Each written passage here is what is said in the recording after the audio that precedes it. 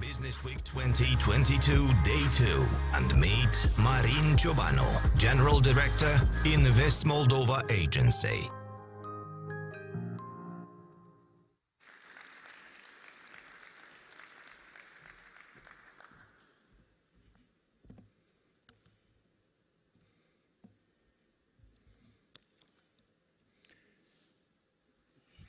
Bună ziua, stimați prieteni!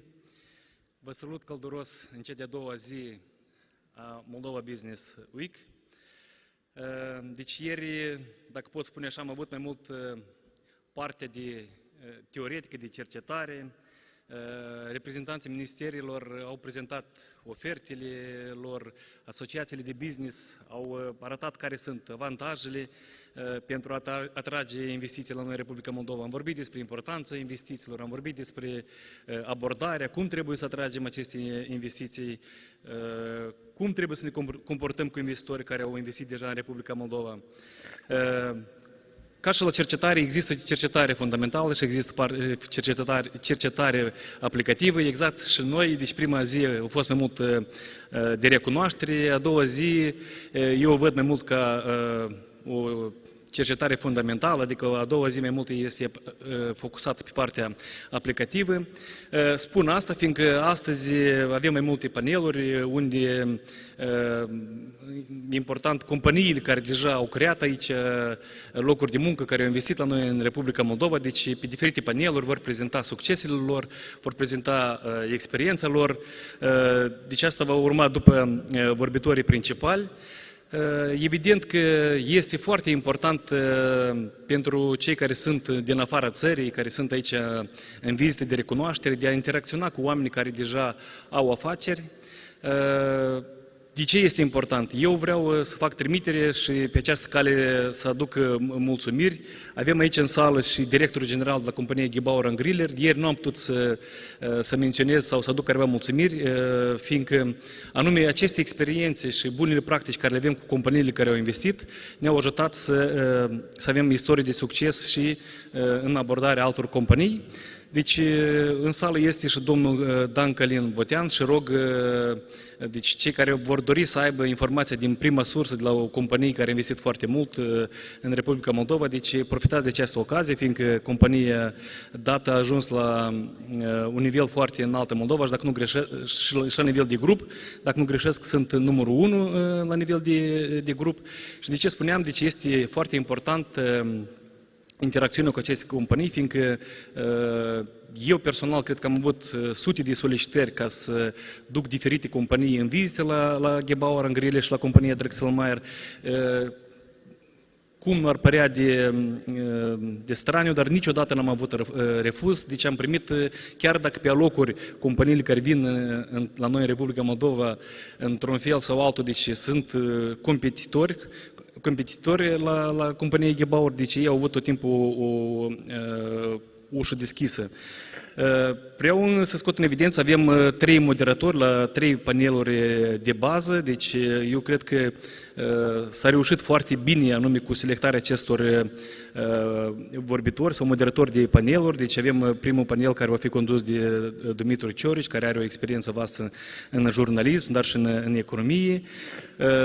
Îl avem pe domnul Thomas Försch de la Asociația pentru Colaborare Internațională, care eu în general i-am pus titlul de ambasador onorific. Există consul onorific, eu îi spun ambasador onorific aici în Republica Moldova, fiindcă chiar ține la țara noastră și vrea să ne ajute și, desigur, deci o avem și pe Doina Nistor, care realizează foarte multe proiecte în Republica Moldova și, la fel, deci cunoaște foarte bine partea aplicativă a lucrurilor. De ce? Eu cred că în afară de vorbitorii care vor fi la paneluri, care vor prezenta istoriile lor de succes în Republica Moldova, deci moderatorii la fel pot fi persoane indicate care să vă transmită pentru potențiali investitori feedback-uri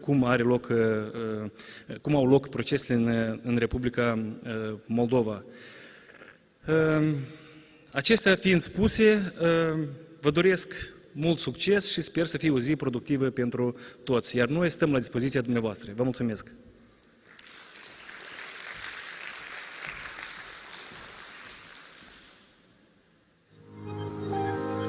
Please welcome Lisa Kessner, Regional Manager for Moldova and Ukraine, International Finance Corporation, World Bank Group.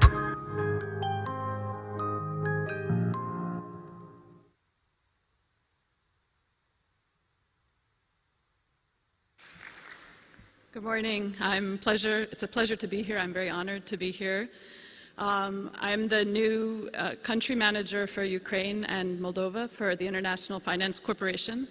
I started the role just in July, but I do have a history of working in the region, including Moldova, until about 5 years ago when I switched my focus more to Africa and South Asia.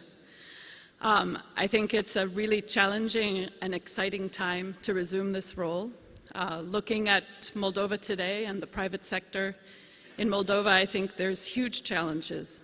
We expect that Moldova will be the most impacted country by the war after, of course, Ukraine itself. At the same time, I think it's really exciting to see the path, the clearer path to the EU. And I think it's going to open huge opportunities for the private sector over time. So I actually made this job shift. I was en route. I was packing my family up to move to Sri Lanka when the war started, and quickly pivoted to come back to this region that I had spent the earlier part of my career on. So I'm very pleased to be here. I do have some more prepared comments just to share with you a bit IFC's perspective on the situation in Moldova, some of the opportunities and some of the challenges, and a little bit about what we're doing. So as some of you may already know, IFC is a member of the World Bank Group, and we're the largest developmental institution globally that's focused exclusively on the private sector in emerging markets. We provide both investment and advice to firms and to governments with the aim of crowding in private sector investment and supporting green, inclusive, and resilient development. In Moldova, the war in Ukraine and the lingering impacts of COVID-19 are among some of the key concerns impacting all economies in the region, but particularly Moldova. These countries are likely to suffer considerable economic damage because of their strong trade, financial, and migration links with both Ukraine and with Russia.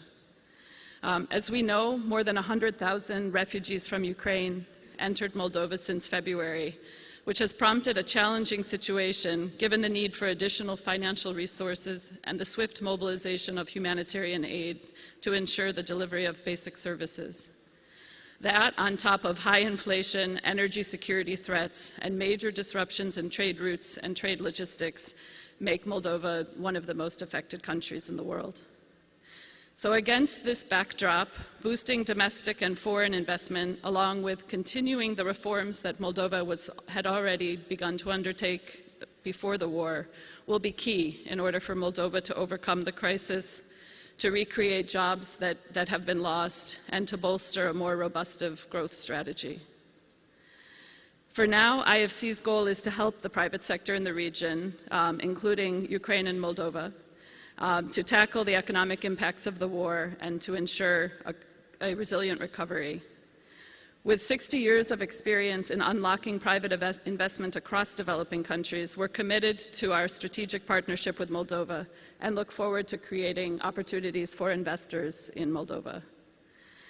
We have recently, together with our World Bank colleagues, developed a report which we hope will be available online soon for all of you to explore. It's the Country Private Sector Diagnostic. This is a diagnostic tool IFC started rolling out 3 or 4 years ago globally. This is the first one that's been done for Moldova. And it's really looking at the economy with an idea of how can you address some of the development challenges, such as creating jobs, economic growth, leveraging the private sector. What are some of the key constraints to that, and what reforms or other actions could be undertaken to overcome those? So just to give you maybe a little bit of a teaser of some of the early findings, there's 3 cross-cutting areas which we think are relevant to most sectors of the economy. The first area is, of course, reforms for the business environment. And this is an area that IFC has been working on for many years in Moldova. Excuse me. Currently, we partner with the government of Sweden to identify and implement reforms that would improve the business environment. In the past, we've had a couple phases already where we did see significant reforms undertaken. And we are looking to the future and hoping for additional reforms around SOEs, as well as the prudent macroeconomic policies that will be needed to bring investors. The second area that's important is competition. So to have a level playing field for all private players that are interested in the market.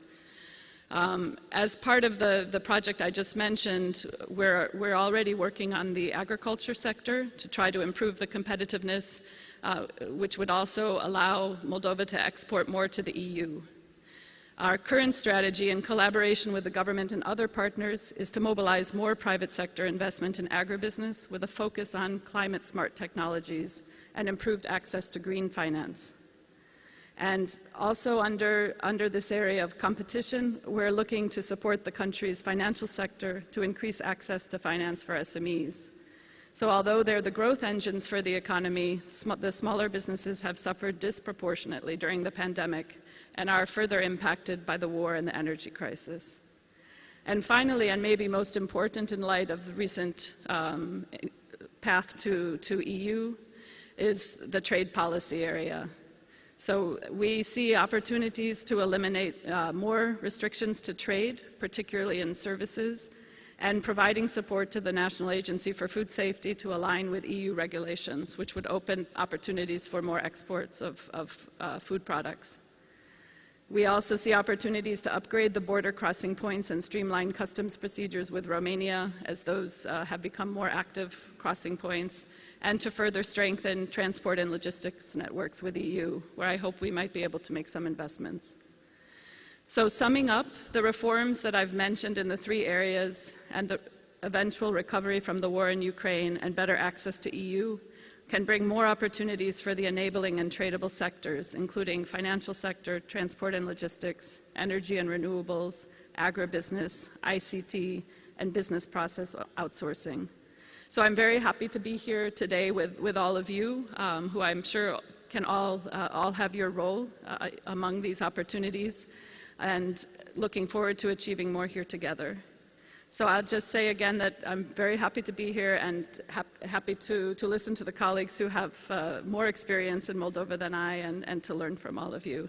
So wishing all of us a productive rest of the day here in discussions. Thank you very much.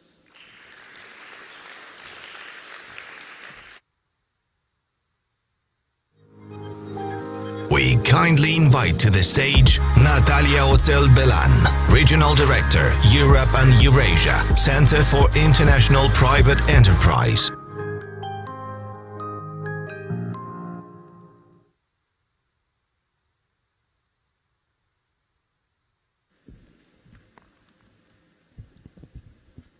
Bună ziua, good morning.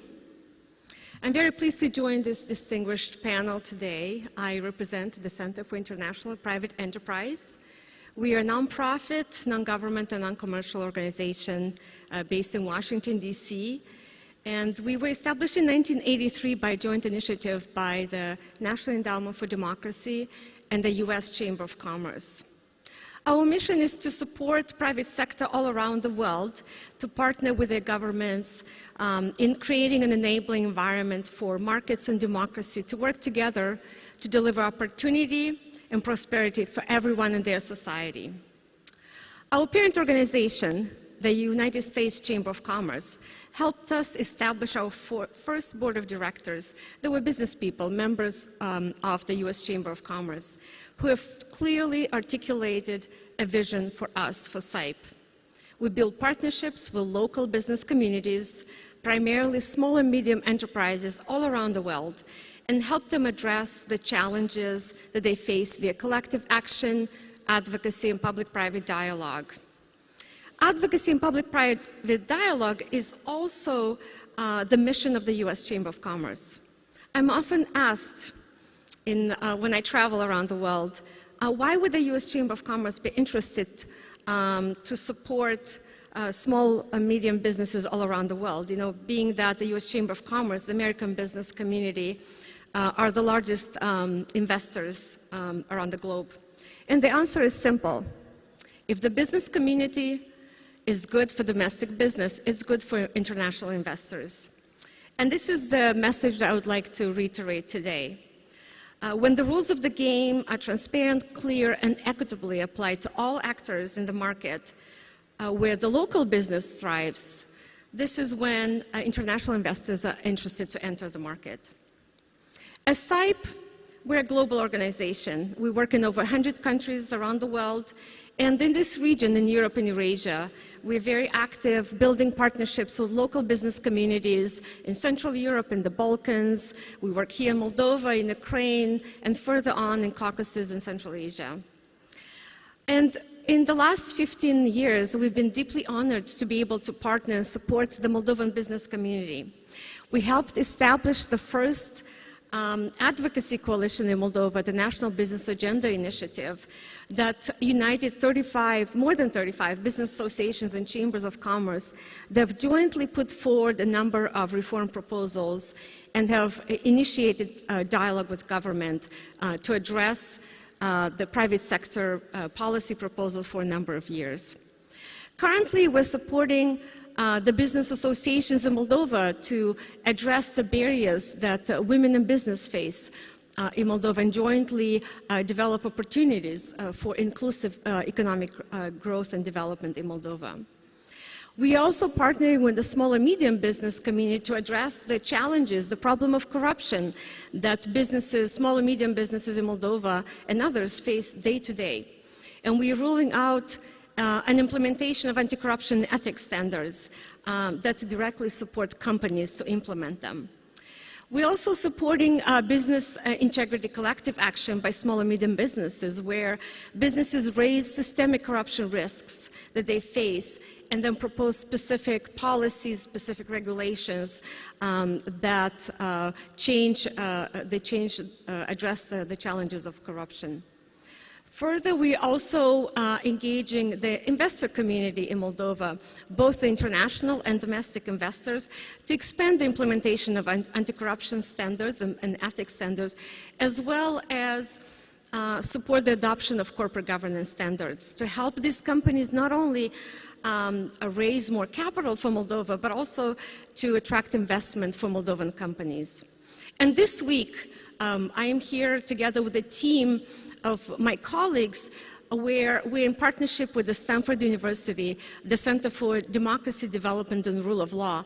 We're running a joint program called the Leadership Academy for Development that engages policymakers and the Moldovan business community to work together to formulate joint proposals for reforms to improve governance, to improve democratic development and rule of law, to support the further development of the private sector, to produce growth, equitable development, and inclusive economy. However, today, as the previous speaker mentioned, Moldova is faced with many, many challenges and many crises. Despite those challenges, despite the war in the neighboring country of Ukraine, that is deeply affecting Moldovan business and economy, we still see Moldova as a market with many opportunities for growth and innovation. We see Moldova as a country with talented entrepreneurs and a generation of young people willing to join the innovation and creativity. And there is much more to be done, and many of the speakers will be talking about that, what needs to be done to really achieve prosperity and opportunities for all citizens. And also for Moldova to become a more recognizable player in the regional and the global markets. We as SIPE, as Center for International Private Enterprise, we stand ready to be a reliable partner to Moldova in improving its business, in growing its ability to attract investment, and in enhancing its environment, improving its environment for entrepreneurship. We look forward to expanding our partnerships and being part of Moldova's journey for growth and success. And thank you very much, and I wish success for Moldova Business Week Day 2. Thank you.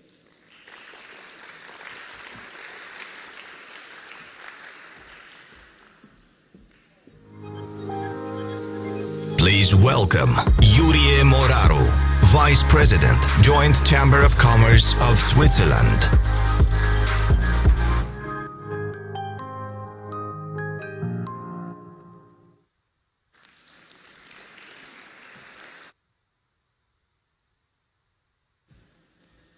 Stimați colegi, bună dimineața. Dear guests, dear colleagues, good morning. Allow me to use English language for my modest presentation. So I'm wearing today in front of you two hats. So one of these hats is professional. Currently I'm an independent investment advisor and asset manager advisor in Switzerland. And I have more than 10 years banking experience also in Switzerland. And I'm also, since more than a decade, sitting in the board as a vice president of the Joint Chamber of Commerce, which is a leading Swiss private sector organization promoting trade and investment between Switzerland and the countries from Eastern Europe, Central Asia and South Caucasus, including Moldova. And my contribution will be about my experience, the interaction with some of my clients, investors in different countries, and I would like to share this experience with you today. As a banking professional, I can say that the first and most fundamental consideration for a private foreign investor is the country's image, so the regulatory framework, independence and effectiveness of the judicial system and fair competition. Well, a private foreign investor has the main purpose to make money and to make income out of his investment. And he will consider a country to invest only if he has assurance that his investment will be safe. Well, this is at least what is my impression. That his investment will be able to produce income, that he will be able to enjoy this income, and at the end, that he will be able to take back his investment, his invested capital, and the produced income. And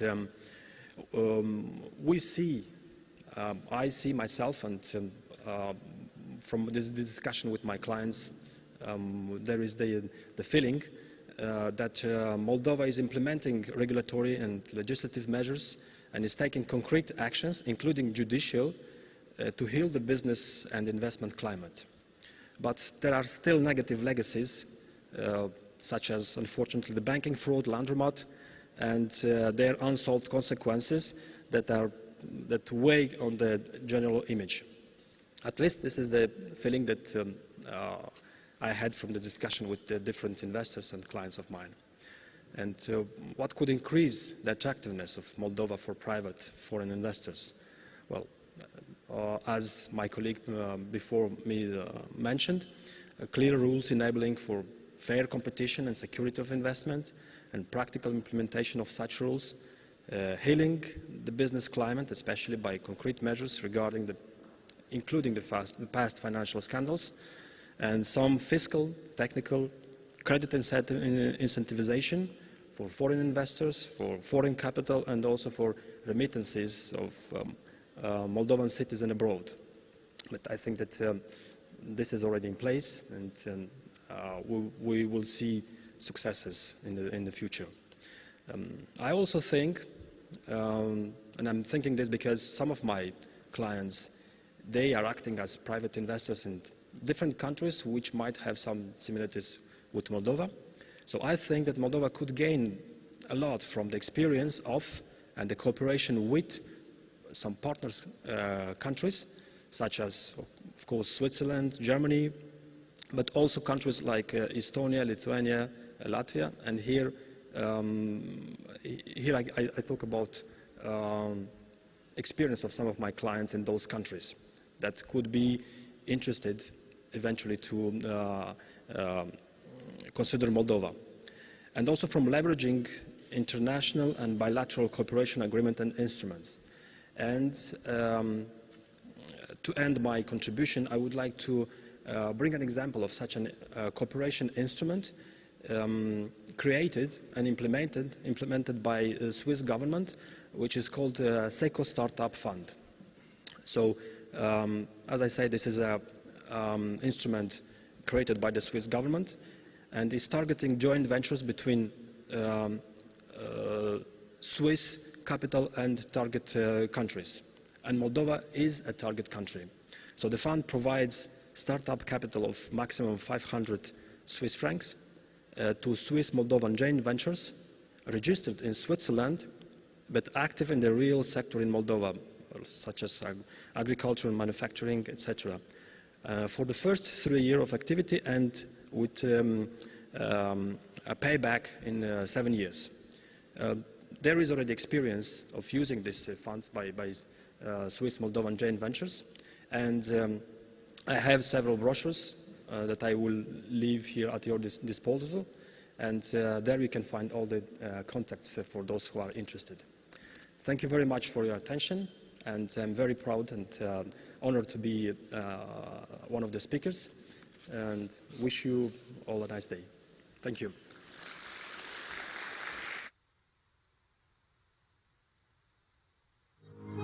And now, we kindly invite to the stage Adrian Gheorghiță, Vice President, National Commission for Financial Markets.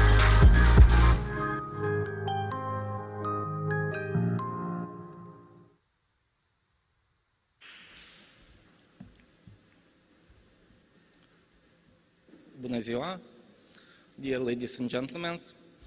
I am delighted to share with you the presentations on the business opportunities within the non-bank financial sector from the Republic of Moldova.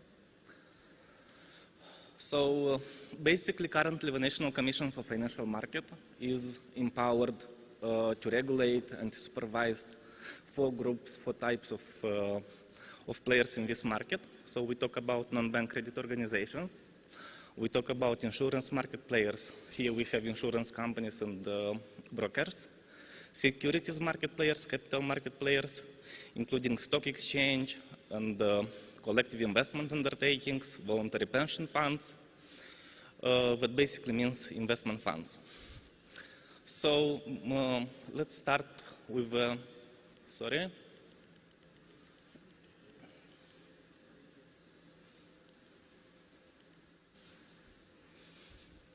So let's start with the first sector, non-bank credit organization sector. It's quite developed in the Republic of Moldova.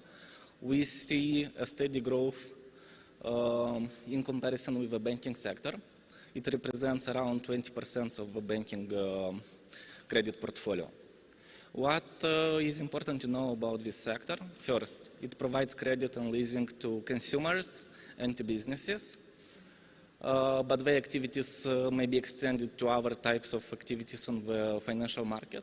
And secondly, they are non-deposit taking institutions. That means that they are not taking money from the public. Next slide, please. But what are their sources of finance? So almost 2/3 of their sources of finance are coming from non-residents, from different funds abroad.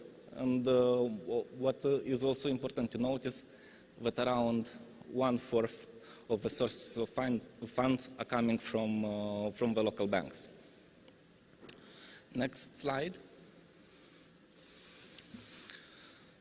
Let's pass to insurance. Here we have 2 important indicators. We have the density level and the insurance penetration rate. For the purposes of this presentation, I will make some comparisons from time to time with what is going on in Albania and Latvia. Why Albania? Because we have a quite similar GDP, and it's also an EU member candidate country. And why Latvia? We have a quite similar size of a country and a quite similar population, but let's say this is where we would like to be in some years. So in both cases, the first indicator reflects how much euros does a person spend on insurance products. We have below indicators, around 37 euros is spent on insurance. But, well, let's be positive. It means that there is a market potential in this sector, and there are opportunities to grow and to develop new insurance products. If we talk about the market evolution, and here I would like to drag your attention on total assets and on gross written premium submitted. So despite the COVID crisis, we still see a positive trend of the development of this market. On this market in Moldova, we have 10 players, 10 insurance companies. Of course, the insurance market is heavily dominated by civil liability insurance. That means MTPL, motor third-party liability, and green card. But also we see some activity on property insurance, health and accident insurance, and we see that 5% of the total gross written premium submitted accounts for life insurance. When we go to the regulatory side, we have 2 brand new laws developed and approved by both Parliament with the support of World Bank. Both laws implement the EU directives. For the purposes of this presentation, I would like to highlight only 2 things. These laws provides regulatory room for freedom to provide services and the right of establishment with companies from EU, and it introduces equivalence with the solvency regime of third countries.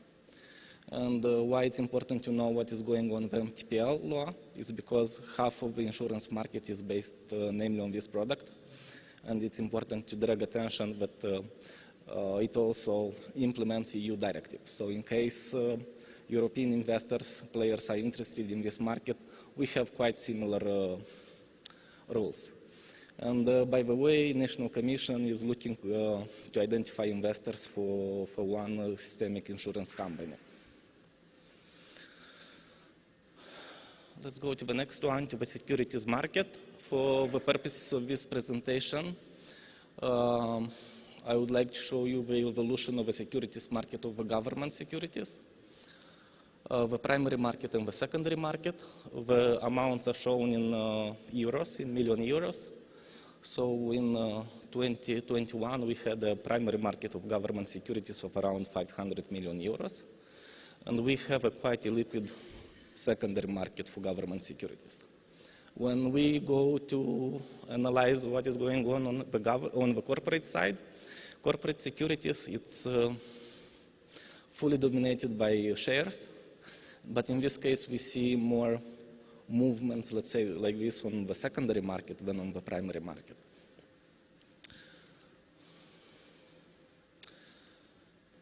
Okay, next slide. When it comes about the regulatory side, it's again, we have a quite modern law on capital markets. It transposed the MiFID directive, the directive on market and financial instruments. 3 important points for this law. It offers the possibility for investment companies authorized in an EU member country to operate on the local market. And of course, it replicates all other necessary regulations for the market to be transparent, operational, and to provide confidence on what is happening here. Let's see if potential investors would like to choose to enter into the booming markets that we already discussed about, the insurance sector, the non-bank credit organization sector, or it is the right time to enter blue ocean, to dive into the blue ocean to discover new sectors. For the purposes of this presentation, we analyzed how people prefer to invest in different countries. I took again Albania and Latvia. And we see that Moldovan people, Moldovan households prefer to invest in bank deposits. Actually, this is the main form of financial investments. In comparison to what is going on in Albania and Latvia, people may choose other forms of financial investments. So when we look at the life insurance to the GDP ratio, yes, as a form of investment, we have, as I stated earlier, one single company on the market, and the gross written premiums accounts for only 0.04% of the GDP. In comparison with what is going on in Latvia and Albania, Latvia being quite active and developed in this regard.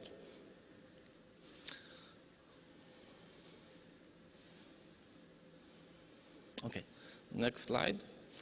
Although we have a regulatory framework for voluntary pension funds and collective investment undertakings, that I will call them simple investment funds, we don't have any legal entities established. and that's why to Moldova it's 0%. But the situation is interesting. What happens in Latvia and Albania. It seems like people trust more voluntary pension funds in Latvia than in Albania. But okay, these are relative data. It's also important the size of the GDP and so on. But basically, the main conclusion is that there is a market room, a market potential for investment companies, for voluntary pension funds, because currently the only option for local households is to invest in bank deposits. The regulatory side is also important. We have, again, quite modern pieces of legislation. New law on alternative collective investment undertakings, or simply called investment funds.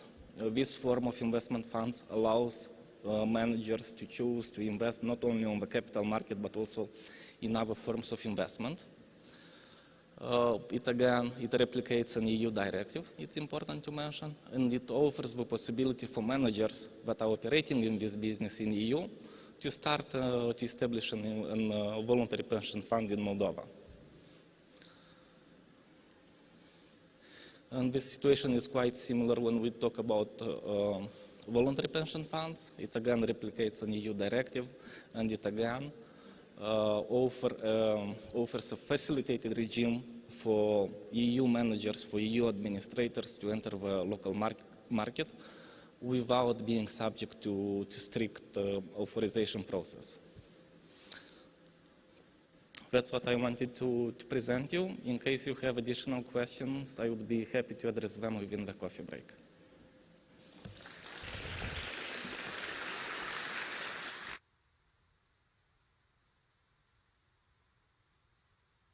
Norok. This is the way we, Moldovans, greet each other. With this word, we wish each other good luck when we begin our journeys. Our roads always bring you to a place where you feel like home. This is Moldova, a tree that grows on a fertile land. And this is how we want to be known to the whole world. That is why the tree of life is our symbol. It represents the contemporary Moldova, but also the origins of our nation, as the tree is often crafted in our traditional carpets, included in UNESCO's patrimony. The roots symbolize the development and continuous growth. We crowned our tree with a rose, our metaphor for love and family. In the rose, we find the symbol of digital connectivity. Hope and faith are represented by the symbol of the cross. The cups celebrate the pride for our legendary wines. The fabric symbolizes the craftsmanship, including our textile industry. The screw represents the automotive and electronics sector. A symbol of our tradition, the basil is associated with protection and purity. Vegetables and fruit tell us about the diversity of orchards. The intertwined branches illustrate the infrastructure and the economic bridge between the West and the East. Finally, the M letter from the name of Moldova symbolizes the land that holds our spirit, the fertile soil on which any idea, initiative, or investment comes to life and brings harvest. In a fast-changing world, we come with a promise and an honest invitation. Be our guest and grow your business here with us.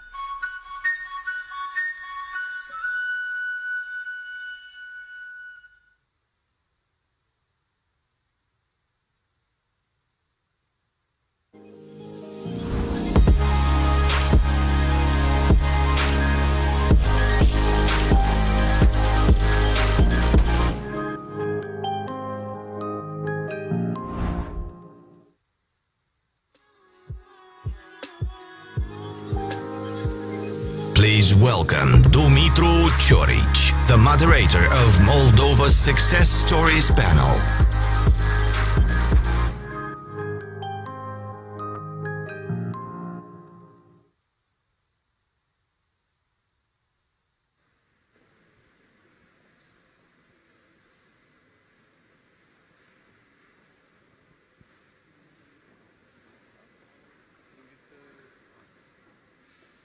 Hello, everyone. Welcome here to this panel. My name is Dumitru Cioric, digital entrepreneur, and for the next half an hour and so, we will have a panel discussion about success stories in the Republic of Moldova. Please let me invite on the scene my guests: Alexander Vasiliev, Head of Supply Chain, Gebauer & Griller; Vytautas Planksnis, Chairman of the Board of Directors, MAIB;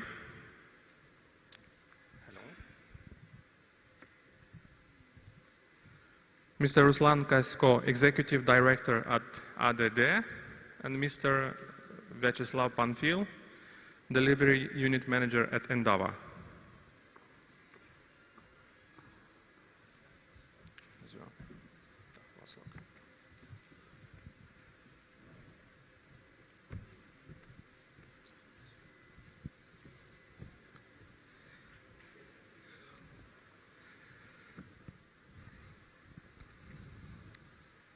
First of all, before starting our panel discussion, I would like to offer the floor to my guests to make a short presentation about their businesses. I recommend talking about this from 3 to 5 minutes for an overview of your business activity. And after that, we will get on the second phase to the panel discussions. Mr. Vasiliev, please. Ladies and gentlemen, it is nice to see you attending today this important event, and it is a great pleasure for me to be able to share with you Gebauer & Griller corporate presentation and also Gebauer & Griller history of success. We at GG live our mission to enhance people's lives through energy and data transmission. Our mission is to ensure interactions of the world for the people who live in it. Gebauer & Griller is a global group of companies. We have been producing cables, wires, harnesses for automotive and non-automotive industrial sectors for more than 80 years. For example, for previous fiscal year, our group sales level achieved 553 million euro. Our key values are know-how, human focus, innovation, and of course, responsibility. If we are speaking about products and solution, it's e-mobility, high voltage harnesses, energy wiring, low voltage harnesses, automotive data cables, and other industrial data cables for non-automotive market. Yeah. We are, Gebauer & Griller, pioneers in aluminum application. First serious application of aluminum were in 1999 for interiors, and since 2006 in engine compartment. Also starting with 2019, aluminum in high voltage harnesses. Our customers, you can see here also some of them who are well known in a luxury segment of automotive industry. Gebauer & Griller headquarters is located in Vienna. We are present with 2 production plants in Mexico. Our biggest cable production plant is located in Austria, and biggest harness plant in Czech Republic in Mikulov. We are present also in China. We have a production location in Shenyang, and we are present with a sales office in Shanghai. We, Gebauer & Griller, prefer to be close to our customers. That's why we have also sales and engineering office in United States, in Southfield, in Sindelfingen, in Ingolstadt and Munich. And of course, we have 2 production locations in the Republic of Moldova. First plant was established in 2012. We have started with single core wire production for automotive business. And taking in account strong management and leadership, clear vision, know-how, responsible people, high performance, good quality, and high efficiency, we have succeeded. And as a result of this success, in 2017 was realized a part of extension. We have launched the second production plant for automotive harnesses. In a range of our products, we can see starter alternator harnesses for low voltage production, battery harnesses, power distribution harnesses, ground cables, and of course, as a next page of a success history is a high voltage production for fully electric vehicles, which we have started this year. If we are speaking about the range of the products which are produced in Republic of Moldova, these are wiring low voltage harnesses, and you can see some examples how does our product looks like in the compartment of the engine.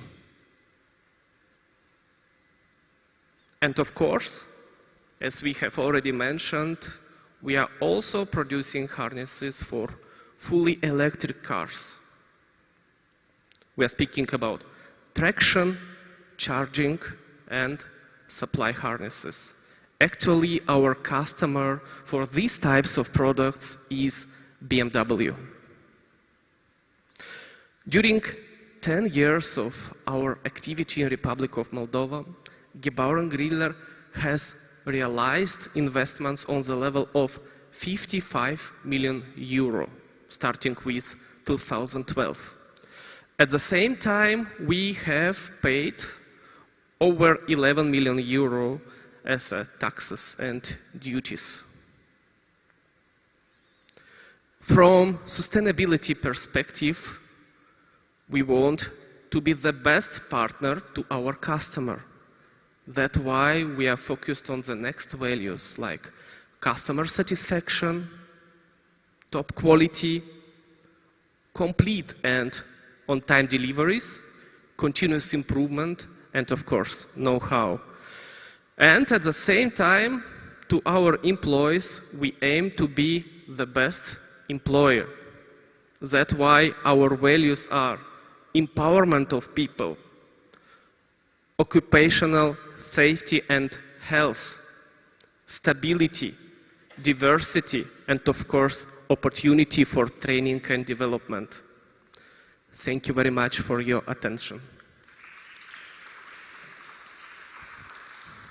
Yeah, they really deserve some applause. It was quite impressive and very inspiring to see such products, high-value products, being manufactured here in Moldova. I saw you have some free spaces for another plans on the presentation, so, but we will speak about that a bit later.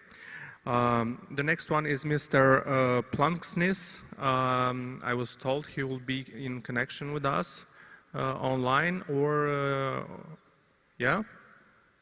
Yes, hello. Hello, Mr. Planksnis, do you hear us? Yes. Yes, do you have the floor?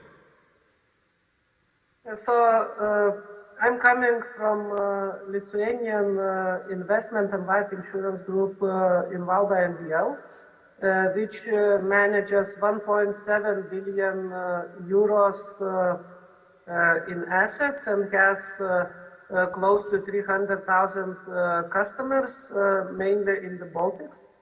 We are multi-asset manager, so invest in different asset classes. So we manage pension funds, then invest in companies with a name to convert them from local leaders to regional leaders and increase their value.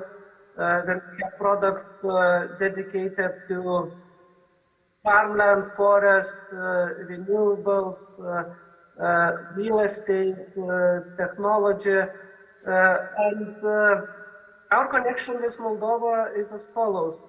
In 2018, we, together with European Bank for Reconstruction and Development and Horizon Capital, acquired 41% in MAI, which is Moldova's largest bank. And we aim to transform MAI to the most customer-centric bank in Moldova. And so far, the bank is developing greatly, and we are very happy with our investment in Moldova. Thank you very much. We will get back to the panel session. Mr. Ruslan Kasko, Executive Director at ADD, please. Yes, hello. Can you pass me, please, the remote?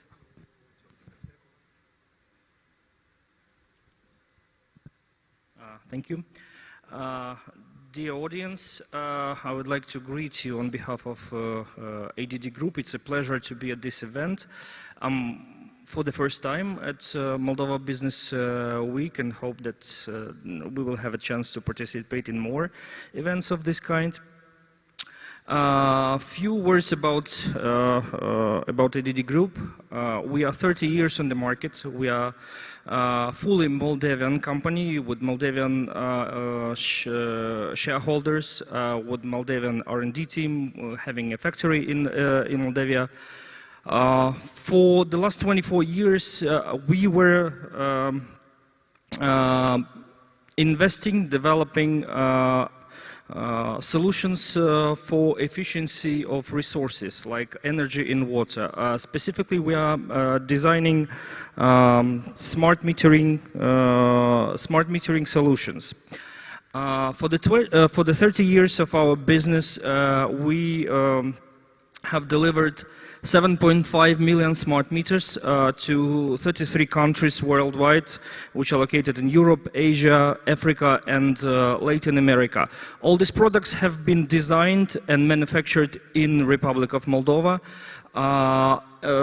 And it is also important to mention that we are not only designing, manufacturing, and selling our products. We are also selling our technology and enable localization of the manufacturing in other countries based on license or franchise. It's like McDonald's sells franchises to countries around the world. We sell our licenses, but not for food, but for electricity and water metering products. A few words about our product portfolio. We have 3 brands, 3 products in our product portfolio. These are related to electricity metering, water metering, and sub-metering applications.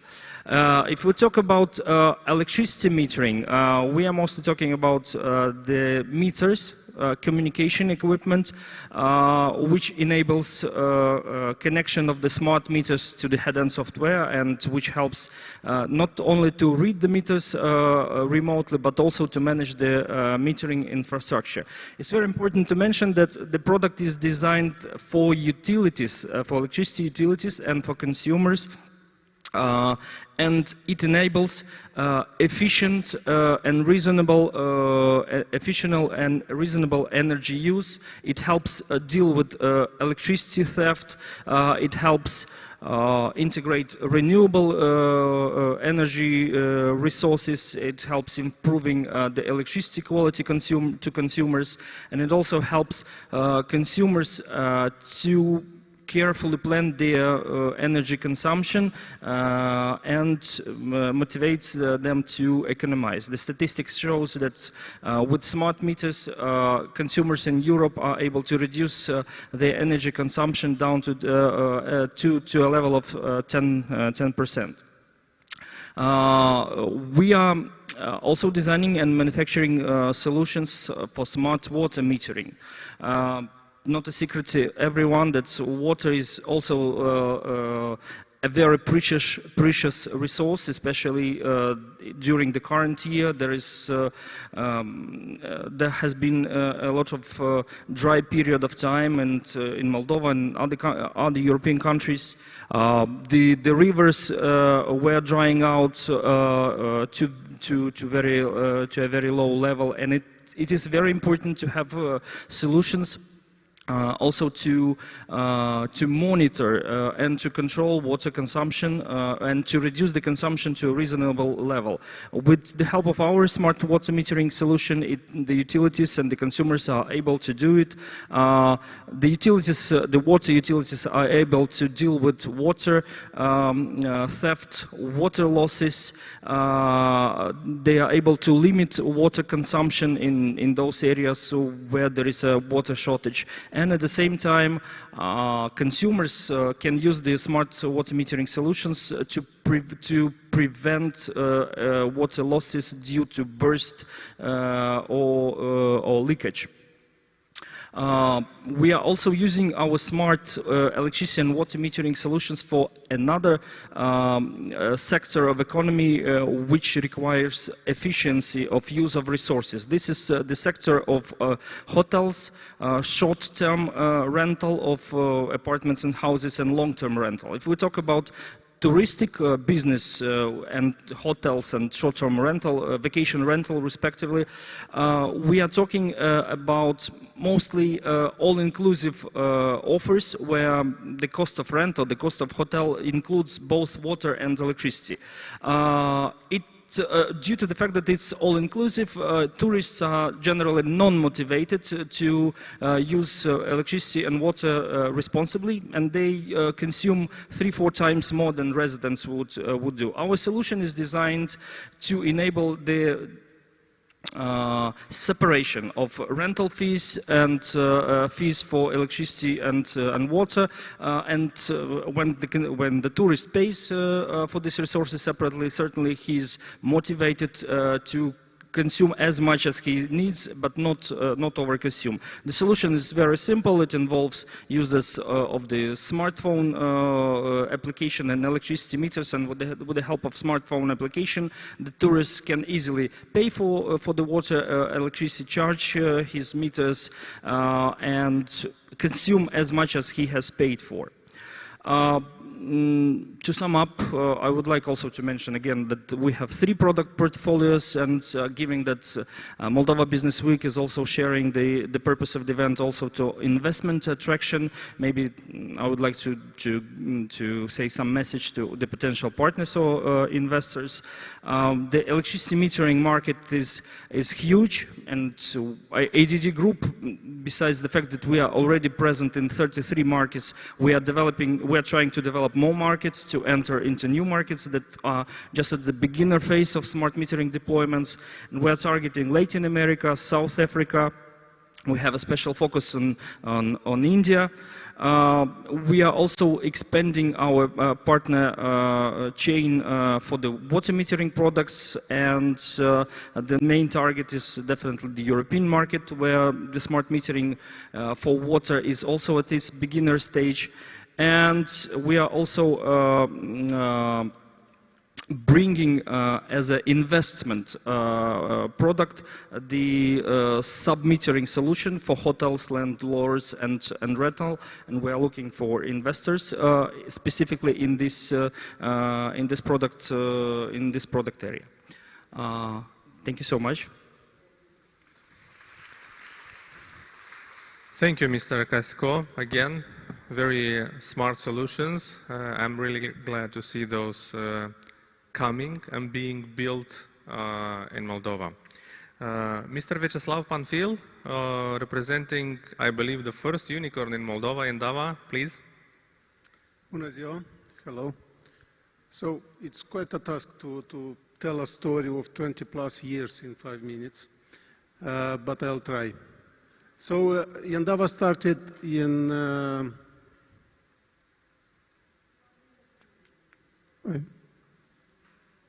it doesn't work.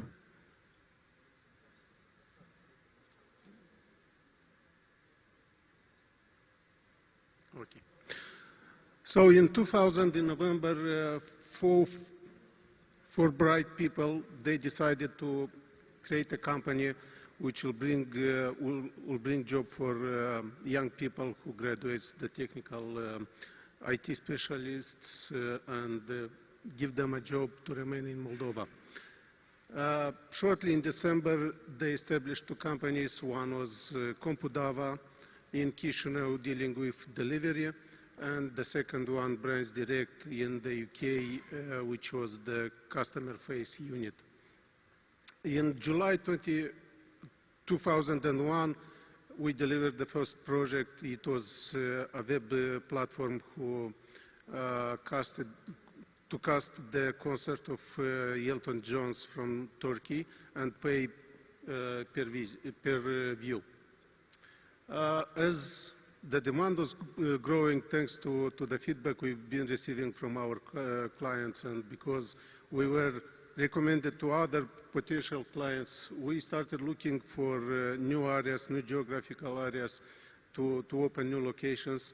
And the main goal was to have to identify such areas that share the same value and the same culture with us. So we stopped in Romania. We opened two offices, one in Cluj and one in Iași, and in parallel we made some merger and acquisition and rebranded to Iandava.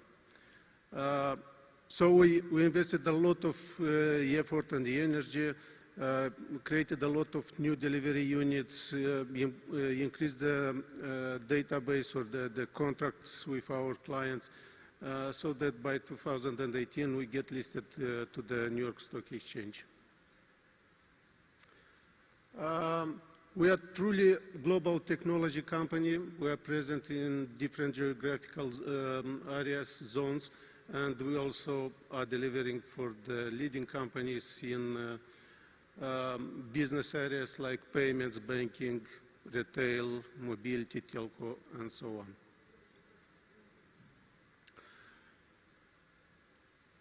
There are some boring numbers here. However, there is a story behind each number, and there is a lot of effort and energy that we put.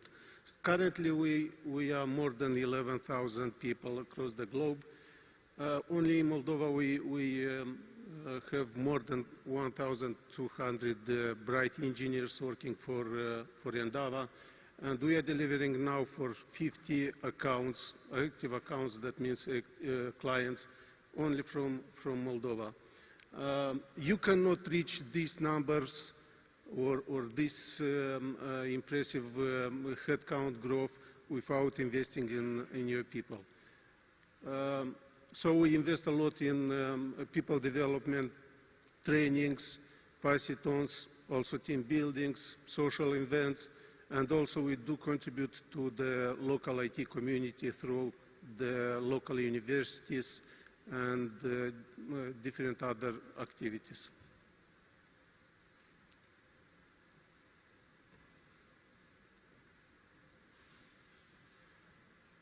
So, as everyone, we do have challenges, and we do face those challenges and find solutions. There are challenges that are across the globe, regional or global challenges, where you as a company probably don't have much to do to influence those.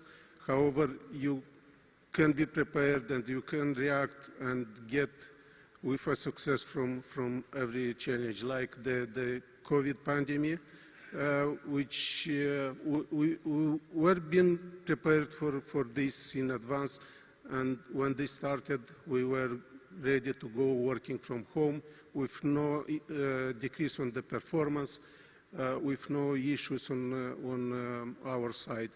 The good, if we can say good stuff that happened after this or during the pandemic situation was that most of the businesses started to digitalize, to move online, to automate their activities.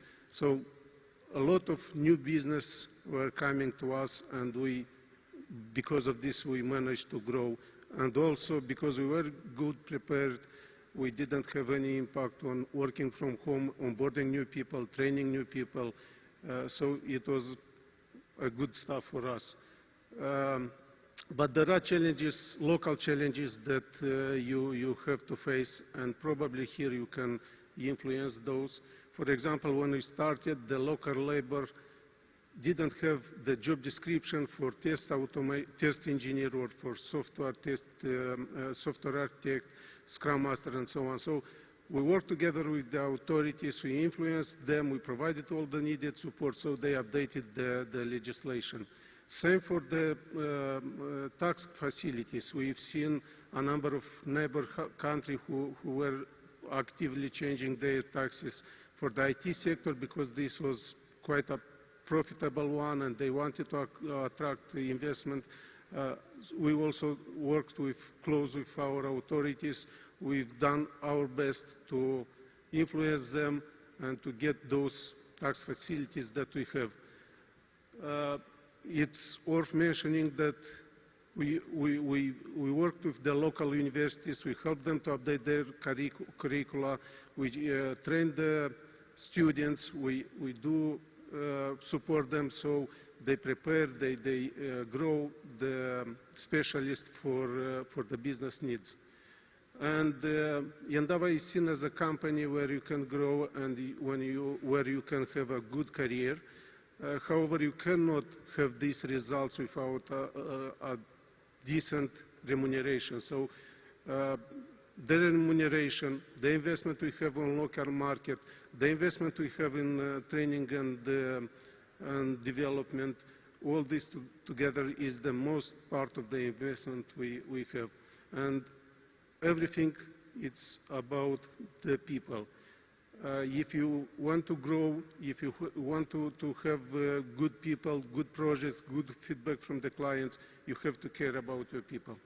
Thank you.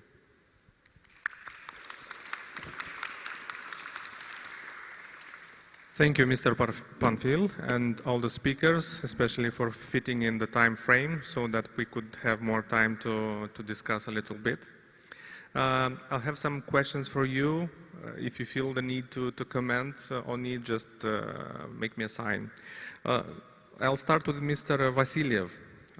Very impressive figures, high value products. Ingolstadt, München, next to Belz. This is very inspiring. How comfortable are you doing business in Moldova? Seeing that you have launched 2 plants, does that mean Moldova, it's comfortable for you? Do you plan opening more plants? How do you see this perspective? The one topic which probably I forgot to be mentioned is that our plants are located in free trade economical zone, belts, and from legal point of view, if we're speaking about customs facilities, about fiscal facilities, we have quite good conditions. And the second part of my question, do you feel there is more space to invest in other plants, or your company is looking for other markets, I don't know, to diversify the manufacturing? As we have already mentioned, there was taken a strategic decision. We have production in the Republic of Moldova of high voltage harnesses for full electric vehicles, so it is a strategic step. And basically now electric cars are just at the beginning of the era of electric cars, so that means the production is going to increase very much. This is our expectation. Okay, Mr. Planksnis, are you with us? You should be. My colleague said that we are connected online. Chairman from MAIB, Board of Directors. I have heard about your intentions to list MAIB at the Bucharest Stock Exchange. That would be a very important milestone. What's the long-term about the long-term view about Maib? Because if I'm not mistaken, this is the first time when a bank decides to list at a foreign stock exchange. Yes, it would be very important step to Moldova and not only to Maib, because our listing in Bucharest would allow other companies to follow our path.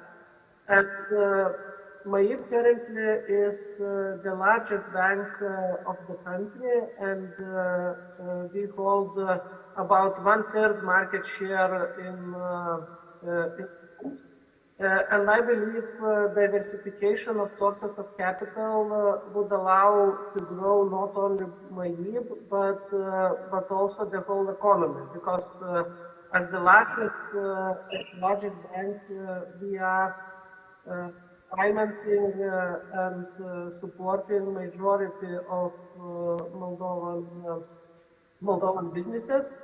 And I'm really excited about the growth opportunities, because penetration of loans and other banking products in Moldova is much lower than in other countries which is similar to Moldova. So in front of us we have many years of growth. Of course, you cannot grow with the straight line, and 1 year you have pandemic, another year you have war, but long term I'm very optimistic and very excited to be part of the story.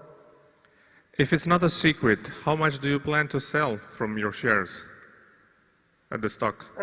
Currently, first of all, Maib shareholders have to take the decision to list, and our consortium of EBRD, Horizon Capital, and Invalda owns just 41%, so we cannot take this decision alone. And decision on the sale will be taken at the moment of listing, so just before, because as everything in life, it depends on the price which we will be able to achieve. My last question to you. A company, a big business which is growing like yours, is being challenged very much lately by the fintech sector. How do you look at these perspectives of, I don't know, investing in fintech, acquiring other companies? Basically, a very good question, and one of our top priorities is digitalization, and we aim to be as good as Revolut and other fintechs once they come to Moldova. We've seen how popular they are in, for example, Revolut has banking license in Lithuania, and they really offer good products. So our aim is not to be it should be on equal with them, and we investing a lot of improving user experience. And yes, we are interested in different forms of cooperation and open to investing in fintechs as well. Thank you very much. Good luck, and thank you for joining with us via video conference. Mr. Casco, I'm proud to see such products like water metering, electricity metering being produced in Moldova. I found the first time about your products this summer when I was organizing an interview with the representatives related to your industry. How hard was it? That's my first question. It's impressive.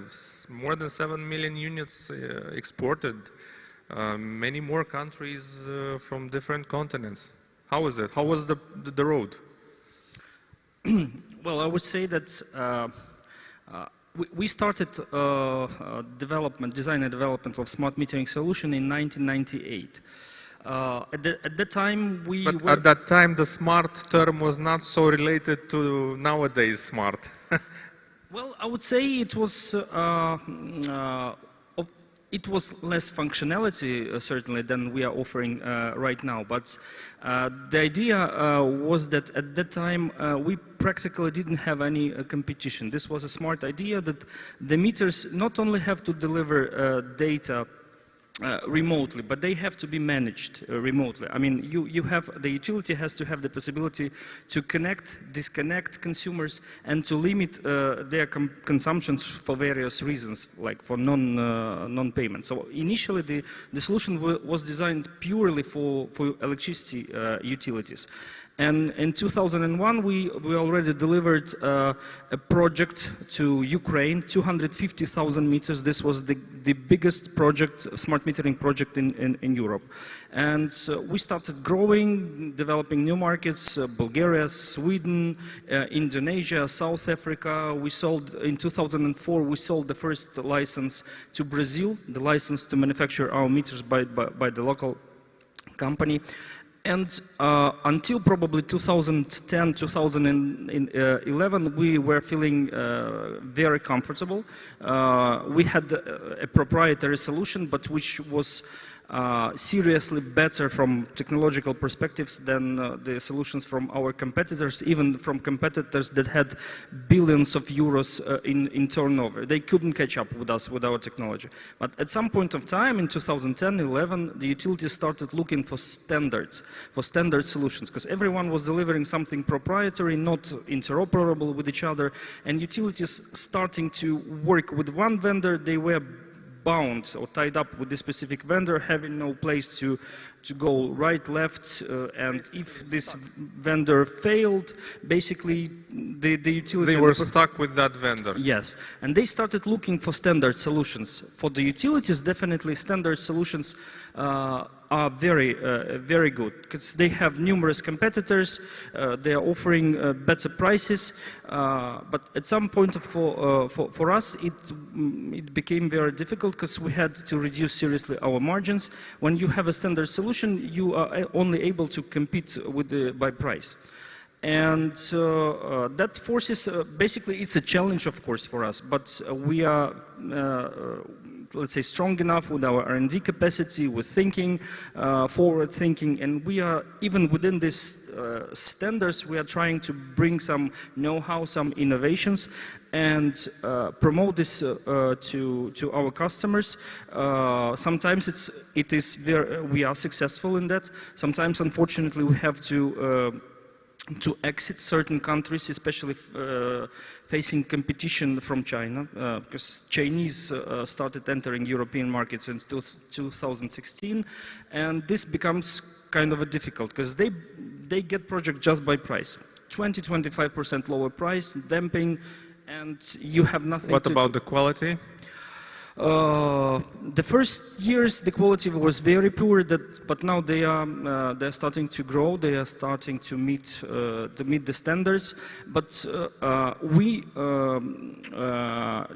to be able to stand out this competition and to further grow, to have business, we are entering new directions. Like we started going into water metering sector, where this sector is just at the beginning stage, the smart water metering, I mean. And even here with the smart water metering, when our competitors design solutions that enable just meter reading, remotely meter reading, let's say once per day or once per month, we are offering solutions that enable water management, supply connection, disconnection, and limiting of water consumptions. So again, we are entering into new market segment, but with something that makes us different from the competition. And the competition is low at that moment, and we will be growing we are already growing very fast in the smart water segment.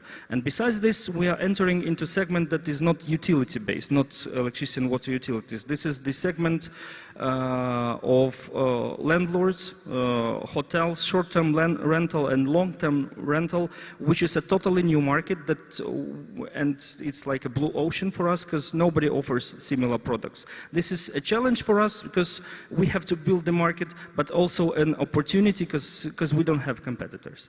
How many people does your company employ? Right now, about 350 people.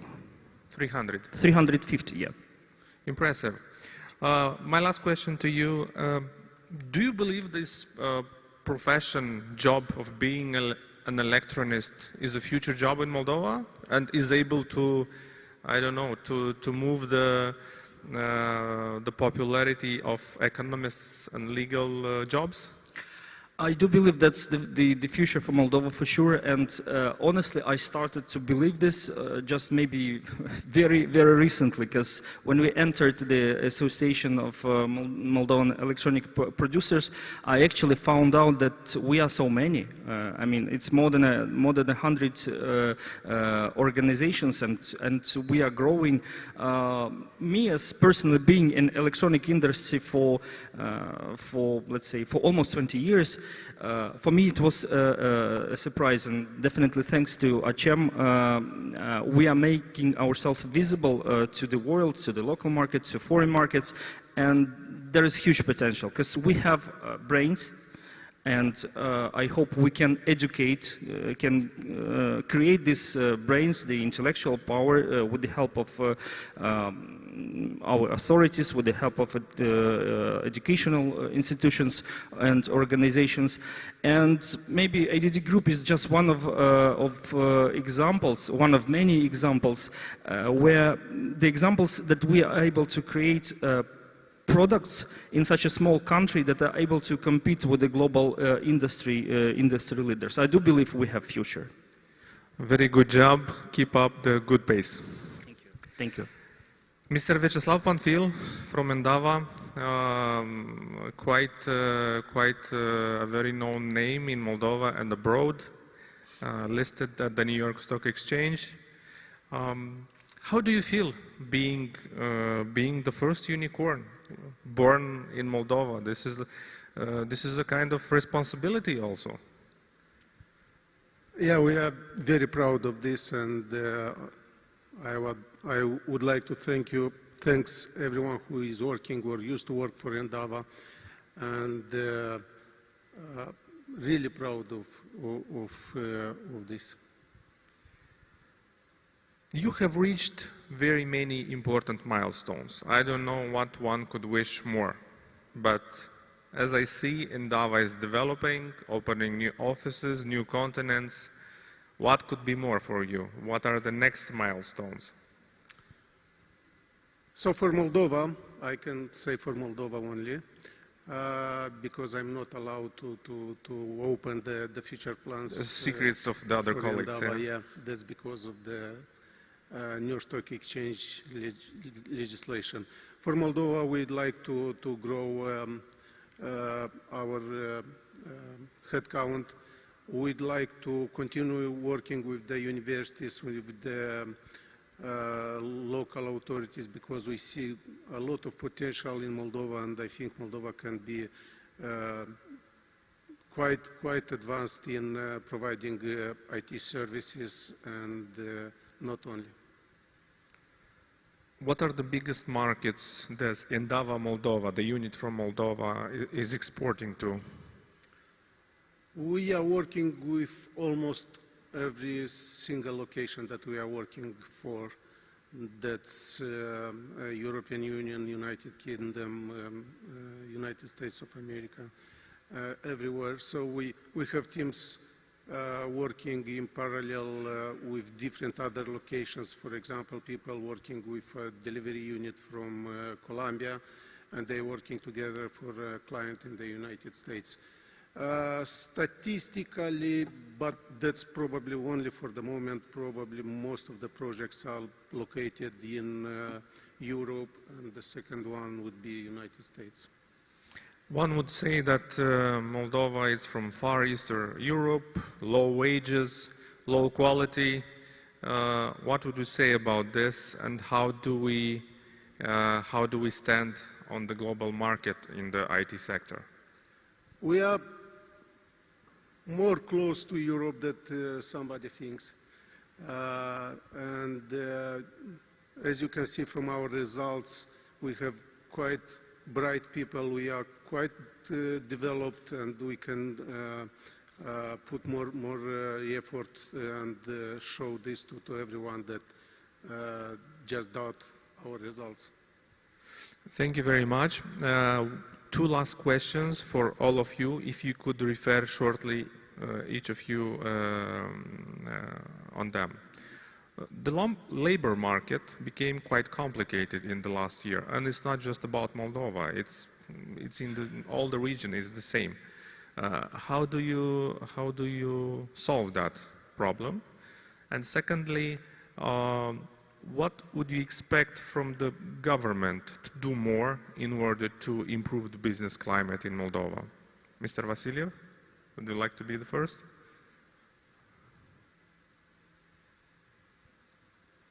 From the labor market point of view,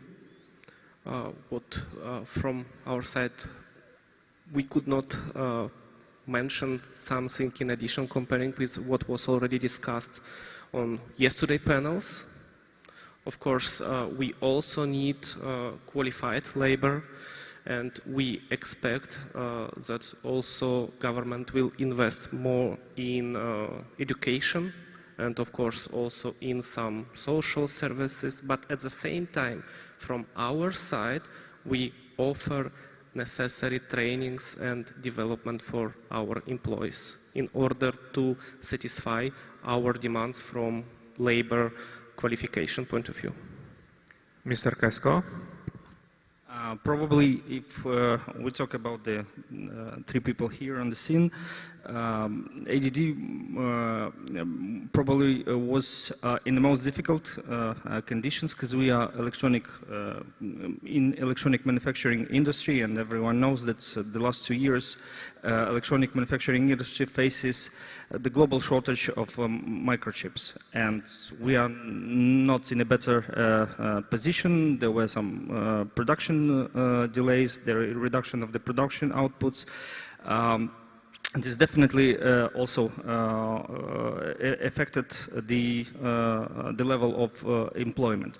What we are able to do and what we are actually doing, we are expanding into market segments which will not very much depend already on the shortage of microcontrollers, on the COVID issues. So we are trying to enter into market segments where we will not only supply the electronic meters for water and electricity, but will also provide services like electricity and water metering and service. This will help us be sustainable because we are going to get money from services. This is what we are able to do as a company to grow our business, to grow motivation among our employees, to attract new employees, to be able to pay higher salaries.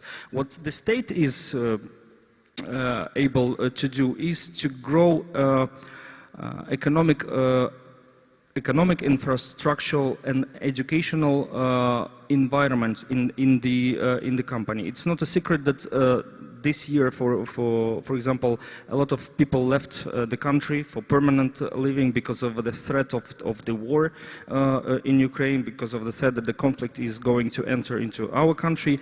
But it's also not a secret that people, even who have very good salaries, very good jobs, they still leave the country. And even I have a friend who left Moldova, and he had very good job, very good position and apartment and everything, and he left the country just because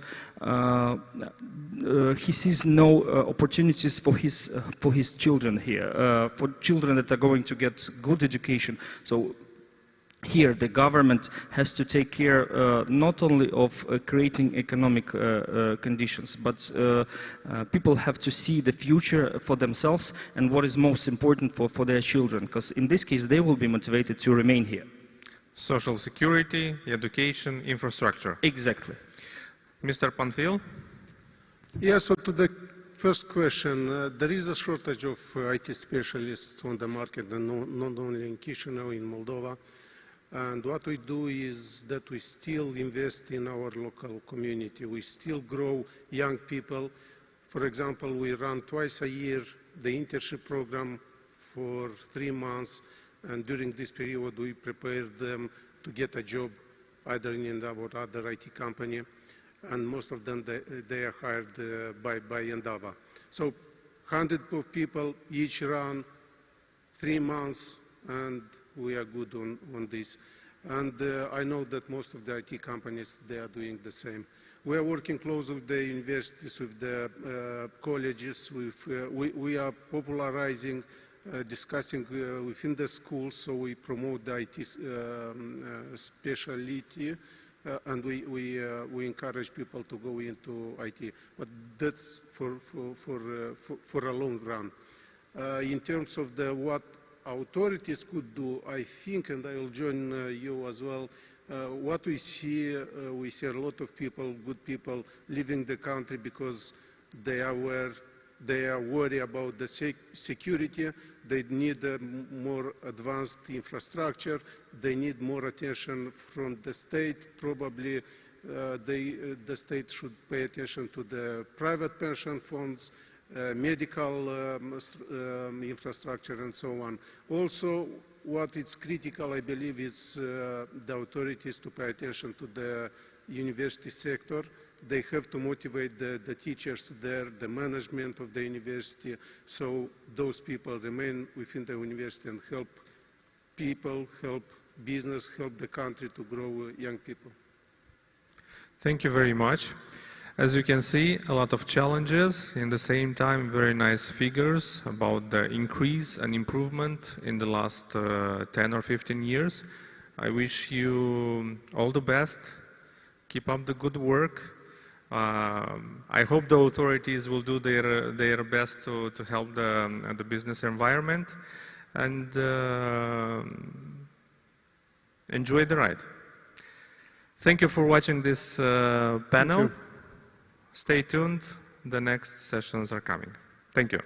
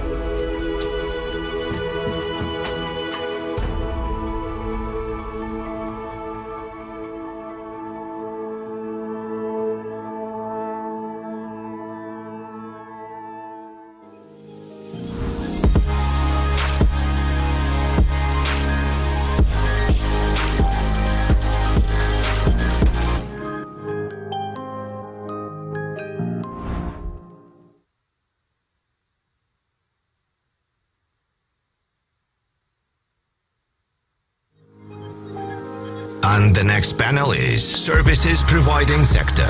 Moderator Thomas Fish, GIZ Moldova.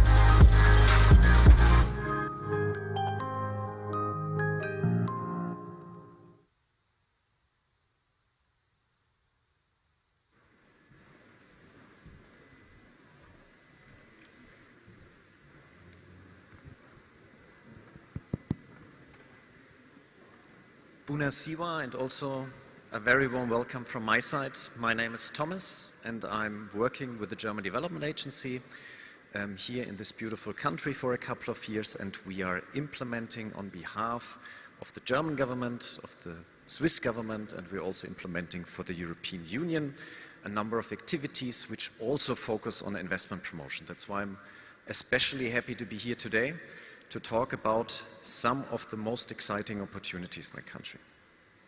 However, first things first. thank you very much again for the very impressive organization of this event to Dr. Marin Cebanu and the whole team of the investment agency. Really great job. I'm looking forward to what the future might bring for Moldova. All the best for your work also in the next years. I want to start a little bit unusual. I want to share a personal story from mine. I have a son, he just turned 7. And as kids in this age do, they have a lot of questions.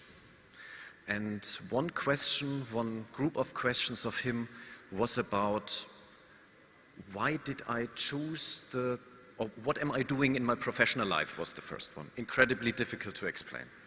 The second one was then, how did you know that you want to become this type of worker or profession? And what should I do? He wants to become a volcano expert, by the way. But it was a tricky conversation. It sounds so easy, but it was not. Maybe it is for you.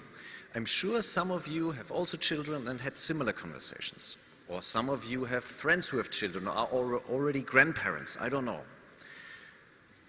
What would you advise your kid? Which profession to choose? Which group of profession? What to do to move towards this profession? Again, it sounds easy. I struggled. Then, if you follow up on this, there was a very interesting study by the IT giant Dell Corporation. And they found out, or they are predicting, that 85% of current jobs will no longer exist in 2030. 85%. That means if in the audience you look left and right, out of the 10 people sitting next to you, only 1 to 2 of the jobs they are having will still exist. Wow. But of course, I'm not here to talk about my son, but about what this implies, not only for the labor force, but also for the companies that are employing these people, for the economic sectors, for the countries that are looking for jobs, that are looking for a contribution to the taxes, etc., etc. And we are having today with us 4 speakers representing 3 different types of sectors. And these are the sectors where we have hope that they will produce the next success stories in Moldova, that they will produce the new types of jobs and professions. Of course, we don't know how the future looks like, but there's good reason to believe that in these sectors, in these types of companies, the future will be made. And of course, we hope that this future will be made in Moldova. I would like to ask the panelists to come to the stage.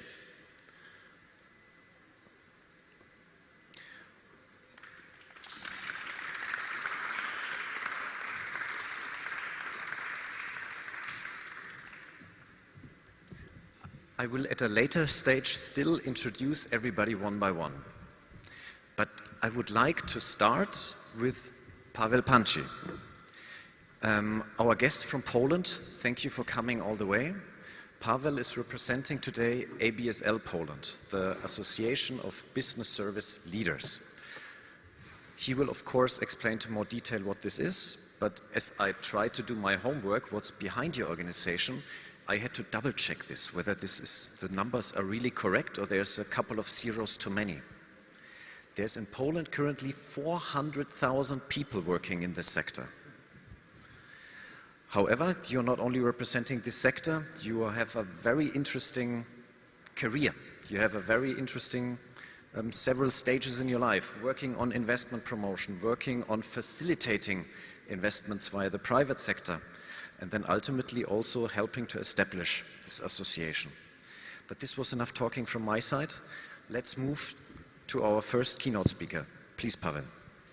Thank you. Ladies and gentlemen, I was supposed to tell you about the success story of Poland, but I want to tell you something that's very relevant. So I'll give you 2 points, 3 points actually, why it's worth to deal with business services. When talking about Moldova, one of the most recognized products that you have is wine. The first traces of the history of Moldovan wine is when you delivered it to the Roman emperors, so thousands of years. Nowadays, the export from Moldovan wine that has history is 300 million euro. The business services has been here in Moldova officially starting from 2008 when you created the IT park. That short period of time today exports 400 million euro of value. So with all due respect, I would love to drink the wine, but I would like to be the IT expert in Moldova. That's why, the first reason. The second reason is that when you think about working today in the business services especially, IT, but also finance and accounting, HR, it's a remote work.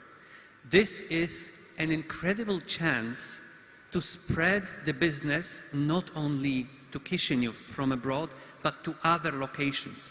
All 3, 4, 5 cities that you have, the major cities in Moldova, can benefit from having the business services operations because people do not have to move to work in the main city. So they can keep whatever they have in the locations, being wives or husbands, and having a happy life. And the third is the best practice. You already have the IT park that you introduced a couple of years ago, as I mentioned, 2008. If you multiply this experience, in the next 5 years, you could double the number of people working in the IT sector in the business park. So that's why it is worth, because it's historical, it's large in the volumes, and it allows to function on a high quality of life in tier 2, 3, or 4 cities. And it keeps people happy. They don't have to leave and work abroad. 10, 15 years ago, the jobs that we have in Poland were available only in London, Frankfurt, Zurich. Nowadays, you can be a part of the team in London, Zurich, or Frankfurt, living where you want to live, not where you have to live. Paris, Rome, London are nice cities, but if you can visit them, if you have to live there, it's a nightmare. I walked through the streets of Chisinau last night, and I have to tell you, the quality of life, the joy that people have walking down the streets, sitting in the parks, not strolling through them, is a proof that you have a way to live and work. The life and work balance is achievable in Chisinau. If you broaden the experience from IT Park to other business services, to the BPO, as I said, you will have, in 5 years, double the number of jobs, and you will keep the happy people in Moldova. That's what I wanted to say. Thank you.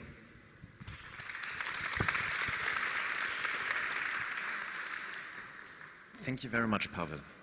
Please allow me to directly follow up with a question. I mentioned in the very beginning, 2030, 85% of all jobs will be obsolete. And the higher the standardization of a job, the repetition of a job, the more likely the job will be obsolete. And there are critical thinkers who say this will be especially also true for business process outsourcing activities. So are you right now growing industry, or how do you say for animals about to extinct? Could you repeat once again the first sentence with the statistics from Dell? 85%. Blah, blah, blah, blah, blah. This is what I can tell you. I mean, really, Dell stopped producing the computers and they had to come up with something. They missed the train. Yes, there will be automatization, but I was talking to the guys that work in the translation business. They say, yes, about 45% of some of the books you can translate, but otherwise you have to use people because the texts are non-transferable, so robots will not do all the translations. Yes, the automatization will be happening to the jobs that, for example, nowadays are in 60% already in India. We don't want these jobs. I mean, we're happy that someone is doing it, but we want the jobs to be more creative. And IT is one of the most creative places in the world because it's changing. I mean, whatever you do these days has the IT behind it. It may not be in that way in finance and accounting or HR, but still you're dealing with people. That people business will never be 100% automatized. So there will be the future of some of the jobs. Of course, it will not be growing 25%, it may be growing 5, 6, 7. But if you miss the train of changing the legislation in the next months, not even years, then you will jump on that train. You will start introducing some of the processes in Moldova, and then when they are being automatized, you will have people ready to pick up the new jobs. All right, now I have to watch out how I address my questions to you, and I'm quite happy that Marina is sitting between the two of us. Nevertheless, let me follow up with one small question. You have such a big experience in Poland with this sector and with the development. I'm old, that's what you wanted to say. No, I want to ask it the other way around, because the standard question would be, what are the best practices, what can we learn from you? I want to ask it the other way around. Can you share with us what not to do? What are the mistakes you made and where you say, in retrospect, maybe Moldova, you can learn from that, we should have done it differently? When we started working with the business services sector, we thought it's very similar to other businesses. It is not. When you look at the production or logistics, the average age of people there is 47. In Poland, the average age is 33. In Moldova, 29. So this is a completely different mindset. Do not compare this business to anything else that you know. Try to listen to people, because at the beginning we thought, okay, if HP is coming with the business services, it's like producing the laptops or anything else that they do. No, it's not.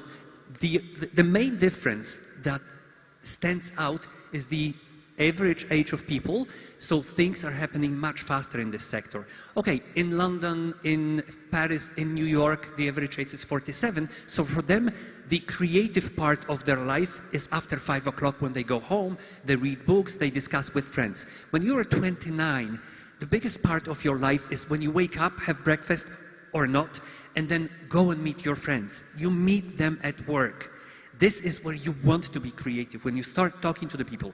In Poland, we get this question, why do these people ask all those questions about what we do? Not because they are nosy, because they want to understand what they are doing, and then 2 weeks later they will come up to you and they will tell you, you know what, we could do it a little differently. This is the productivity within the business services sector, coming up with the new solutions. It may not be R&D, but will be engineering or re-engineering. Be open, remember that this is a different sector and that the average age creates the platform where people are very much creative. Thank you. I'm looking at the audience now because I want to give you a heads up. After the first round of opening speeches, we also want to open up the floor to questions, to statements from your side. So please prepare yourself. And later on we will have a lovely lady joining us and walking around with a microphone. Please then raise your hand. But now let's continue. We talked already about you and your physical position, but we also mentioned the ICT sector at least a dozen to 100 times probably during this event. So I think I barely have to introduce yourself. I nevertheless do it. Marina Psovi, you are the Executive Director of ATIC, of the Association of ICT Companies in Moldova. And the ICT companies have been and still are a great success stories. We also mentioned they surpassed, was it the contribution to GDP? Last year, for the first time, they surpassed the agricultural sector. And hence, very happy to hand over to you and also to hear your side of the story. What would you advise my son or other kids in the room? I would advise for sure your son and any kids or anyone following us right now online that you need to think about the future. I know about the blah blah blah thing, but actually a lot of jobs are going to disappear irrespective of the field of work. And what Thomas mentioned, the figures are different. Some say 65%, some say 85%. For sure, at least 50% in about 10 to 15 years of the jobs will disappear.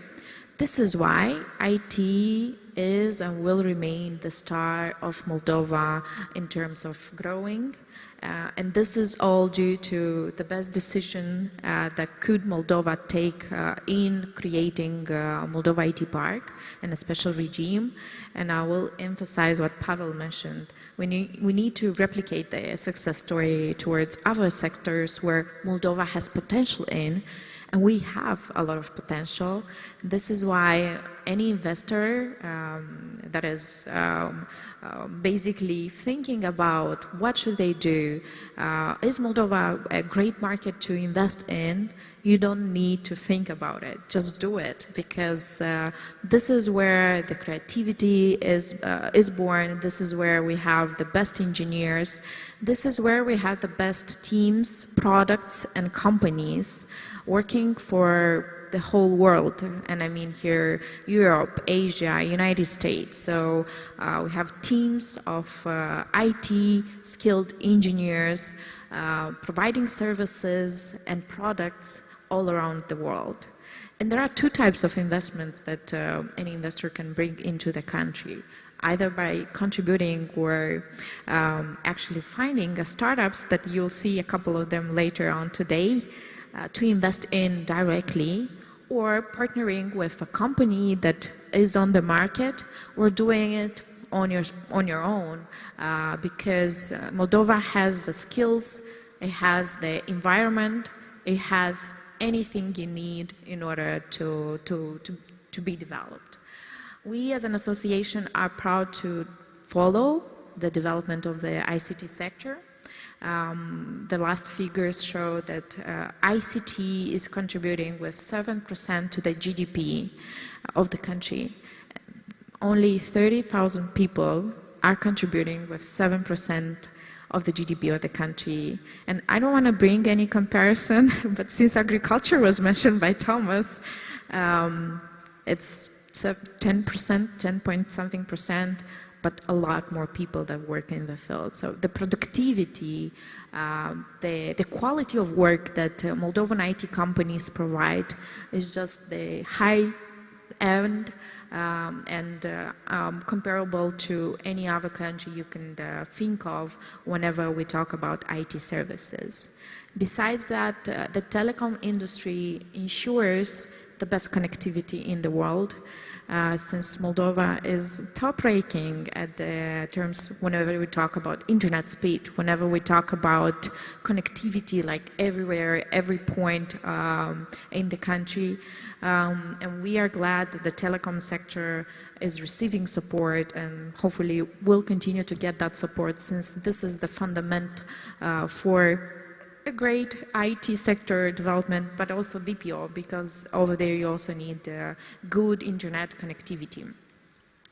In IT we have around 17,000 people working, and all these 17,000 people are not only working with the best companies in Moldova, they work with the best worldwide teams which are being created. You've heard a couple of examples before in the previous panels. Moldovans work with teams, direct teams from United States, from UK, Europe, Latin America, any country you can think of actually. And this is great because it means that we not only are ready to work in international teams, we are ready to understand international markets in terms of IT.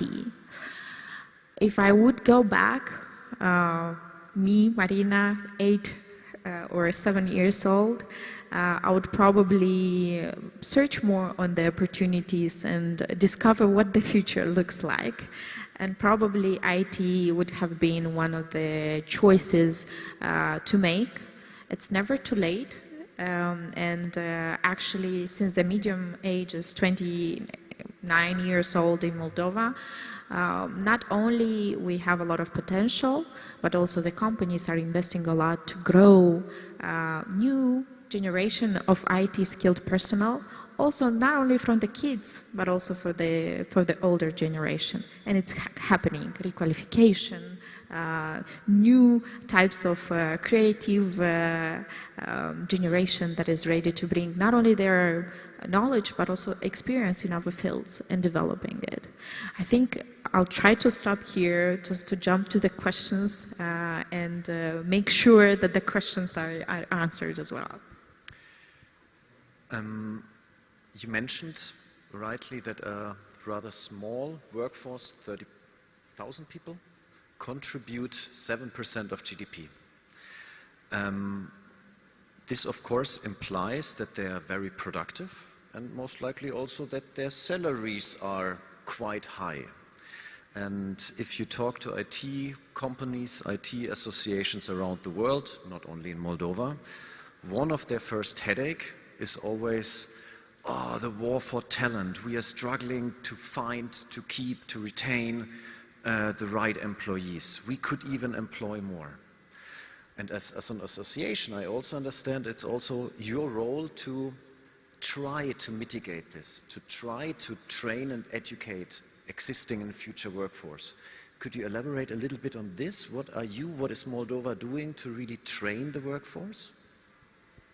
I think if you come to Moldova, you'll see that IT is a trend in education. This is why our association, but also all other relevant stakeholders together with the donor community who is supporting us a lot, and of course, first of all, the government and all the educational institutions around the country are investing directly into educational programs oriented towards IT. This is why there are programs like Techul in Every School, which teach English, IT classes, AI, front-end development, design to kids in schools. But not only to kids, but also to the teachers. They go through a training program. Universities are collaborating directly with the IT sector. We have partnerships with the companies that invest into the educational system in Moldova. And I would rank the studies that are being done in IT in Moldova one of the best in the region, just because of the investment of the companies. Absolutely, that from personal experience.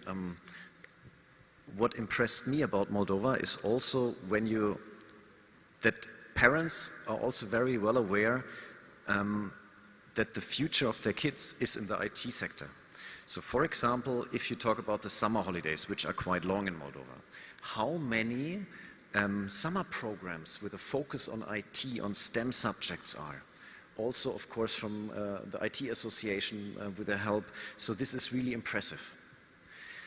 I would like, however, to move on right now for the time being. We mentioned before that the more standardized a job is, the higher the likelihood that it will be replaced. Now I want to focus on the creative industry for a second. So we have with us today Vasily Braga. He's the head of core.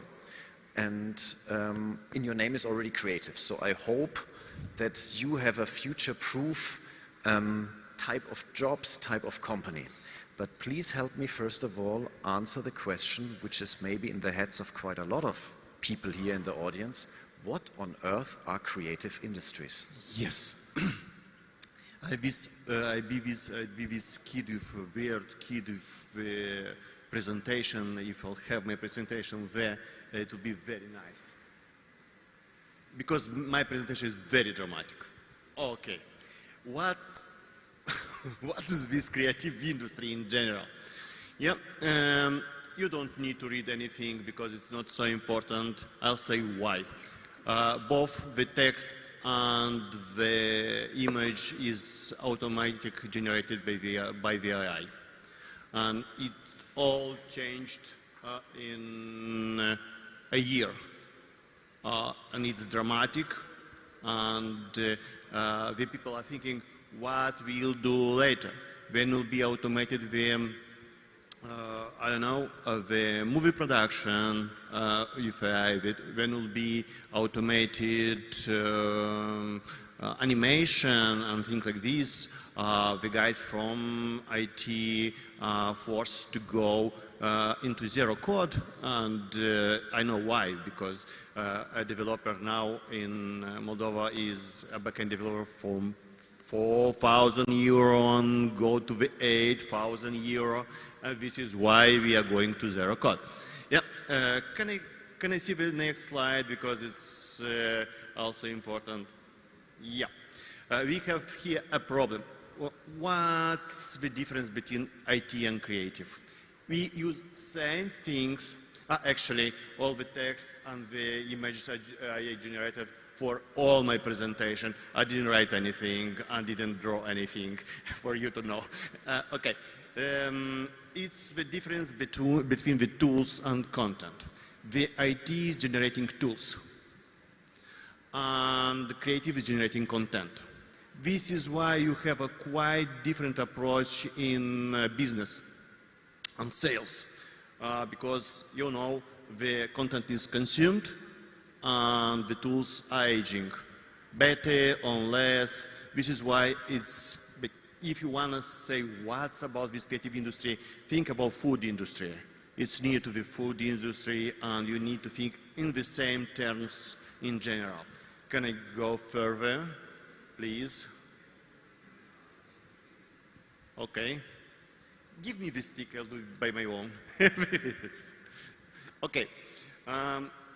What's the creative industry? I know the guys from London, from UK have a big list of what creative industry. I'm against all this. The roots of any creative industry is in the culture. Yeah, it's the capacity of the business to monetize their culture. This is why in different countries the creative industry is quite different. It can be publishing, games, movie, I don't know, spirits, and what do you want to see there? Okay, about global markets, it's only interesting because it's now also automated generated, nothing here interesting, a lot of, I don't know, for me, 2.5 trillion and 2 billion, it's only numbers. They don't say it's big. The only one thing what I know to say. But here, I want to say, but yes, what's the difference between, one more difference in Moldova between the creative and IT industry? We have a lot of exporting goods, not only in services. And it's a good thing to know and a good thing to see in our country. I'm happy because, you know, you'll have a problem in a small country. The export of services is extensive economy, and you'll have a big problem on HR in a few years. You'll have no professionals, and we need to think about how to do it right, to have a balanced economy, product-based economy. Yep. We are not so much 2,000 businesses and all medium-sized and micro-entrepreneurs and 3,000 freelancers. Here, dear government, hear me. We need some of self-employment facilities. All these 3,000 freelancers and the gray area of the economics, and it's important to help them to go back. Yes, yeah, this is a big difference. I don't see any big difference between working on the galley or doing services from selling your hours for money. I'm into product thing, and I think I'm not the only one. I said all about this. Now I want to say what's about the content and what we're doing. The content, all the content is about the story. And what we need about this, what we need is to have more empathy. You cannot create content for anyone without having empathy. You need to be a host. Making content is like getting guests in your house, where you need to be a good host to give them all what they need, not what you want to do and what you want to present, and thinking about their needs. It's a big problem behind of us to teach how to be more empathic in our businesses. Another thing, we started with helping with universities. We have like three new not curriculums, but entire specialities like game development and new media and animation. In all these things, we have like 200 new students. The interest was like 600 new students with a big interest, and I hope it will be all very well. I think it's all this content is absolutely AI generated, and we have, when the students ask me on how to be in the future, why I'm doing drawing on all this thing, I said, you know, this is actually not artificial intelligence, it's augmentation intelligence.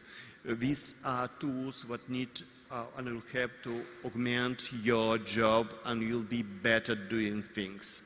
And you will be better doing things for your own, and you have a smaller team, and we'll have more products, more content of a better quality.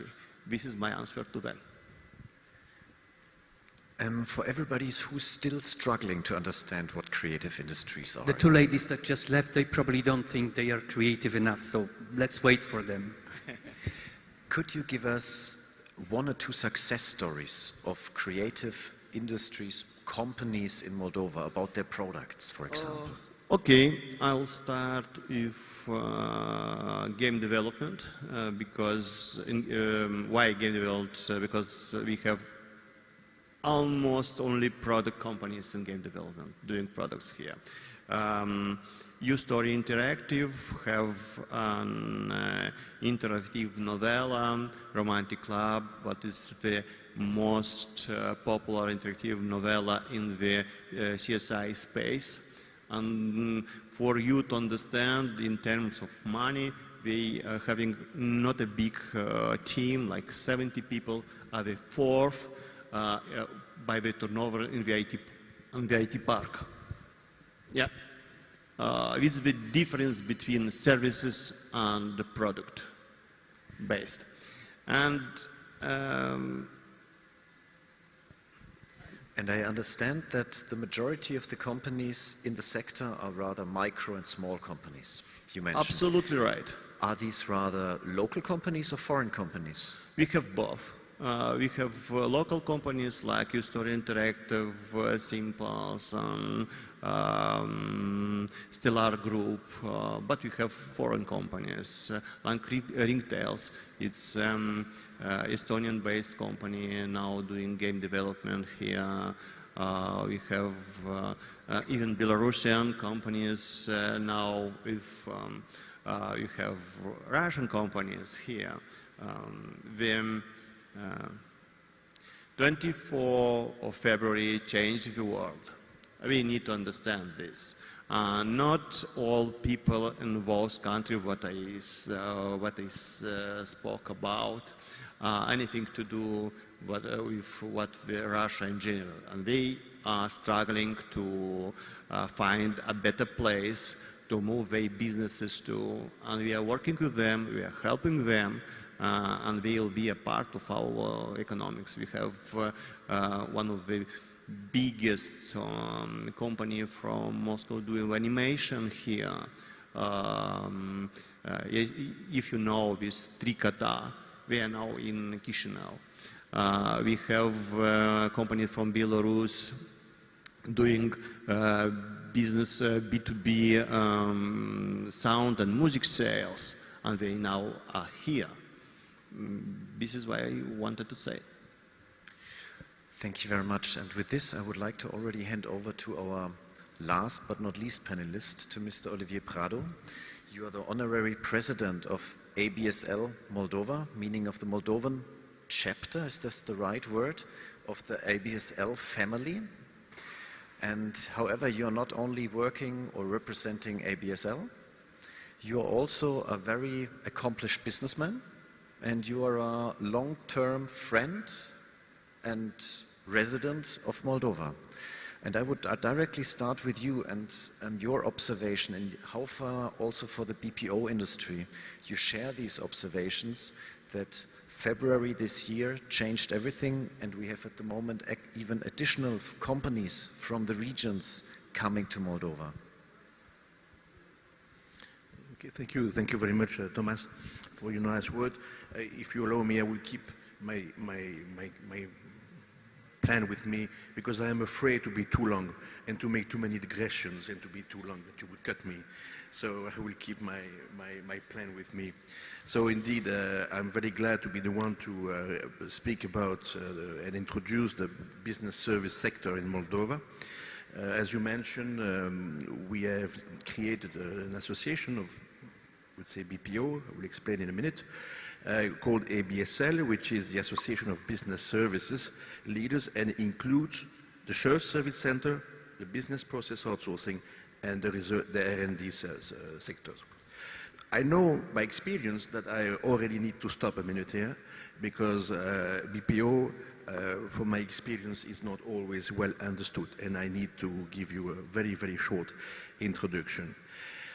Any kind of business process outsourced by the company is a BPO.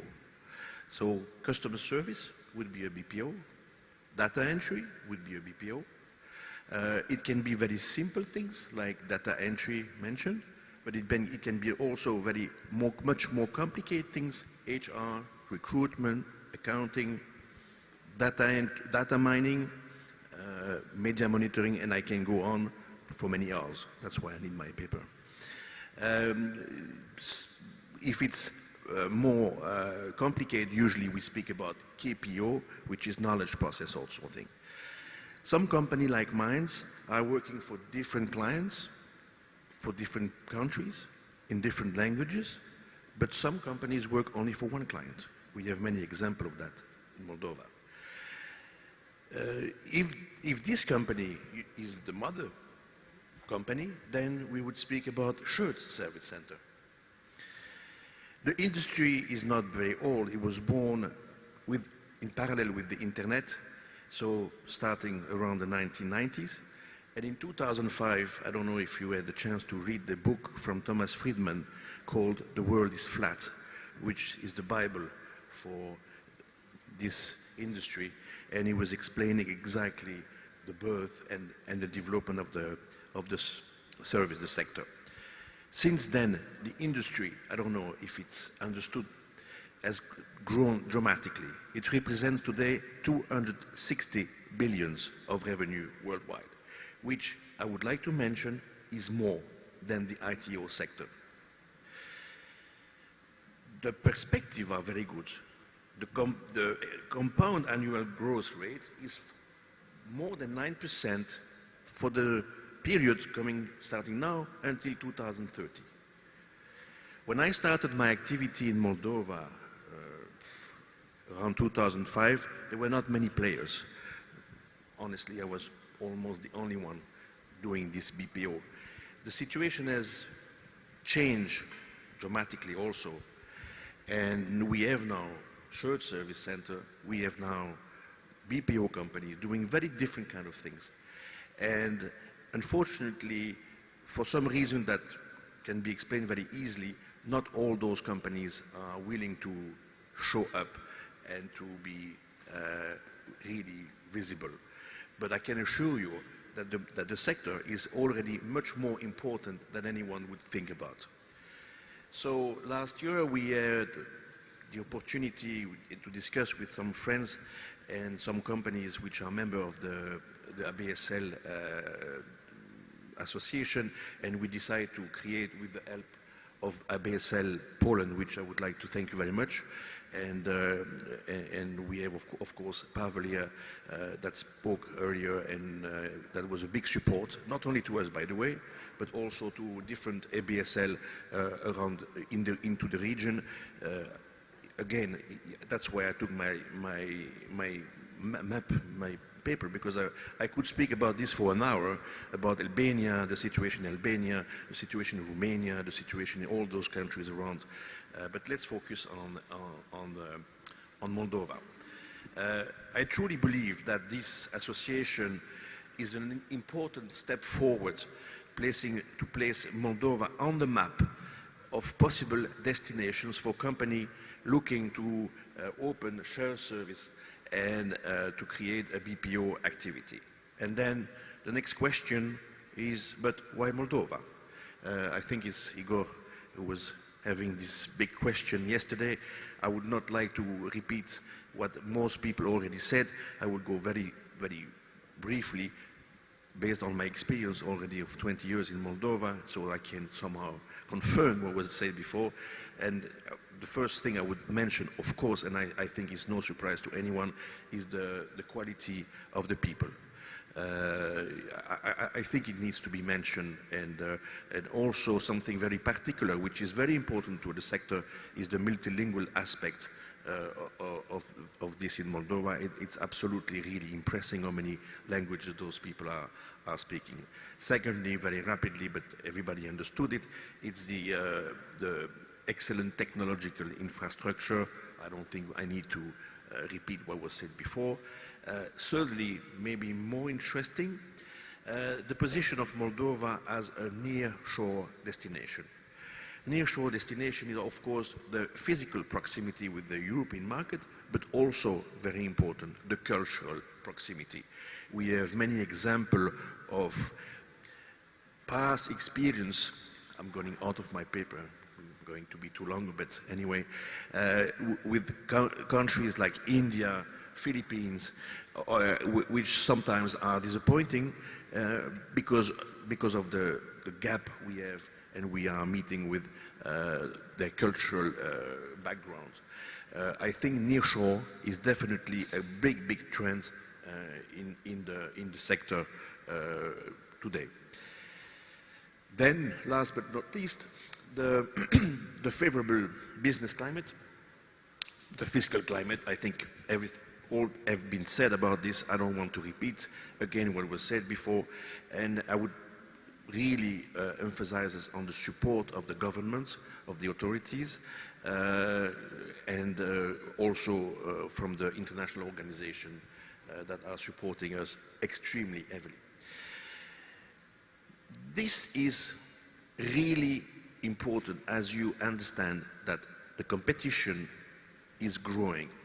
Many countries around the world, and I can give many examples, understood the importance not only of the growth of revenue that this sector can bring, but also the importance for the youth, to give them jobs, to give them opportunities.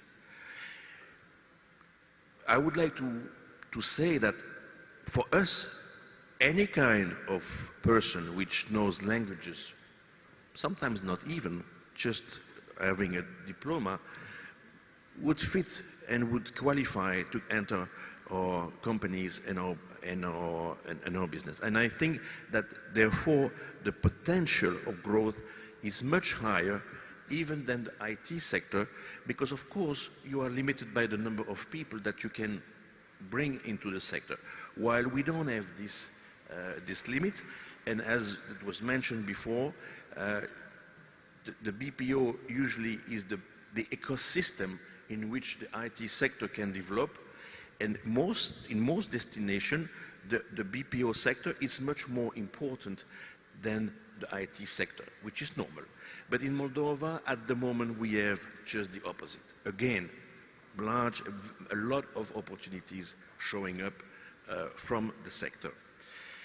So I think this will become strategically important to Moldova, because you all understand, and we all know, and it was mentioned many, many times during those 2 days, that we have young people leaving the countries, and they need to have those perspectives, and this is what we can offer them. But this is going to be only possible if we continue to work and collaborate with the authorities so that they can help us to continue to grow. And I'm not speaking only about the fiscal facilities. I am speaking also about the improvement of the curriculum of the universities in order to prepare the next generation for those changes. And also maybe just opening a door to a foreign labor force that we could imagine to bring here, like we started basically in the IT sector with the visa program. I will conclude by inviting new companies to consider Moldova as a destination in order not to protect the piece of pie that we have built so far, but to enlarge this pie, and so that we can continue to grow in this beautiful country that has adopted me already 20 years ago.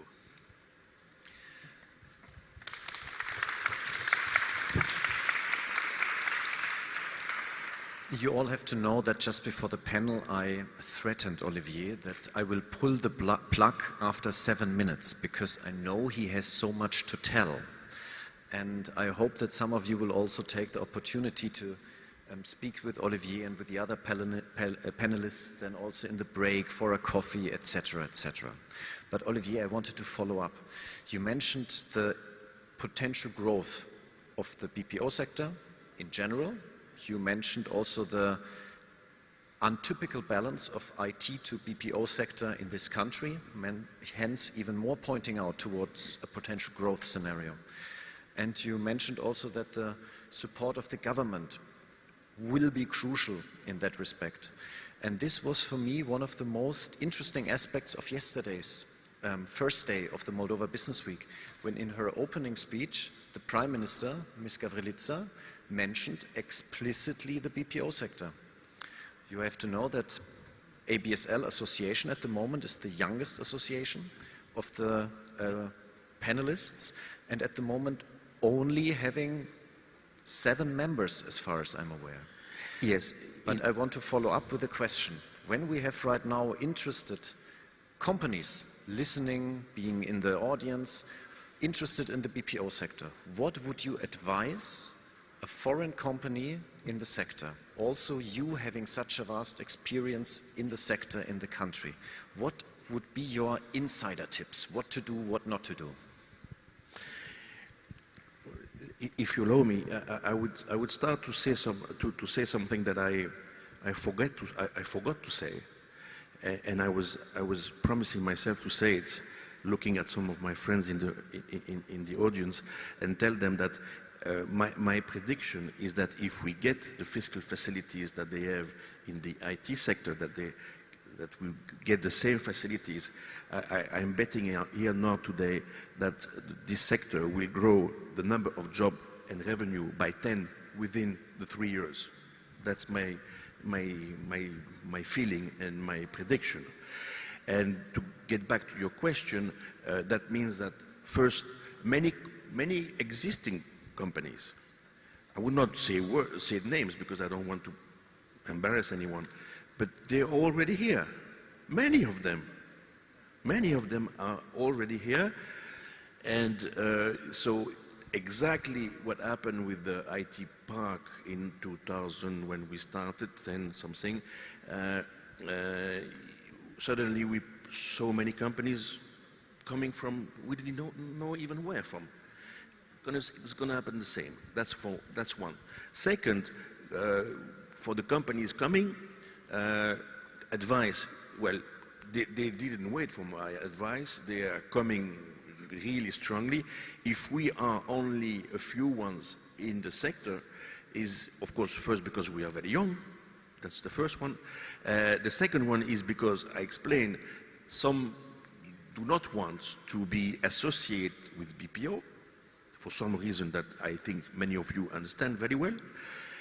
But nevertheless, there are places for other companies, and I'm sure that the situation around the country, I'm speaking about Ukraine, eventually Belarus, what's happening in Russia, probably will attract more people. I would like just to mention as an example, very small example, that we have now some hotline working especially for the refugees that we are handling, and most of the team are Ukrainians. We have this possibility offered by the government, and we used it, and we have basically people from Ukraine already working with us. And my prediction is that many companies will join. Also, I think that probably we will benefit what's happening with the IT sector, which definitely is a big success, and we start to see Moldova with better eyes, and I like very much the campaign about a small country with big heart, I think was brilliant, because I mean, I don't think it's a secret to say that Moldova is not the best well-known country in Europe, and sometimes in the past it had not such a good image, and this situation now has changed completely. And I think that, and I can already feel that the companies and people are seeing Moldova in a very different way.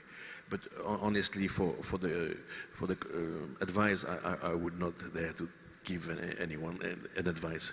Thank you very much. We still have a few minutes left, and I would like really to use this opportunity to open also for questions from the audience.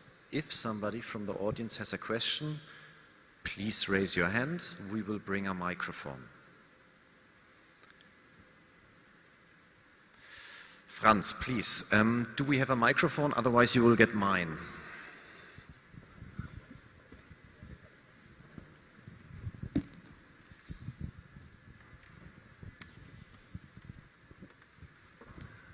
Yeah, thank you. My name is Franz Anton Plitt. I'm the president of the supervisory board of the German-speaking Business Association of Moldova. Olivier, we met once, so I say Olivier. Yeah? What is the state of the negotiations about putting this law about the BPO taxation into force? Has that happened? Will this happen soon? I think yes. I mean, this is really what we have been focusing on with my colleagues from ABSL. We have been working very hard, and we have, I think, the support from most of the government. And as far as I know, it should come on the table of the government really soon. So, but of course, there are always some ministries a little bit less enthusiastic. Let me tell you that I was involved in the Attic Association many years, and we had exactly the same issue at the beginning with the Minister of Finance, which was really not that hot about the ID, and again, we have the same. But I'm really confident that it will happen, because I think that most of the stakeholders understand exactly what we are talking about, and I know, because we have been meeting many of them, most of the people in the government are absolutely convinced of what I have been saying, and so I'm very confident that it will happen, and most probably very fast.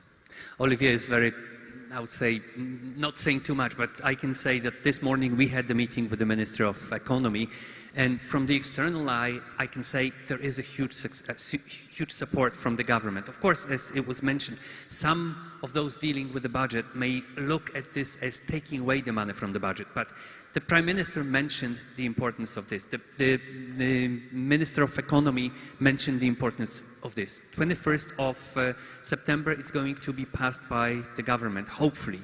So from the outside, I can say from the perspective of Poland, I think it's going in a very good direction. Let's hope for the best. It's for the government. I mean, you should clap to them, and if you have a chance, just repeat them how important it is. I would add up here that at least on the example of the IT park, actually the taxes tripled compared to before having Moldova IT Park in Moldova, besides giving the country a regional benefit and a regional competitive advantage compared to, including Poland, which is close by.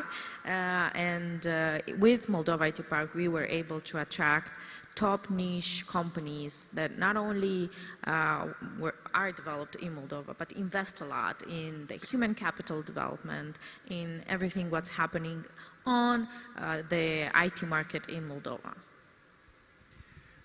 I'm standing up on purpose because you have all the light in your eyes, so I can't really see if there are any hands up from the audience who still would have a question or a comment. Yeah, please.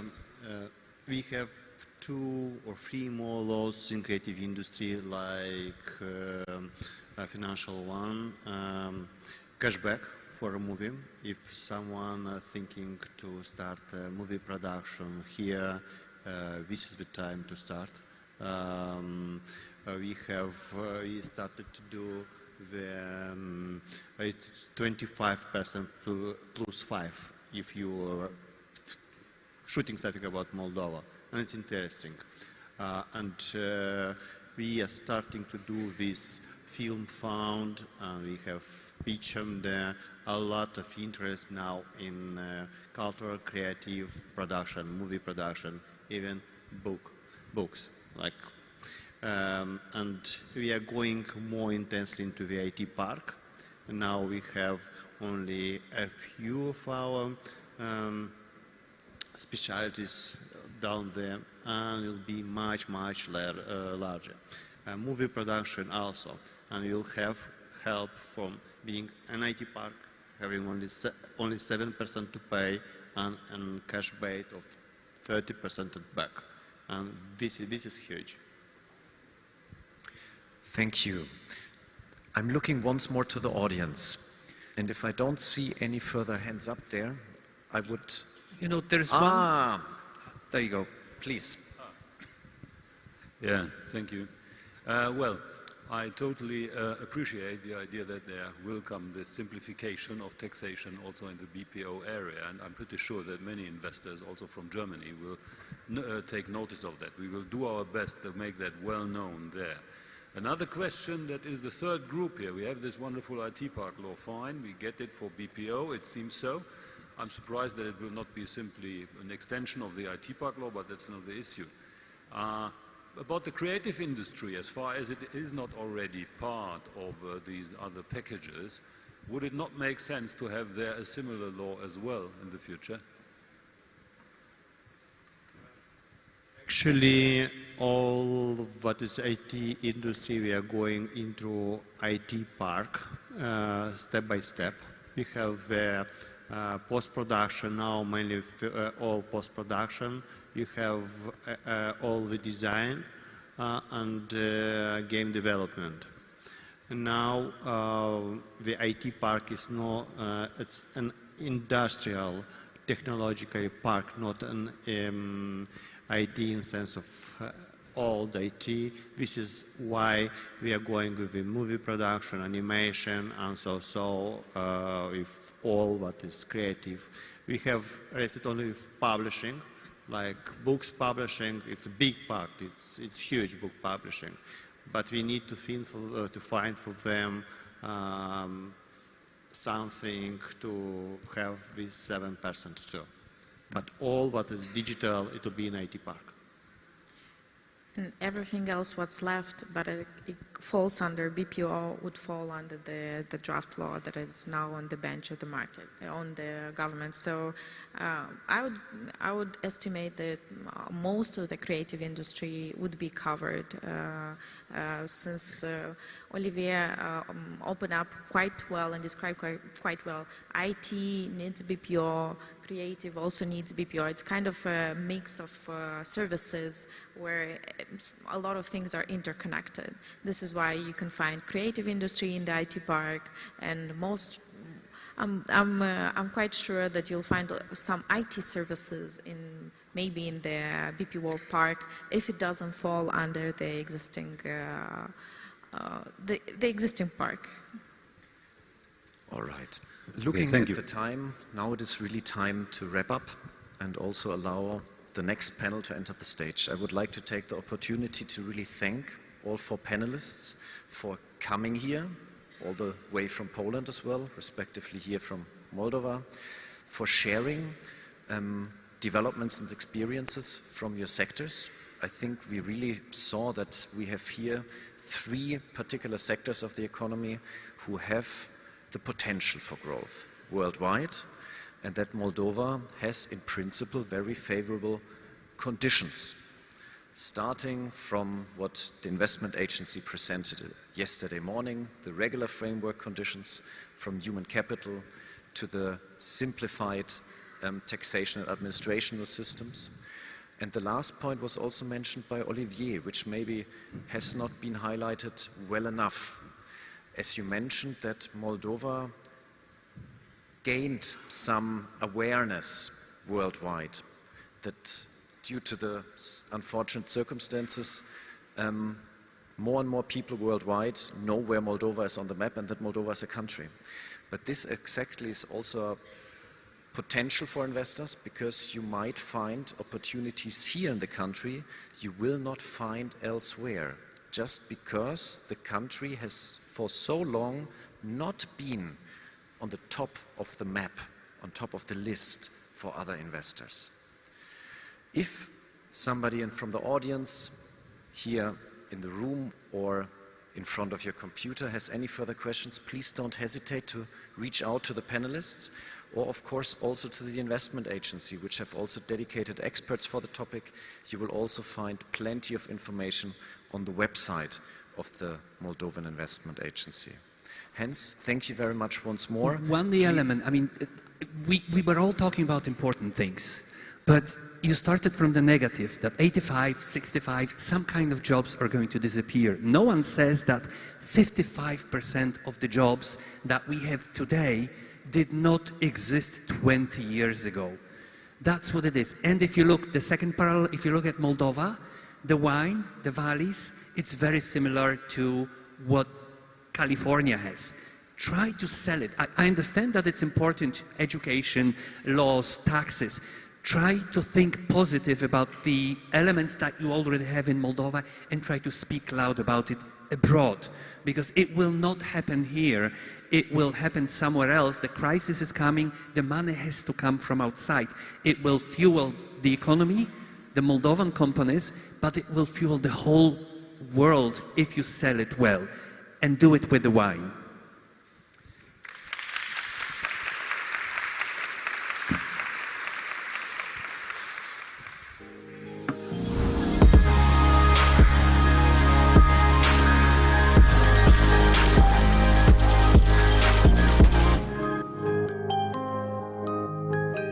In the past decades, the Republic of Moldova has grown on many levels. Now, facing technology disruptions, climate change, and an increasing need for social innovation, Moldova must be ready for more. It must be ready for a future global economy rooted in technology, creativity, and inclusiveness. To succeed in this future, Moldova must collaborate and co-create, building opportunities and innovating where sectors collide. That is what the Future Technologies activity is about. Advancing the digital, creative, and green economy. Take engineering. We are building partnerships to collide science, engineering, and traditional sectors via the Internet of Things, 3D printing, and advanced robotics, driving innovations in precision agriculture, green manufacturing, and virtual tourism. In light industry, we are transforming Moldova into a sustainable, high-value-added manufacturing partner for Western European premium brands. Moldovan light industry is empowering entrepreneurial female designers, providing fair jobs for women, and pioneering circular and digital fashion. We are leveraging Moldova as a creative nation to drive entrepreneurship in design, publishing, architecture, and game development. We are pairing these creative talents with tech visionaries to tap into the burgeoning global create-tech sector. Moldova's rich culture and history will be the foundation of its creative economy and socially inclusive growth. We are pushing the boundaries of film and media, disrupting traditional content production with cutting-edge technologies like augmented reality and real-time 3D animation. We're investing in new media skills for Moldova to become a source of world-class talent and co-development services for international digital media. We're making this possible by sustaining the exponential growth of Moldova's ICT sector and its role as a catalyst for innovation and digital transformation of the country's economy. In 5 years, we see hundreds of Moldovan businesses succeeding on Western markets by embracing technology and sustainable business models.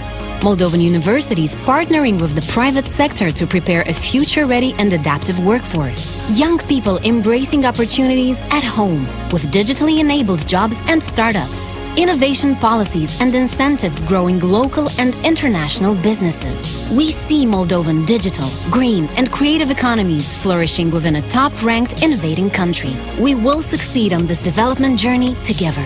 The private sector, academia, the government, development partners, and most importantly, the Moldovan people.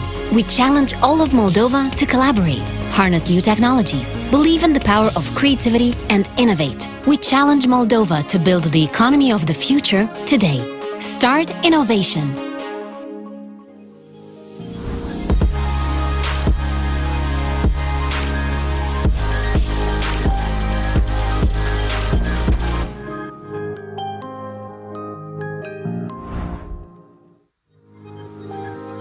The next panel is Sectors Towards a Sustainable and Innovative Future. Moderator Doina Nistor.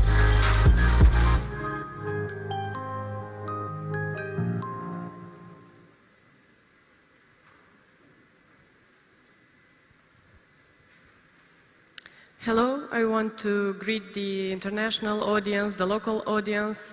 My name is Irina Tolstousov. I represent the Invest Moldova agency.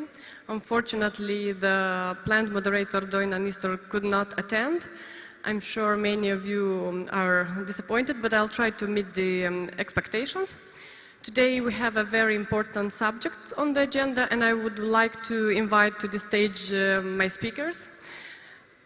Carolina Novak, Energy Advisor to the Prime Minister of Moldova, Marcela Lefter, CEO, Sedera Group, Olga Shkiopu, General Manager of MedPark, Irina Balika, Development Manager at ABS Recycling, as well as Sergiu Melink, Quality Manager at Euroalun.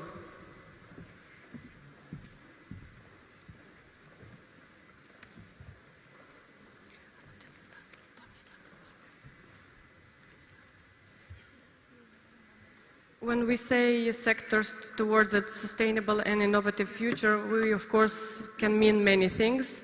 Many sectors were already said to be very important, and this is so. But today we will be focusing on some aspects. We will be speaking about renewable energy. We will be speaking about healthcare. We will discuss about waste management as well as agriculture. In this regional context, for the last 2 years, these subjects turned to be even more important than before, and we are all influenced by the changes that happens every day. Therefore, without further ado, first of all, I want just to say that we have another guest on the panel. This is a representative of the UN. Her name is Laura Maria Fiorotto. She's a team leader of the Moldova Resident Coordinator Office. She will be speaking about the sustainable business partner for the SDG agenda. And let me just now give the floor to Carolina Novak and allow her to tell us more about the renewable energy perspective and the local context.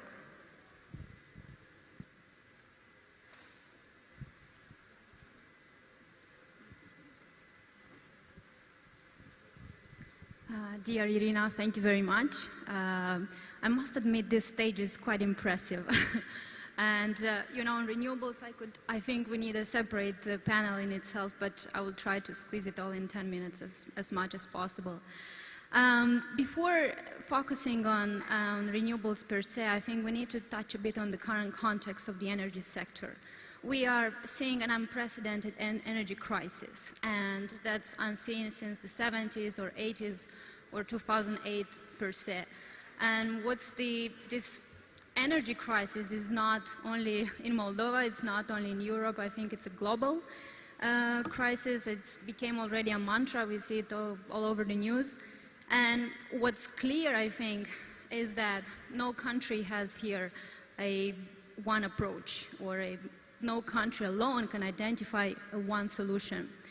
Now, we've seen skyrocketing gas prices, followed by electricity high prices. And Moldova is not alone in that case. We are still fully dependent by the Russian gas. And that's, you know, we don't have any gas storage facilities or LNG terminals in that regard. And the same approach is being followed in the electricity sector, where up to 80% of the electricity imports, they come from Transnistria, where we have the same gas source.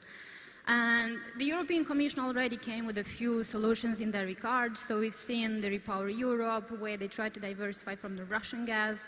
We've seen 3 days ago a full package which basically dismantles the whole regulatory market that we've seen so far built over 3 decades in Europe. And in Moldova, we have also, the government has worked relentlessly on a plan to diversify, to identify alternative solutions, switching from gas to heavy fuel oil, working on, firewood plan that you probably all know, and coal and so on. But these are short-term measures. Now, we know on renewables, this is a very dear topic to me as well, and that's a long-standing sustainable solution for our country. We have had different discussions with different stakeholders, and each one of them was saying, you have amazing conditions in this country, weather conditions, agriculture conditions to have, so not just PV and wind, but also have biogas. We have already a bit of hydro. So I think there's just a gigantic potential. We know about that. Now, what is the government doing about that specifically? And within this extraordinary, situation with extraordinary measures, we're also trying to look ahead and to try to plan things forward and to build something solid on energy in the energy sector. So last year, the government in December has put forward a plan on renewables, which basically targets the two mechanisms. First, feed-in tariff, and second, the auctions. And we basically had back then 400 megawatts allocated capacity on renewables. Now, for your information, how much renewables do you think we have in the sector so far? Well, in the electricity sector, we have 3%, which is very little, and that shows the potential, the enormous potential that we have yet in the electricity sector only. Now, overall, in the energy mix, we have around 25%. Why? Because there's the biomass that people in the rural areas, they're using. And so, since the governmental decision, ANRE, the national regulator, has organized this year in April, they have organized this procedure for allocating the capacities for the feed-in tariff for the smaller capacities. And I've been there, actually, and what we saw, which was quite interesting, so out of 235 megawatts allocated capacity for feed-in tariff, for PVs, where we had 70 megawatts for other spaces, we had basically, the demand was 5 times higher than the allocated capacity, and we needed to address that. And it was clear to me, people were standing in the line since one night before, and we said, okay, we need to meet that demand. These are local Moldovans, who some of them came from abroad, some here who found some money to invest into the PVs. So irrespective of the war, irrespective of the inflation and of the overall economic situation, they saw an opportunity to invest, and they did that. And then we have adjusted these quotas, and overall we have now 410 megawatts, where 165 is for auctions and 240 something, it's for feed-in tariff. For biogas, what we saw, it's still an untapped potential. We need the investors focused on biogas as well. As I mentioned, we have it's an agricultural country. We have super fertile soils that needs to be untapped. Also, it creates more jobs than even in PVs or wind. And we know it's the cogeneration, we know it provides both electricity and heating, so that's a very good technology to put your money in. Then another element, so what happened since this year, we have joined also the continental Europe's grid. What does this mean for us? That means that ultimately we'll manage to have imports and exports with the neighboring countries. Also, the government has finally implemented the electricity wholesale market rules, and that will also allow us to implement day-ahead and intraday markets, and that's key for this, for the imports and exports with Romania. Also, that implies that the renewable producers, so wind and solar, they would have to have better forecasting technologies, which so far we know, and we got some questions on that about the balancing situation for them. But that also comes with some obligations on their side as well. Then the government as well came forward given this whole energy crisis, and we said, okay, let's ease the whole permitting issue. And by the way, the whole Europe is facing huge issues with permitting, especially for bigger projects. So what we've done, instead of having a 30-day for issuing permitting, we squeezed it to 10. Then secondly, for wind installations, we allowed to be installed on the agricultural land as well. So that's, you know, we try to meet these demands. And another, I think, big announcement that everyone is waiting is on the tenders. So for bigger capacities, bigger meaning more than 1 megawatt of PVs and more than 4 megawatts for wind. So that will start in the earliest 2023. We are trying to finish the renewables law number 10, 2016. As you can see, since 2016, it's quite old. We are in soon 2023, and that needs to be reviewed ASAP. We've worked as well relentlessly on this law because it needs to be done right. Not only it needs to meet the investors' interest, it has also to meet the end consumers' and interest, so that you have a cost-efficient approach there. So that balancing is not all supported by the government, but it is also shared, right, with investors, as it should be. So it has to have a fair-based approach for the end consumers. We know Moldovans has already faced 4-time increase in gas prices since last year, and that we need, at least on renewables, which is domestic production of energy, which gives us more independence on energy, and that needs to be met. Now, in terms of priorities, I see 5 priorities. First, from a policy angle, so we, the government, need to come with a fully fledged approach. When we have already the EU targets, we have to come with the right legislation to meet, as I said, the investors and end consumers' interests, and that we install as much renewables as the system, the electricity system as well, can cope. And when I meant the tenders, I think that also has to come with the balancing solution. We shouldn't forget about storage, batteries, about more flexibility and grid development. We need to also develop our. So then the second priority is the grid development. We need to finish as soon as possible Vulcanești-Chișinău, to build the stations in Vulcanești and in Chișinău so that we can have electricity flows with Romania. We need to speed up the Bălți-Suceava interconnection grid. The third priority is the permitting. Just imagine having huge projects of wind and solar in the country. You need to make sure that these projects, they find the right grid connections there, right? So that the grid can support that extra capacity. Now, the fourth element is also building up here. Renewables is not just importing it all from outside. It's to actually look into this country and say, hey, we have a good working force here. We have the technical university, which creates lots of skills here. Let's invest something here. This solar system appliances and elements, they can easily be developed here if we all work together. And the fifth element is the coordination and cooperation. This is to achieve all the targets that we have as well towards the EU, since we got our candidacy status as well.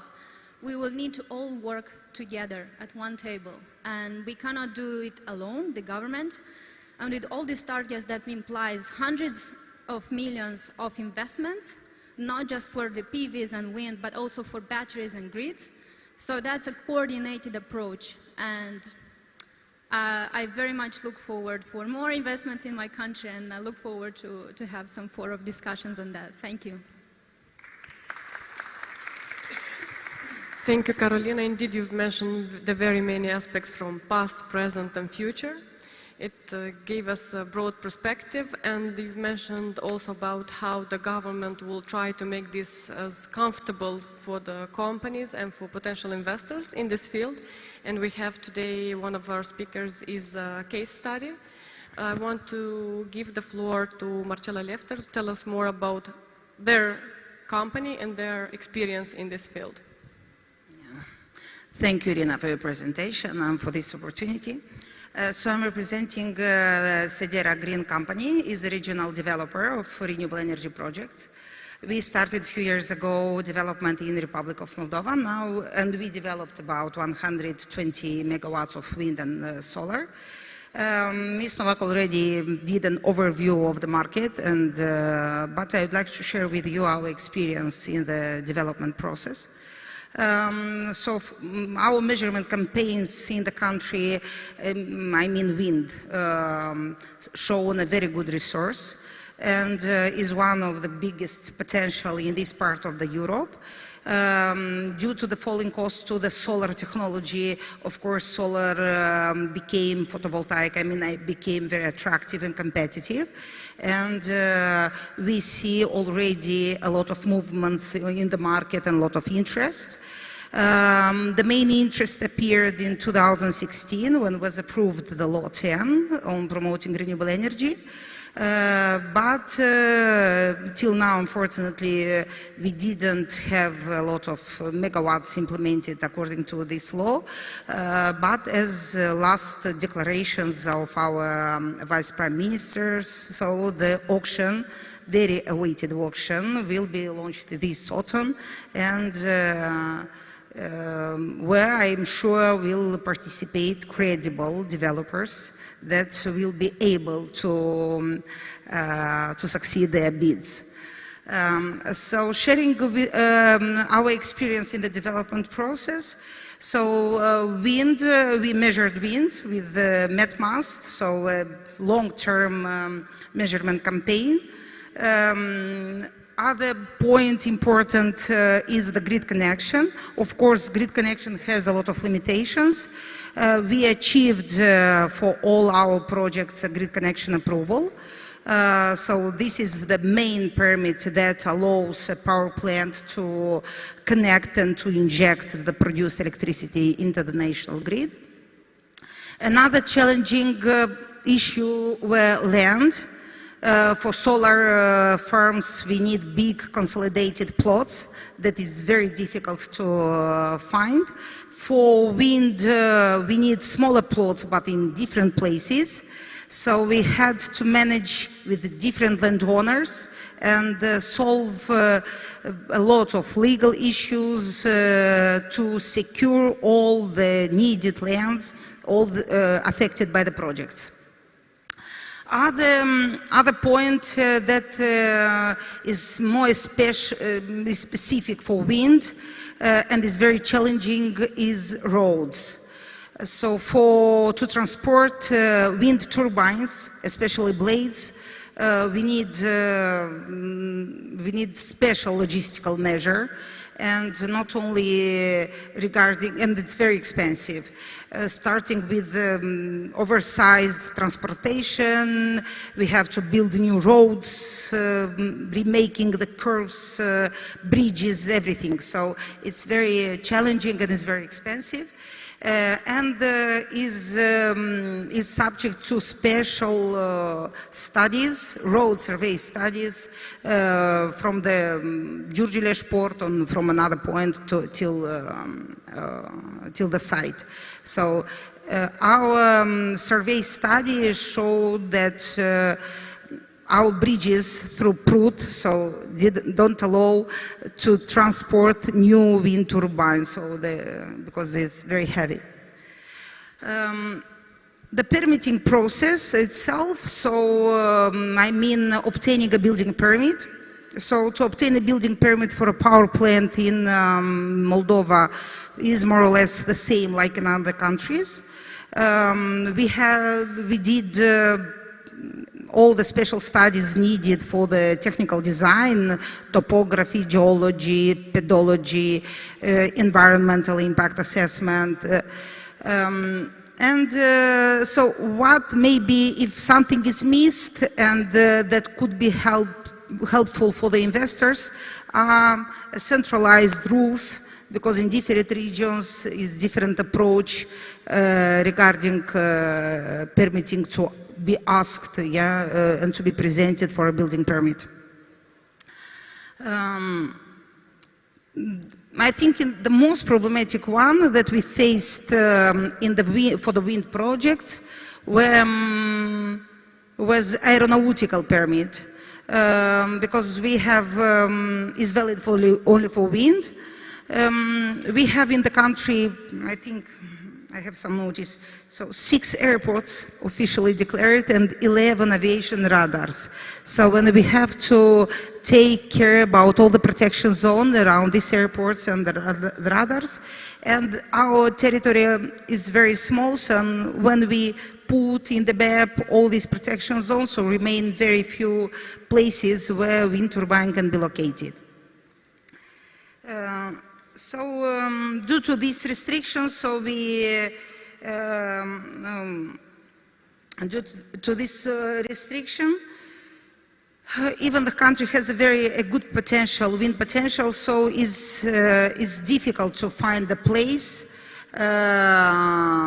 without any limited birds restriction, aviation, with low quality of land, with good access of the road, with feasible connection cost.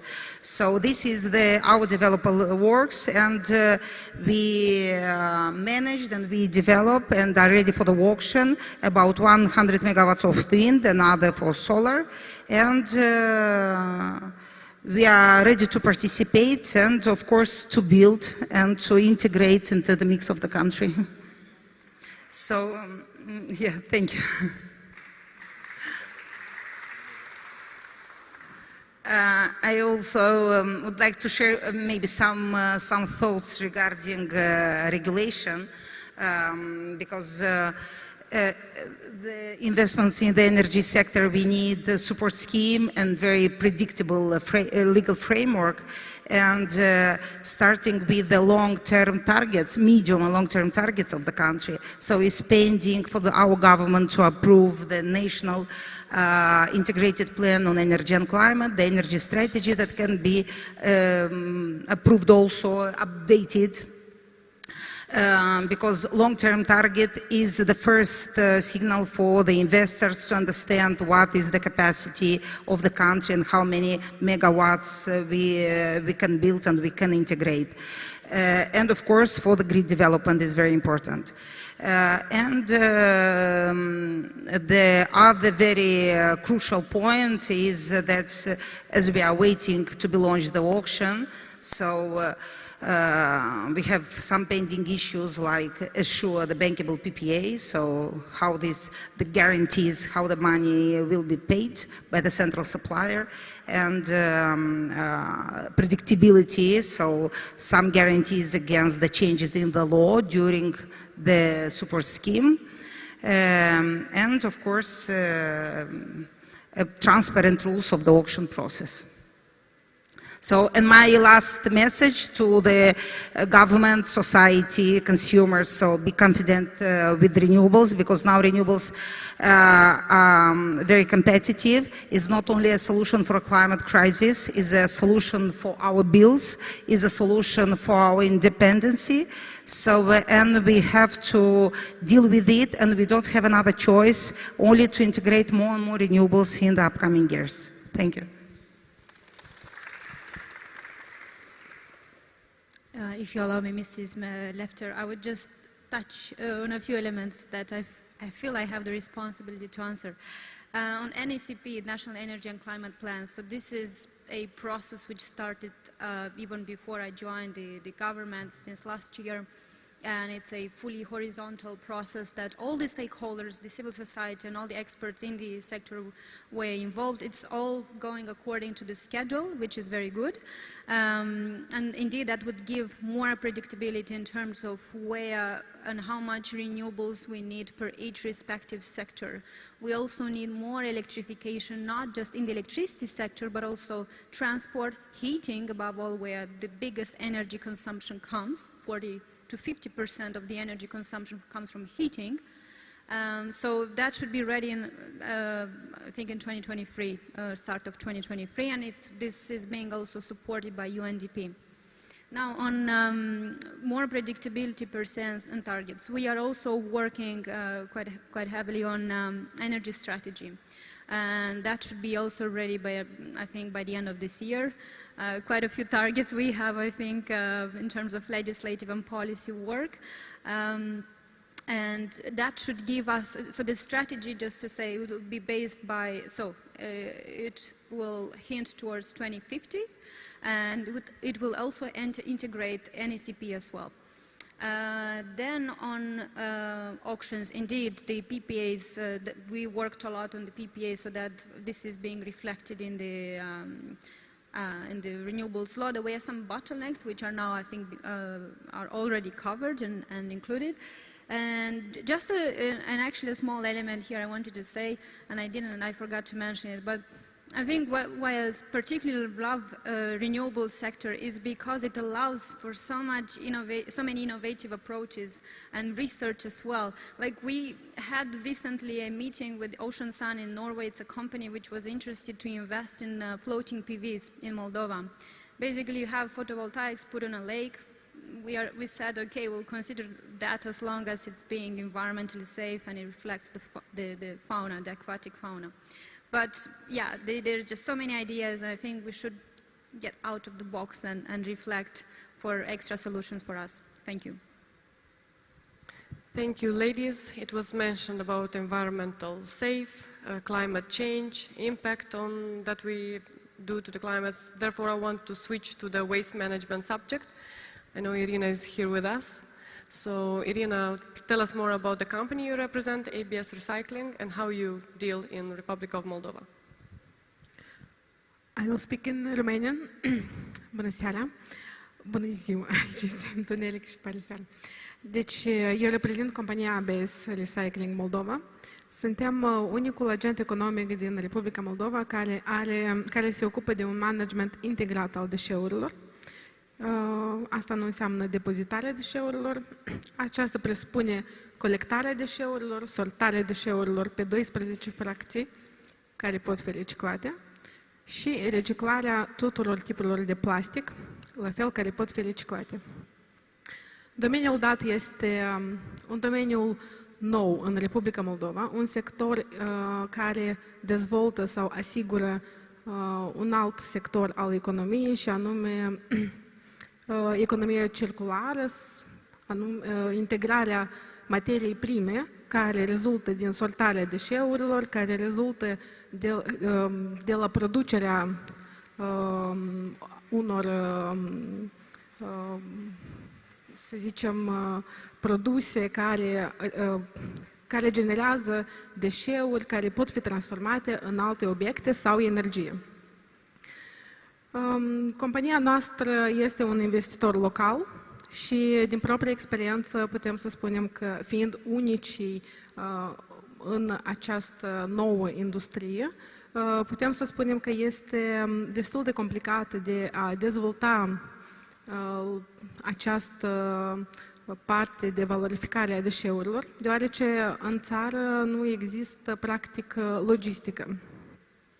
Conform legii 209, legea deșeurilor, ceea ce ține de colectare și depozitare trebuie să fie în gestionarea autorităților publice locale. Aici este un moment important de menționat că țara noastră este împărțită în câteva regiuni de dezvoltare și regiunea nord și sud este mai puțin dezvoltată în acest sens privind colectarea și depozitarea deșeurilor menajere solide.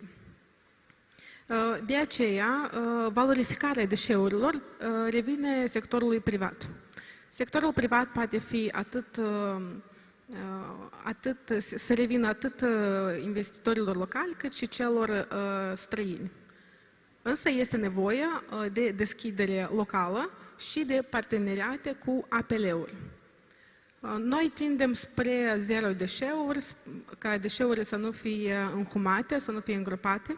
În Republica Moldova noi putem să spunem că 99% de deșeuri se duc la groapa de gunoi. De aici revine o soluție pentru investitorii străini și investitorii locali să investească în valorificarea deșeurilor ca să nu ajungă ele în natură unde nu le este locul. Deoarece suntem o țară agrară și prestatoare de servicii, avem și multe deșeuri din aceste domenii. Deșeurile provenite din agricultură, în mare parte, sunt deșeuri organice, ceea ce reprezintă cam 70% la nivel de țară. Aceste deșeuri toate se duc la gropile de gunoi, gropile de deșeuri. De aceea este binevenit ca sectorul agrar să fie încurajat să investească în producerea compostului și biogazului, deoarece aceste deșeuri sunt o sursă foarte importantă de energie. Totodată mai avem și sectorul de prestări servicii și aici mă refer la zonele economice libere, unde sunt dezvoltate foarte multe fabrici care sunt producătoare de textile. Aceste fabrici au o problemă foarte mare și anume deșeurile de textile. Nu au unde să le valorifice și, din fericire, cadrul legal european obligă agenții economici să arate trasabilitatea unui deșeu. Și Republica Moldova nu poate să ofere soluții pentru trasabilitatea acestor deșeuri. Respectiv, aici, la fel, este o oportunitate de a dezvolta această industrie de reciclare a textilelor. Totodată, țin să menționez că în Republica Moldova acest sector nu este subvenționat, ceea ce îngrelează procesul de dezvoltare mai departe, deoarece acest sector are mai multe chestii specifice și anume dezinteresul populației de a sorta la sursă, dezinteresul agenților economici de a sorta la sursă și legea nu pedepsește cumva prin diferite instrumente agenții economici care nu respectă sortarea la sursă a deșeurilor. Sectorul dat nu este subvenționat și noi sperăm ca investitori locali să ajungem să vedem subvenționarea sau încurajarea agenților economici care dezvoltă managementul deșeurilor în Republica Moldova. Totodată țin să menționez că există o categorie de deșeuri foarte importantă și periculoasă pentru noi. Sunt deșeurile spitaliere, deșeuri infecțioase și deșeurile care se numesc cozi. Sunt deșeuri care nu pot fi reciclabile, dar sunt polimeri. De exemplu, pungi de plastic, veselă de unică folosință. Acum, după perioada de COVID, de pandemie, deșeuri de măști, deșeuri de mănuși, sunt deșeuri care nu pot fi reciclate. Aceste deșeuri, ele sunt enorme în cantitate. Valorificarea lor constă prin incinerare sau coincinerare, care le poate transforma în energie electrică și termică. 1 kg de RDF reprezintă 1 kg de cărbune. În Republica Moldova nu este reglementată această lege și este bine să atragem atenția că resursa pe care noi avem în țară se duce la gunoi, la groapa de gunoi. Noi vrem să investim în continuare și să dezvoltăm managementul deșeurilor pentru a crea o punte între waste to energy și suntem deschiși spre cooperare, deoarece suntem unicul actor care cumva suntem o locomotivă a acestui sector din Republica Moldova.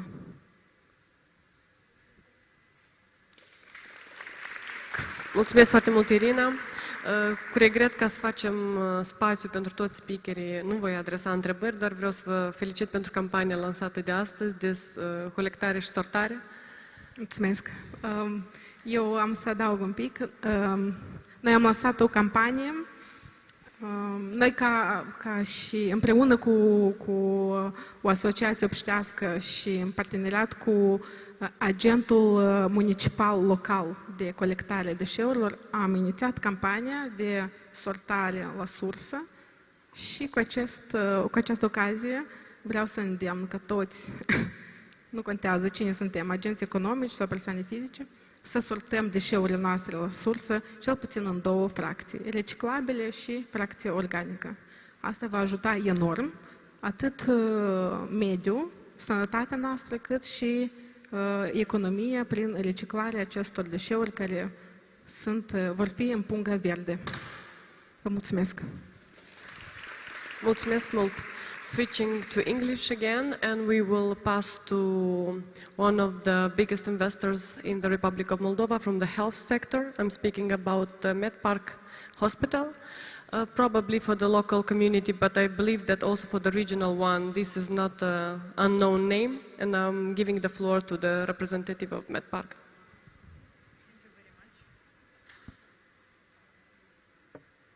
Very much for the opportunity to talk about our experience in national health care sector, first of all. So why we are here in this panel? Probably because we consume a lot of energy and we do produce medical waste, but still we think that we are on a sustainable growth trend, and we are quite innovative. That's why probably we're here in the panel. So I constructed my 10 minutes, and I will really try to keep to be in 10 minutes on what I think would be interesting from business perspective, while I am joining some events outside of the country, and what I am interested to hear from the businesses that are operating in the same sector, healthcare sector. That's what I have put in my presentations, and because I prefer to focus on visuals, so I do prepare a couple of slides together with my colleagues, and if technical team will allow us to see them. Visualize, please.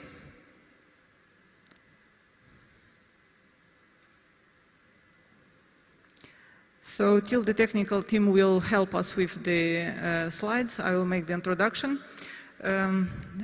What is MedPark International Hospital and what we do in Republic of Moldova. So we are the first multidisciplinary acute hospital opened in Republic of Moldova, opened in 2011, the first and only foreign investment in healthcare sector. So the majority owner or investor of the hospital is in Turkish construction company, Suma, that is working globally at the moment. So a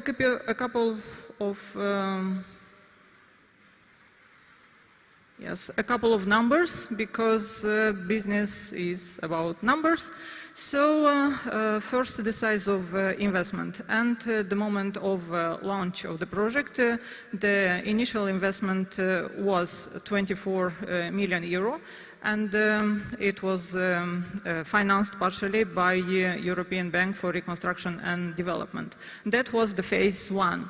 Now we are in the phase 2. We are building the second hospital, so the second facility. It is on the same plant. Actually, it is as big as the first one. We have already 12,000 square meters, and we are building another 11.5. And this is investment of over 15 million euro happening right now. So it will be launched at the end of this year. So total investment of MedPark International Hospital already is coming to 40 million euro, and the hospital or investor is ready for another 10 million because we need to complete our oncological branch, and we are in discussion for extension of that project as well. So about a little bit more numbers, so just some charts. The figures themselves are not important. The trend is more important, so the below two are showing us the dynamics in outpatient and inpatient department, or to be translated in simple words that everyone is used. The left chart is about consultations that are happening in our polyclinic department. So this year we will come to 160,000 of visits. These are visits for medical consultations. So the right lower chart is about the number of the surgeries and interventional procedures that are happening in our hospital, and this year we will exceed 8,000. And about the number of employees, because each and every business is first of all about people who are building that business. So we started the upper chart is about the staff employed in MedPark International Hospital. We started with 300 employees.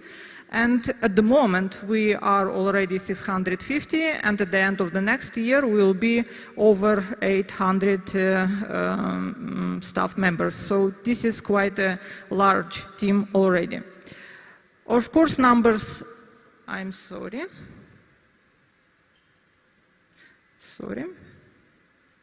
Of course, numbers are important in absolute number, but they need to be interpreted, and the context is the most important. So we haven't put in slides the comparison with the healthcare system of Moldova as a country per total, but we do have comparable numbers or competitive numbers, important numbers at the national level. We put the charts or comparisons only in the private sector of our country. And we can say that in MedPark are happening a quarter of all outpatient visits, of all the consultations in private sector. Actually, the outpatient activity is the simplest medical service. You are opening an office and you are receiving patients for consultations, actually for a talk, and you have a service that is outpatient service. In here we are encountering 25%. About inpatient, we are performing 35% of all the surgeries in private market, and in deliveries we may say that we are quite dominant. We are performing 45% of all the deliveries in private healthcare sector in country. So this is not about Chisinau, about the country.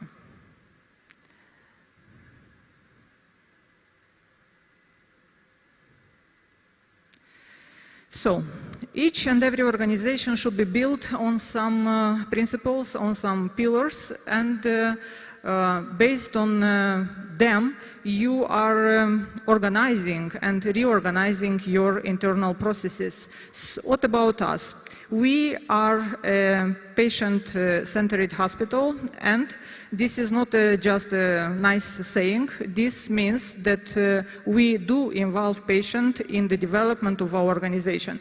We do conduct structured feedback analysis according to international rules and protocols that are discussed monthly in our organization, and according to those feedbacks we are reorganizing internal processes, and actually may say that patient is a stakeholder, one of the most important stakeholders in development of our organization.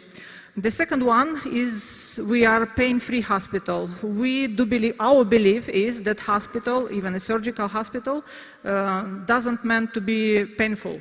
And there are plenty of procedures and protocols available nowadays to pass through serious medical procedures without any pain. And we are implementing those protocols. Of course, we are measuring the outcomes and doing corrective measures when it is necessary. The third one pillar of our organization is evidence-based medicine. Actually, medicine, it is more and more, so each decade it is moving from somehow mostly talking to the patient and knowing something, to a real math based on standards, based on figures, on estimations, on prognosis, on percentages. It is not about improvisation, what we see in real world medicine today. That's in each and every medical specialty exists international associations that are releasing each 2-3 years the updated protocols and guidelines according to the clinical studies and according to the evidence that exists. So in medicine you cannot stay in place, you must move forward and you need to learn each day. And this is the fourth pillar of our organization. We are a learning hospital. In a practical matter, what does it mean? It means that we have educational programs. Some of them are internal, some of them are external, but we do have targets, how many hours of education, specific particular education should be achieved in each department and even by each employee. And of course, each year, at the end of the year, we are analyzing realization of those targets. And in hospital it is not very simple to be eco and to be green still. When it is about organization of the processes and when more options are available, we would choose that one that is sustainable and that is protecting our planet, because we do understand that the future is in healthy environment first of all, and environment is heavily influencing our health. So what are from the charts that you have seen above, we may say that our organization is quite successful. And what are the key of that successful growth and development?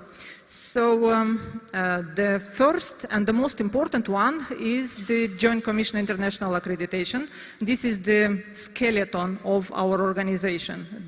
For those of you that are not from healthcare, of course, this is just a word or just some letters. For those who are operating in healthcare management, it is a gold standard, it is a gold seal, and actually this abbreviation, GCI, is opening, I would say, almost any doors in international medical world. So when you are saying that you are GCI accredited organization, the level of trust to you immediately it is going up.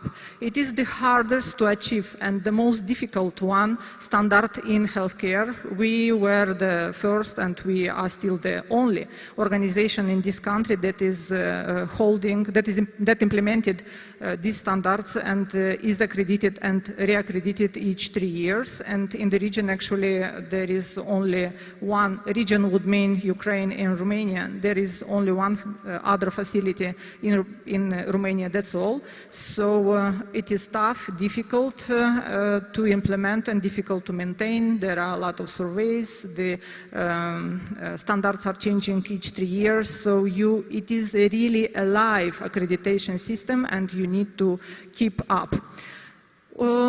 Other points that guaranteed us the sustainable growth is extensive collaboration with international individual experts and partnership with leading academic and clinical centers regionally. And plus, we do continuously invest in medical technology. Technology is developing extremely fast. Of course, we cannot catch up and we cannot compare with Central and Northern European countries, and of course not US, but still for regional level we are trying to be in front, and for you to understand, in the latest 2-3 years, around 1 million euro we are investing in medical technology. This is quite a lot for a small country that is Moldova. And as I told previously, a lot of educational program, internal and external, and we are part of a dual project in the Republic of Moldova, and we do represent a clinical site or development partner for nursing school in Republic of Moldova, and this year we will have third year admission to studies of nurses in at nursing school in dual programs.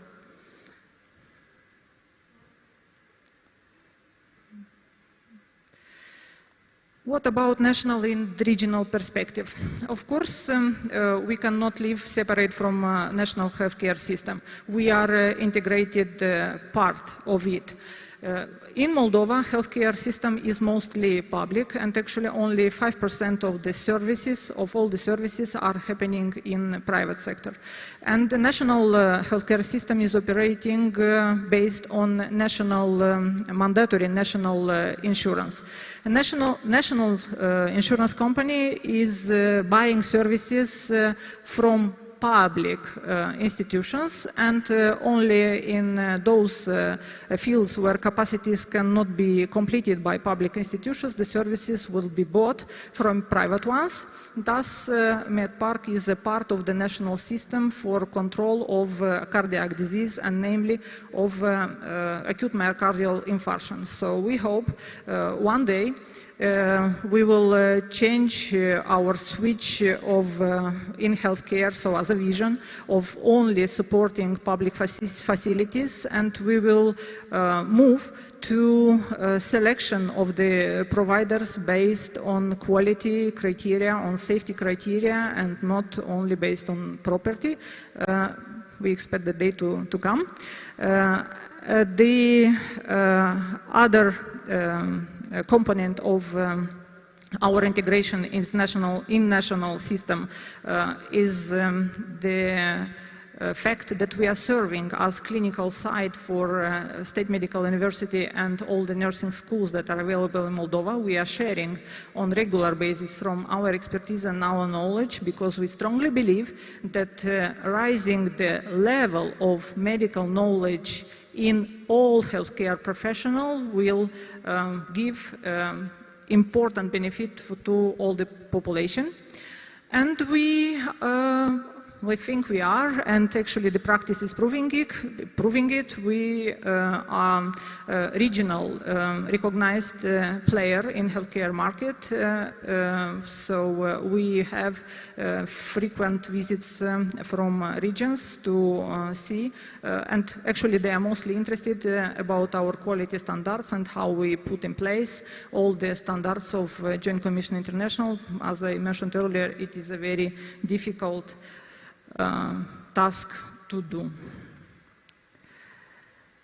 Opportunities for those who would be interested to enter in private healthcare market. So there is a plenty of space because only 5% of the services are provided in public, in private, all the rest in public. We do have an aging population and the need in medical service is increasing exponentially from year to year, and we as a leader in the market, of course, we would welcome any competitor, because competition, first of all, means development and progress. And there is a lot of opportunities for private insurance market that is in a very initial stage in our country at the moment. And a couple of words about the future. Even it would sound a little bit strange, but future of healthcare is digital. And digital is, as in relation with patient, we already see the request of our patients to digitalize the services as much as possible, to go to that concept of hospital in your pocket, to be very accessible through phone to our patients.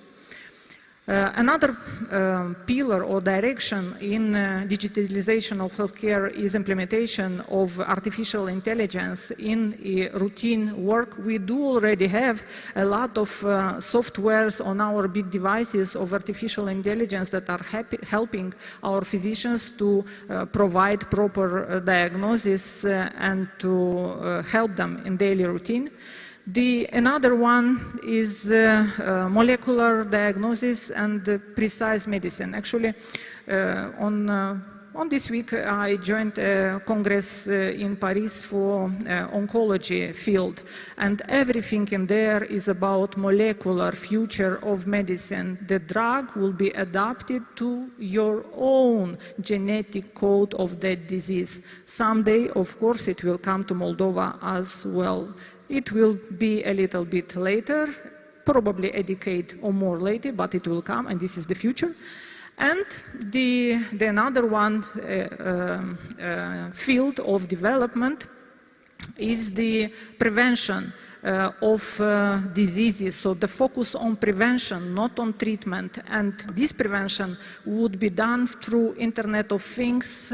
All of you, of course, already heard about smart homes, but there are already smart baths, smart toilets that do help us in monitoring our health and predicting and preventing some diseases. So the future is the present is nice, but the future is bright and bringing us huge amount of opportunities. We should keep our eyes open and our ideas free to be in that future in pace with leaders. Thank you.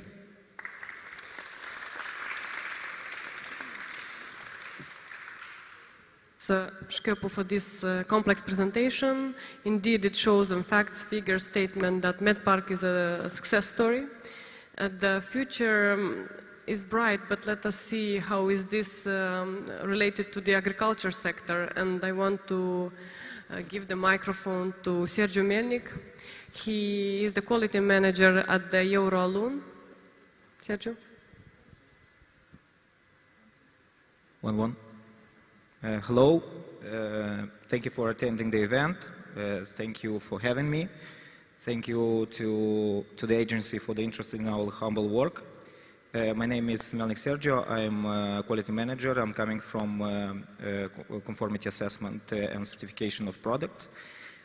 Here I am on behalf of the team that is developing the biotechnologies in Moldova and in plant production. So it's not related to man health or animal health, but plant production. I would like to start with some premises. Some of them are obvious, some of them not. Agriculture sector is one of the most important of the economy of Republic of Moldova. The new modern orchards are implemented every day, and all the technologies are now implemented at high level, even in Moldova. And considering the fact that Moldovan Farm Federation already performed research in 2017 that by the 2027, all the main fruit varieties, the 5 of them, will grow, will triple basically in the Republic of Moldova. Our idea was to supply to the market some good plant material. Considering the fact that some of our partners had the competence and experience in having a laboratory of such kind. And in 2020, we started a collaboration with the State University and founded the structure in the block of number 3 of biology of the State University, and started to build this the structure. What micropropagation technique is, because this is the technique that we implement in the laboratory, is basically taking tissue culture of plants that you select from nature, or some of them which are already selected by other laboratories.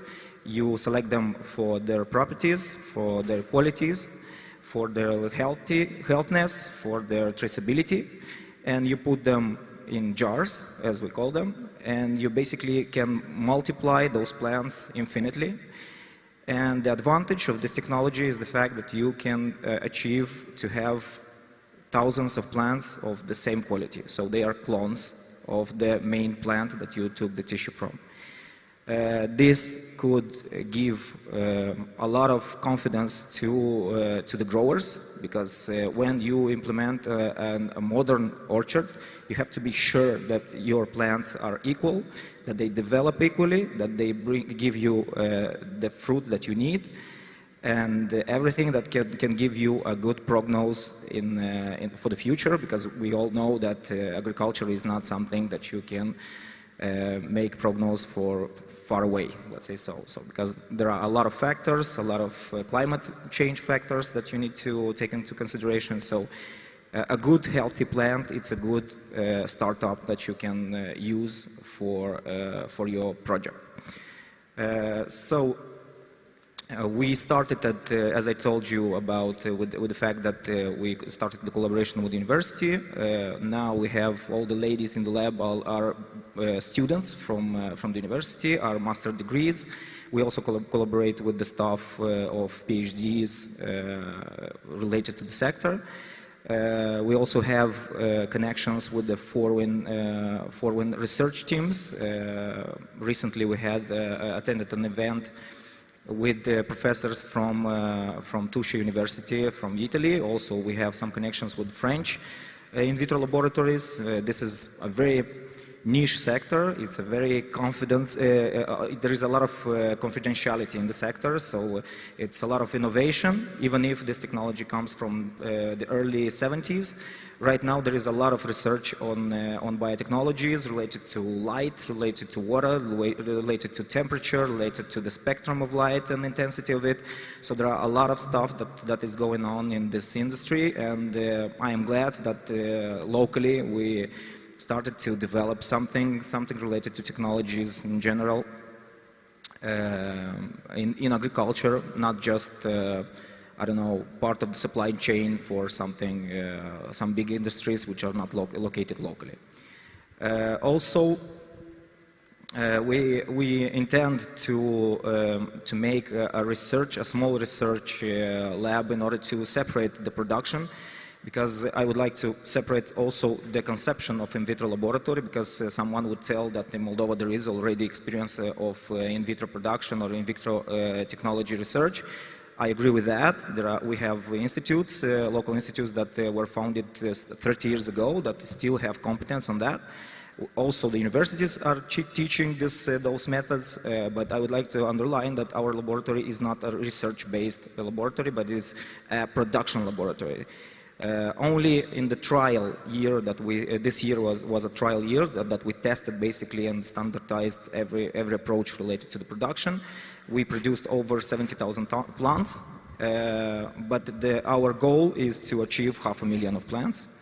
The market, if we talk about the market, local breeders that are using planting materials of the same quality I don't want to say that the quality of the material that they are using right now is different or less suitable, but it is coming from abroad. So our idea was to reduce the cost for the market, to have the possibility to, considering also the fact that the logistics right now are very expensive, to reduce this impact, to produce the material locally, and even more to give the opportunity to the market to absorb the material in the right time.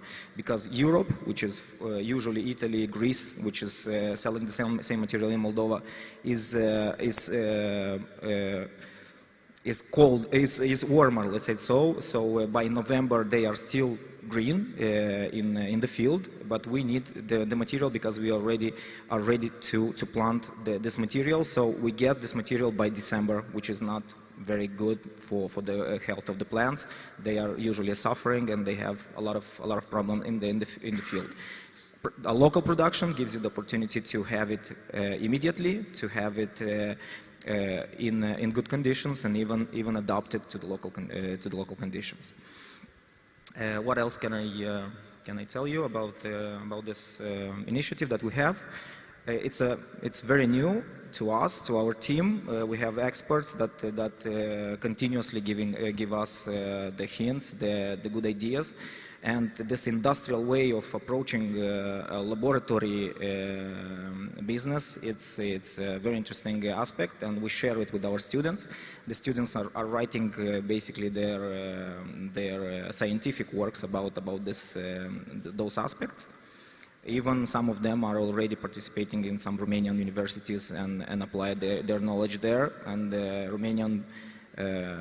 Romanian experts already are telling that this experience is very good, maybe somehow more developed than the reality that they have in some regions of Romania. I'm open for other questions. Thank you, Sergiu. I have been, in fact, to the laboratory of Eurolun, and it's incredible what they create over there. Thank you so much. Unfortunately, no time for other questions.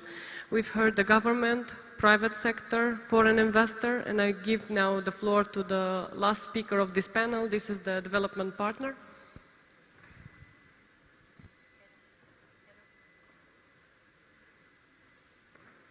Yes, now it's working. Thank you so much for the introduction. Yes, exactly. While we wait for the technical team to share my slides, I would like to say that I'm not coming from the private sector, but it's great that I'm learning from such good experiences. I'm here to talk about the UN and Sustainable Development Goals and how the private sector can partner with us and how you can contribute to these Sustainable Development Goals. While we wait, I would like to start saying that in 1992, the Republic of Moldova joined. It's a member of the United Nations, and since then we have been working hand by hand to promote development in many areas. Currently, we have more than 25 agencies working in the country in different sectors, from human rights, economic development, social protection, education, health, and industrial development, and also decent employment. In this area, the UN develops a country framework every 5 years. Our new cooperation framework is going to start implementation next year. We have 4 priority areas where we are focused and where we are going to contribute to the country further implementation of the SDG agenda. I think yes, thank you so much. So these are some of the agencies you can see here that I was just mentioning before. What are the SDGs and what they have to do with the private sector? In 2015, more than 190 countries have agreed to contribute to 17 goals to further promote development in the world. And we have more than 11,000 companies that have also signed and contribute to these SDGs. So how we are doing in Moldova? As you can see, we have 2 indicators, 2 goals, that we are on track and we have visible achievements, especially on poverty and climate action. In other of the goals related to health, related to gender parity, related to water and access to clean water, decent work, peace and justice. We are doing well, we are in progress, we are improving. And for some other indicators, we are more stuck and we need to do more progress. So that's why, and we see here a lot of opportunities to working together, and where the private sector is already contributing, as the examples we have just heard, and we can further promote.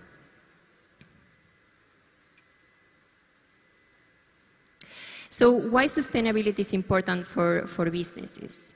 You can see here one is one definition. I just wanted to set the ground of how we see sustainability. Is when companies are not only making sure that they don't have a negative impact in the environment, community and societies, but also are doing a positive effect.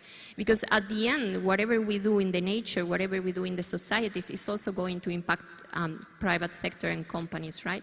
So it's a cycle on how we all contribute to better development of the country. Yeah. Here I just wanted to show how customers and employers are looking for companies that are actively supporting sustainability on environment, on social and on governance. And I was here in the previous presentation from Endava, and the person that is representing Endava was saying that for them the future is about people. Exactly, that's sustainability. When we think about people, about their incomes, about the work conditions, about also how we produce more sustainable, but not only production, it's about transportation, it's about how we sell those products in a sustainable way. And if you look, 83% of consumers think companies should be more active on environment and social governance. In terms of the CEOs of the biggest companies, of those that have more than 1 billion in annual revenues, believe sustainability will be important in the future for the success of the company. So just to give you a snapshot of what they are thinking. And what this means in practice, how this can impact, or what will be the result if you invest in sustainability. You will have customers' loyalty, because those that start supporting sustainable companies want to continue, and they believe that that's not only a simple decision, it's a decision that they do thinking in how their buying will have an impact in their country, in their society and environment. The employees' relationship also with suppliers will get more sustainable and more productive. Operations efficiencies, stakeholders' engagement, media coverage, innovation, and it will drive to a lot of benefits. If we look at some of the latest research, and especially this one from Oxford, you can see that there is an improved financial performance when you invest on sustainability. And this gives very good prospects when you want to invest, because sometimes it's difficult to justify some of these investments, especially when you have to, to install new technology, or when you want to reduce energy consumption, or go more sustainable in terms of transportation of your products.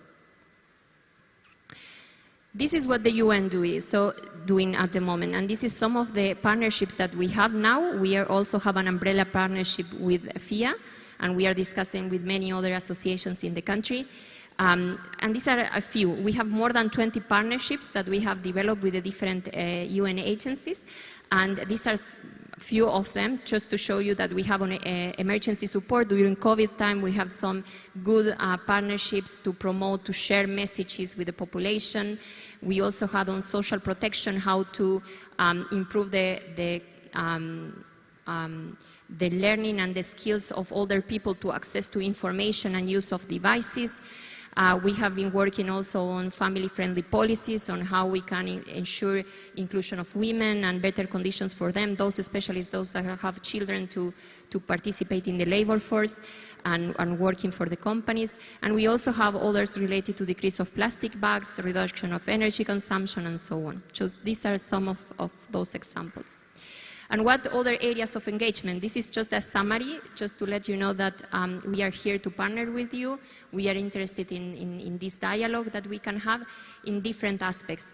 It can be related to assess what you could do better in terms of sustainability. It could be to partner in terms of sharing the message of the SDGs and how other companies can do better, if you have a good example.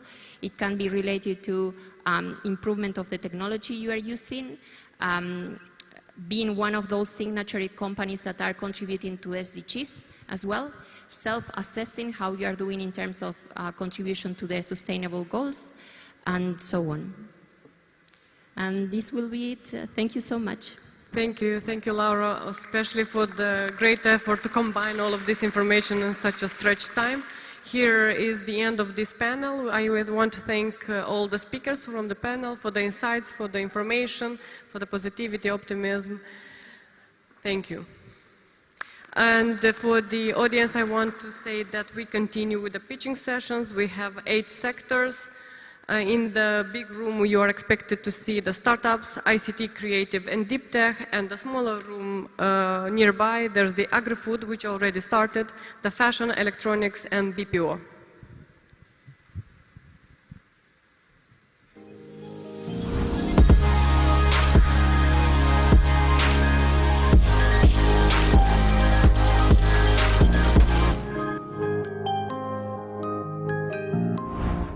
Norok.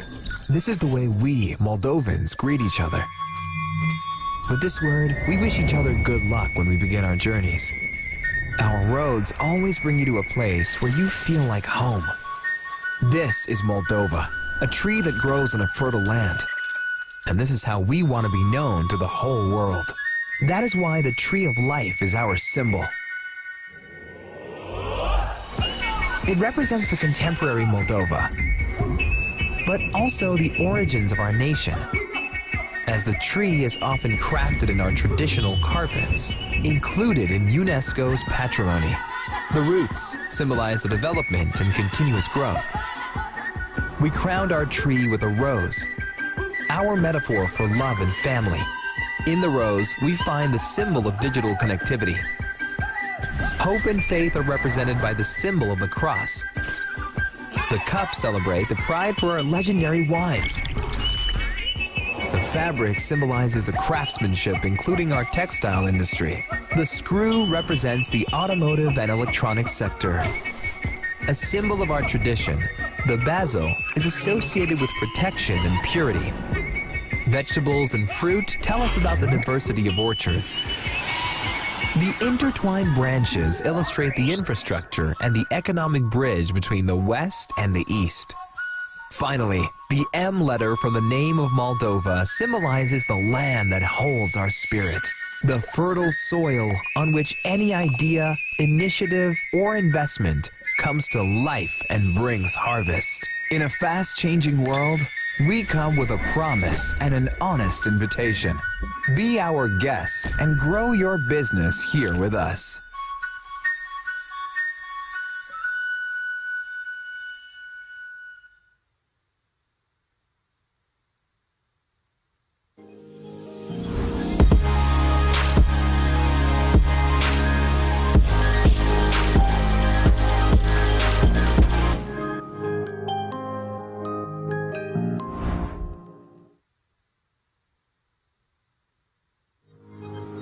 Welcome to the first pitching session.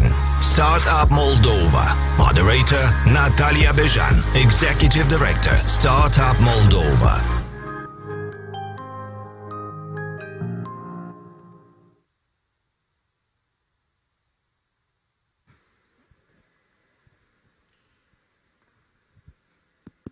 Hello. Super. Hi, everyone.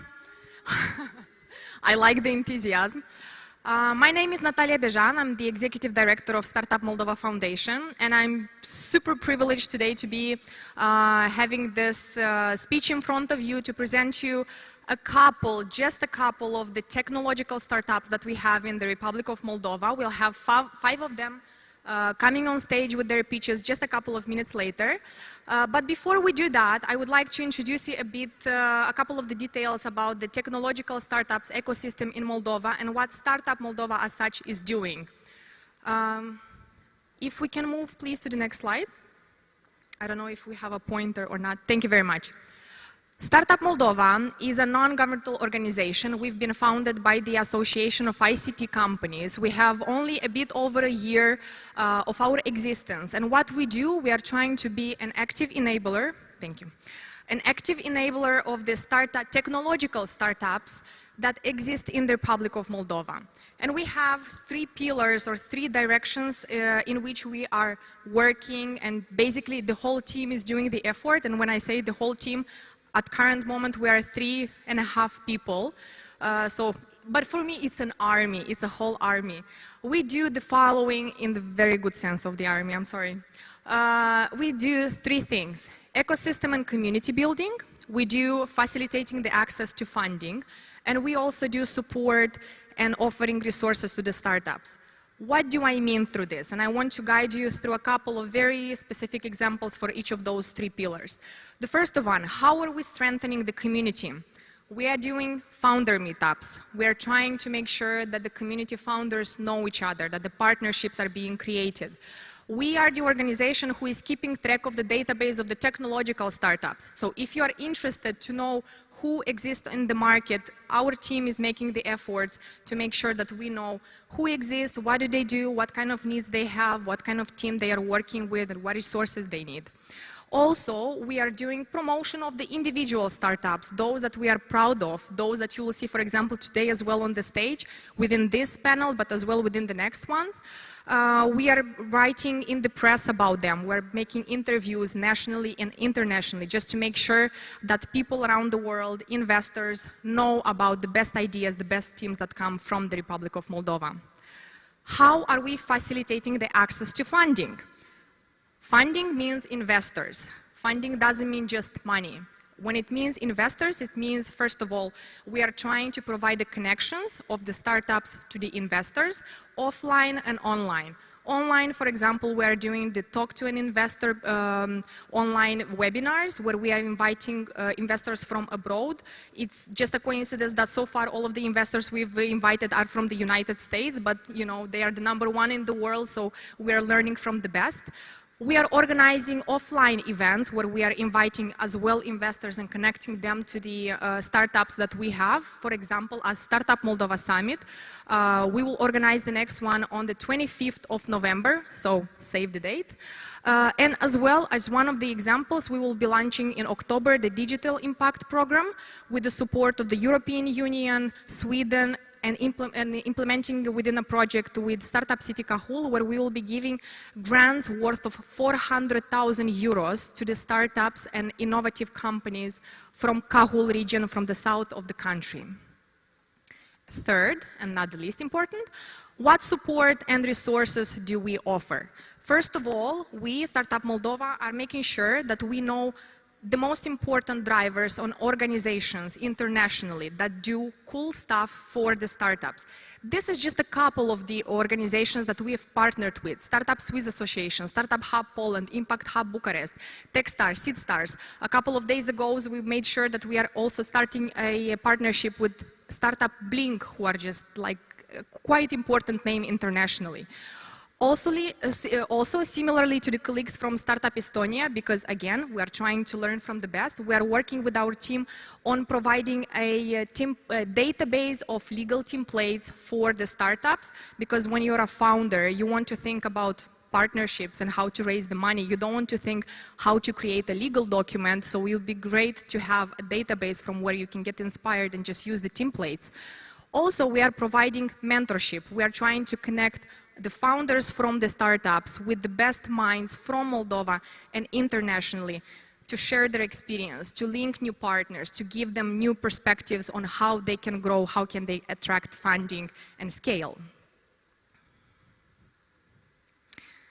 As I said a bit earlier, what our team is doing as well, we are keeping the track of the tech startups from Moldova.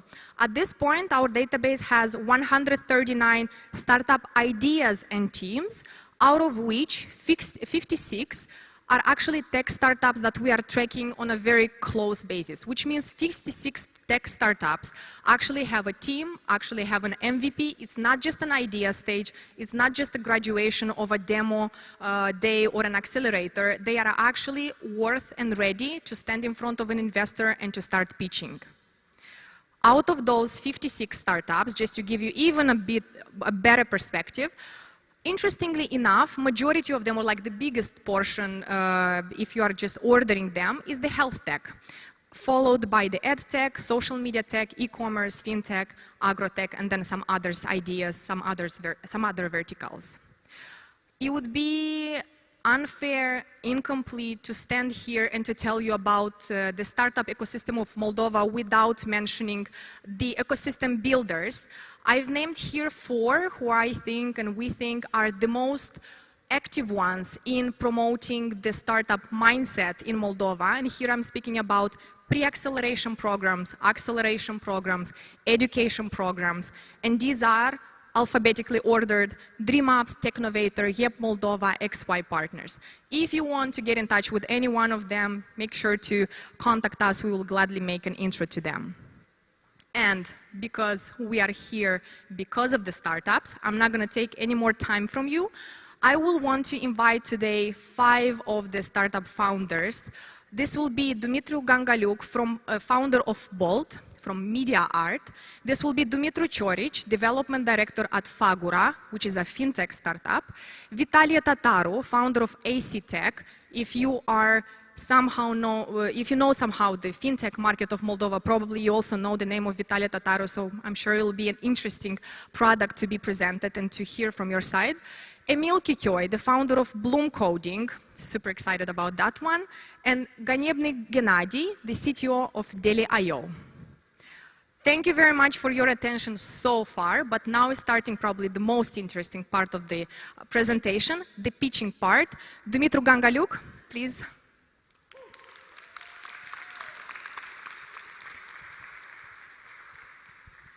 Thank you very much. Hi everyone, I'm Dumitru, founder of The Bold. So let's start. Click is here. Oh, not here, it's here. Yes. Hi, Dumitru is here, founder of The Bold, the platform that sells and rent verified and trusted immersive experiences for any type of event. Do you know this cool interactive installation or activation that brand using to interact with you like a user, provide you like a samples or another interaction? Do you know this cool stuff like laser show, projection mappings, AR booth, photo booth?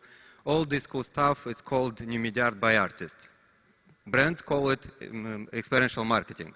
But all this cool stuff has one idea, to providing an interactive immersive experience to you like a customer. So this is why it's important.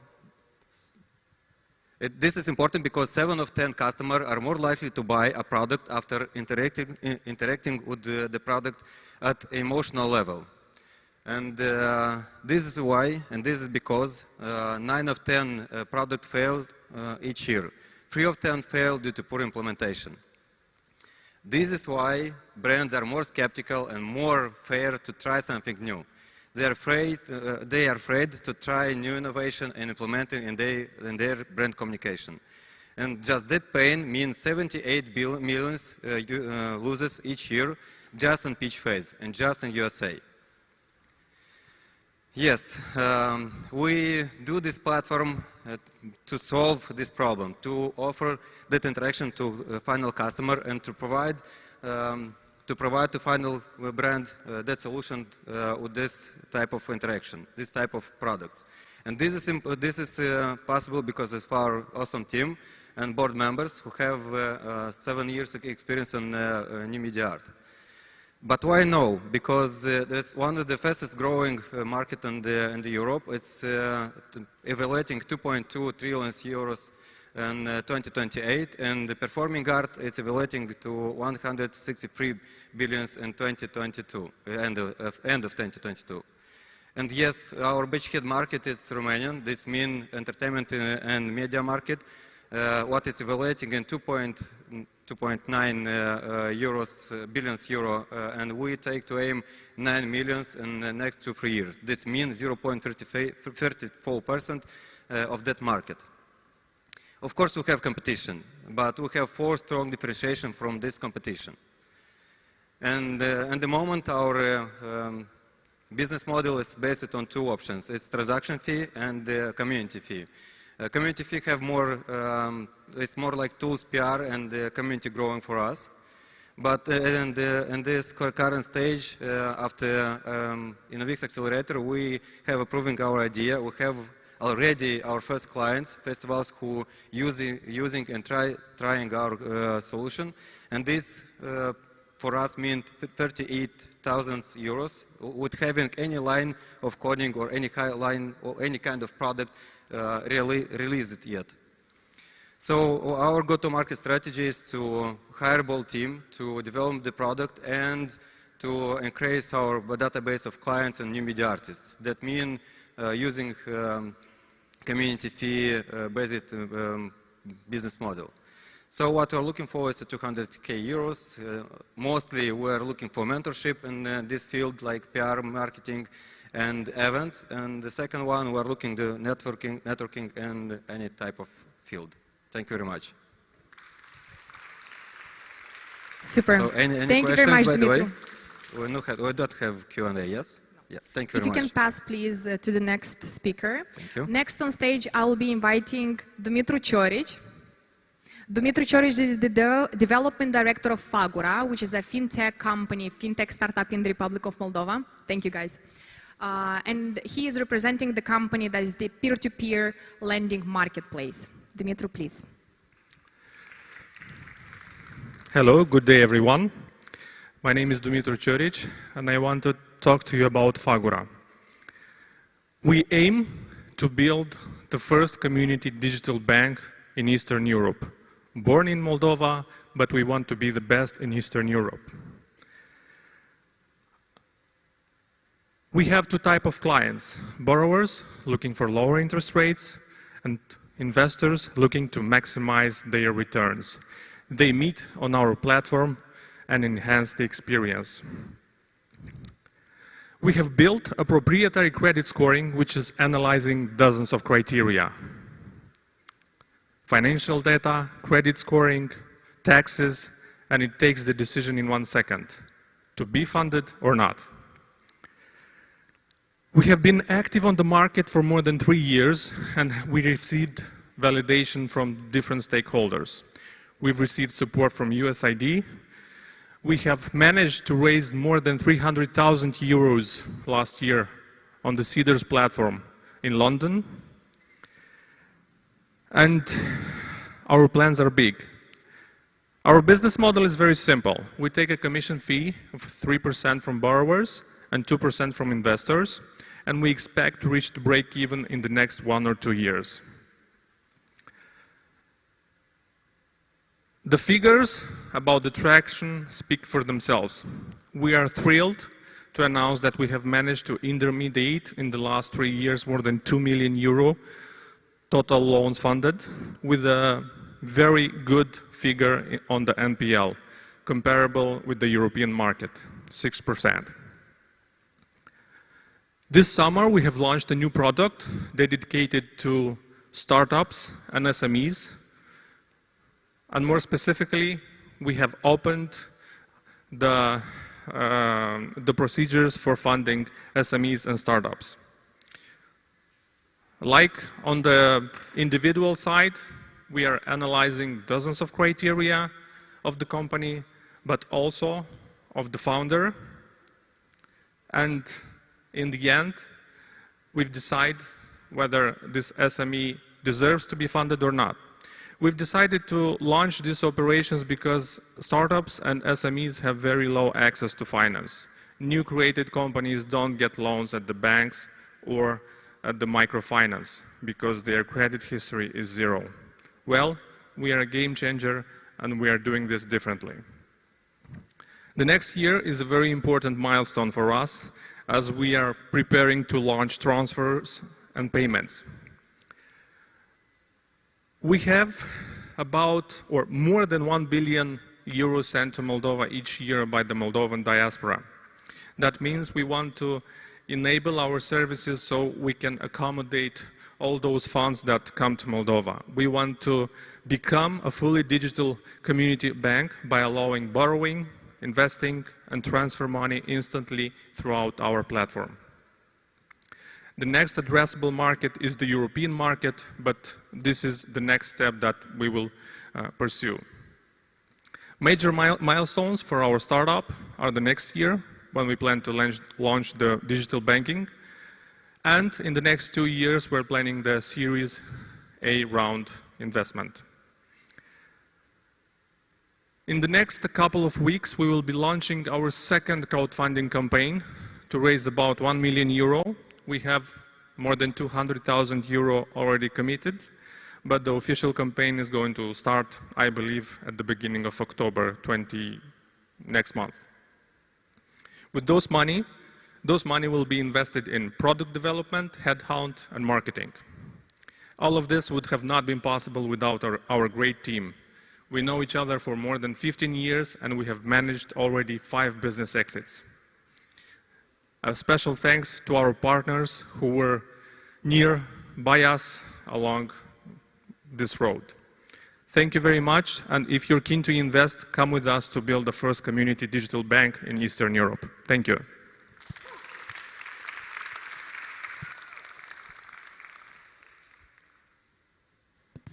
Thank you very much, Dumitru. And really keeping our fingers crossed for the upcoming second round of the crowdfunding that Fagura will be launching in a couple of weeks' time. Next in line, I would like to invite Vitalia Tataru, the founder of AC Tech, who will be presenting the startup called Atlas.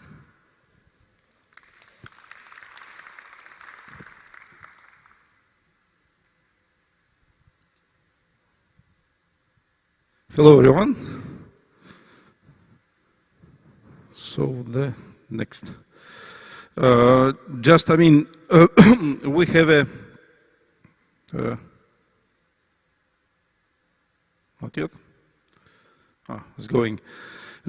Very quickly about the company and in fact the team. Here I'll make a short overview. Yeah, we have launched a couple of years ago a company on the IT side. Based on our experience in the banking and digital banking, yeah, we have a lot of experience, and we just decided in order to go for the startup into the digital banking called banking as a service. That's another point. So that's quickly, yeah. It's going, to be a fintech platform that are connecting, in fact, two different sites that are going to be converged. Yeah, first of all, large companies. Yeah, so like telco, like retail chains, many other, which with a large database, of the customers. Yeah, they are going to look for another stream of income. Yeah, that's because the many services, they just became, in fact, like a commodity. Yeah, what we are going, to do, we are going to connect them to the banking services. Yeah, how we are going to do this? Yeah, in fact, so we have, like a initially, the plan was to start in Moldova, but because of the discussion with potential investors currently, yeah, might be will go, for the first launch outside Moldova, but in any case, we are planning to do it here as well. We have, built a lot of projects here, so with the team is going, to be hired a couple of people as well. Yeah, but there are, 5 senior managers in the banking, in the big data, and the outsourced services as well. What in fact the problem that we are going to solve, first of all, yeah? First of all, as I said, large customer-based companies, they are going, to monetize their, customer information, customer data. We have a lot of financial institutions, yeah, that are going into the digital transformation, yeah. Mostly the big chains or the large banks and financial institutions, they have enough, large customer database or financial potential in order to do to do this by themselves. But about 80 to 90% of the small banks, they don't have either the digital and the IT capacities, neither the financial potential and culture to go into the digital banking. This is, in fact, the key of my pitch. In fact, the idea, what is going. You are connecting the information, collected by the large companies. We are, in fact, enrich the information about the customers. Yeah, so through the different sources. Yeah, open. sources, open sources, using, I mean, and in fact, we are strictly going, I mean, to follow the GDPR, I mean, the European Union GDPR, in order to respect the legislation. We are connecting them to the financial institutions, yeah, but Atlas is a company based, as an idea, based on the electronic money license. Yeah, doesn't matter, it would be in Moldova. I mean, we need to respect the legislation to get it here, or I mean, it would be in the European Union or in other countries. Yes, like we have planned after the European Union to launch it in the Asia Pacific region, just because we have the good experience there. We have launched a couple of companies there in the past, being the managers. Yeah, in fact, we are. So we are going, I mean, to launch it by the basic product. By the way, just now, I mean, in Moldova, we have found that, strictly speaking, there is no connection between the debit card account and the current account online one. Just the best banks are going, I mean, to do it in the near future. Yeah. And still, there is a lot of work with the customer experience, yeah, and starting from the onboarding and finalizing with the services into mobile banking. Initially, we have decided to go with a mobile and web application, so-called mobile first, and now we are going to take off the web application and to go only as a concept of the mobile only. We are going, I mean, to have the clear line of products with the nearest, I mean, 12 months. Yeah, and this is also the business model. The business model is revenue sharing, because going, I mean, to make the profit and to distribute it between the large companies and the financial institutions and the Atlas platform. Yeah, and the concept is as lower, I mean, or vice versa, as higher is the product, yeah, like loans, yeah. So the profit and the revenue from this product will be distributed in favor of the banks, just because they will take care about the risks. Yeah, we are believing that the central banking bodies, yeah, authorities, they won't take out of the banks the risk management. That's for sure. Yeah, we have in the platform the decisioning engine based on the different combining, I mean, the approaches starting from the rule-based, and as well we have the solution based on the artificial intelligence, on machine learning. Yeah, taking this in the couple of seconds. Yeah, but those are meant to be used, and the responsibility will be on the bank side. So just, I mean, if we have we believe that we have a good market opportunity here in Romania. Moldova is, I would say, might be now in our, I mean, current times, it's not might be the best climate, I mean, in order, I mean, of investments, yeah, because of the war, because of the many. So, but Moldova, despite of its small size, it's on our understanding, it's an ideal sandbox, yeah, to go, I mean, to launch and to go outside of the country. So we are looking for the Romania and European Union, but as I said, we know, I mean, the market in the Asia Pacific as well. So that's the plan, in fact, how we are going to launch it, yeah. Nevertheless, we already have a couple of the investors who have the term sheet already signed for the first investor, I mean, the private one. We are looking, I mean, to go to the investment boutiques as well, yeah, and might be depending on the discussions and the agreements here, might be we'll launch it first in Romania or in Kazakhstan perhaps, yeah. And that's, I mean, we are looking, as I said, I mean, the 2.3 million euros for the not only for the launch, it's in fact the launch and the break even within the up to 15 months. As I said, the 500,000 already, I mean, the first term sheet is signed by investor. This is just, I mean, some like a forecast compound annual growth rate in Moldova. We expected in 99%. In Romania is 170, and the European Union will be up to 250.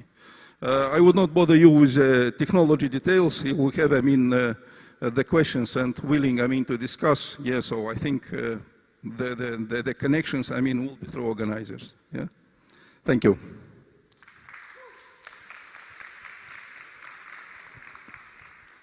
Thank you very much, Vitalia.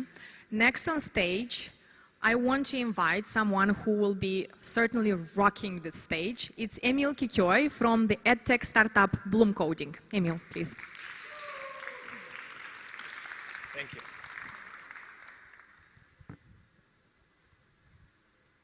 Meet Bloom Coding. Our mission is to move civilization forward by building the next generation of technology creators. And today, we are teaching children how to code in live online classes. So we asked the most advanced AI network in the world, DALL-E 2, what does the future look like? And this is what it said. At Bloom Coding, we agree. By far, we believe that the most discriminated are the children of the future. And for the billions of unborn souls, we need millions more teachers, doctors, and technology creators. The world is crying for help. It's telling us already, we need technology creators. The biggest skill gap in IT, the biggest salaries in IT. And so, parents across the world started to realize that the opportunity for success for their children and the best and brightest future lies in technology careers. And as school systems fail, they looked into the after school. 10,000 families in Romania alone go to physical brick-and-mortar after-school coding clubs. And as an owner of such club in the past, I quickly realized how ineffective they are. Large group sizes, usually 14, with mixed ages, usually children with 9-year-olds and 14-year-olds in the same classroom. No personalization, almost like another school. But even worse than that, there's hidden costs that almost double the tuition cost. Commuting, which is almost 1 hour per 1 hour of tuition. And this really frustrates double full-time working parents in traffic-congested cities like Bucharest. We've realized that there's a huge market opportunity worldwide of these parents that want the best and brightest future for their children. So for these parents, we've built Bloom Coding, a fully online coding after school that teaches children how to code in small group classes of maximum 4 children. We've put in place an advanced e-learning infrastructure, and the best part, we teach our children how to code by building virtual and augmented reality experiences. And even better than that, we send them home actual edtech tools. We've completely reimagined what it means to engage a child, being the only ones in the world to do this. And that's why more than 1,000 families in Romania in just 12 months trusted us with their children. And that's why we quickly conquered the Romanian market, becoming the biggest digital school in the country in just 12 months.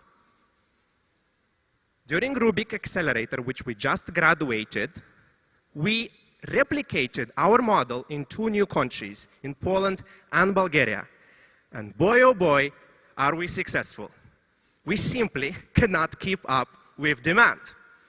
So for this reason, we are raising a funding round, which is already partly committed to capture this market opportunity and really accelerate next year and become the biggest leading coding school for children in the CEE region.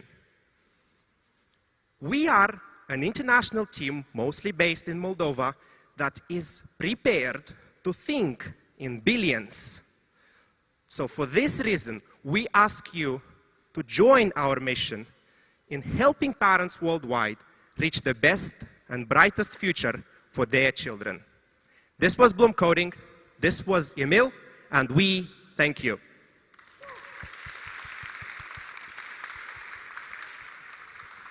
Super. Emil, thank you very, very much. I really appreciate it. So we've had one startup from creative tech. We've had 2 startups from fintech. We've had 1 startup now from edtech. It is my pleasure now to invite Gennady Ganebny, who is the CTO of Deli.io, and we are going into the food industry, delivery industry. Gennady.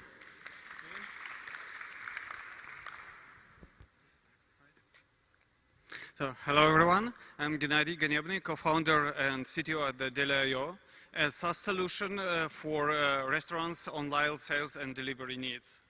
And here's the other team members of Deli.io, including my co-founder Anton Perkin and the whole pool of wonderful developers and QA specialists, UI designers, and even people and culture managers. So how the thing started? As you know, the pandemic gave a huge boost to the delivery business. So actually it created a new pattern in the clients and sales relationship. So like my own example, since the pandemic started, I think I go to the food store maybe once a month. All the other time my wife just orders from Metro. So I forgot how the food store looks like. And now when the pandemic is over, the behavior is still there. And we now have another crisis with the energy prices, with all this price crisis.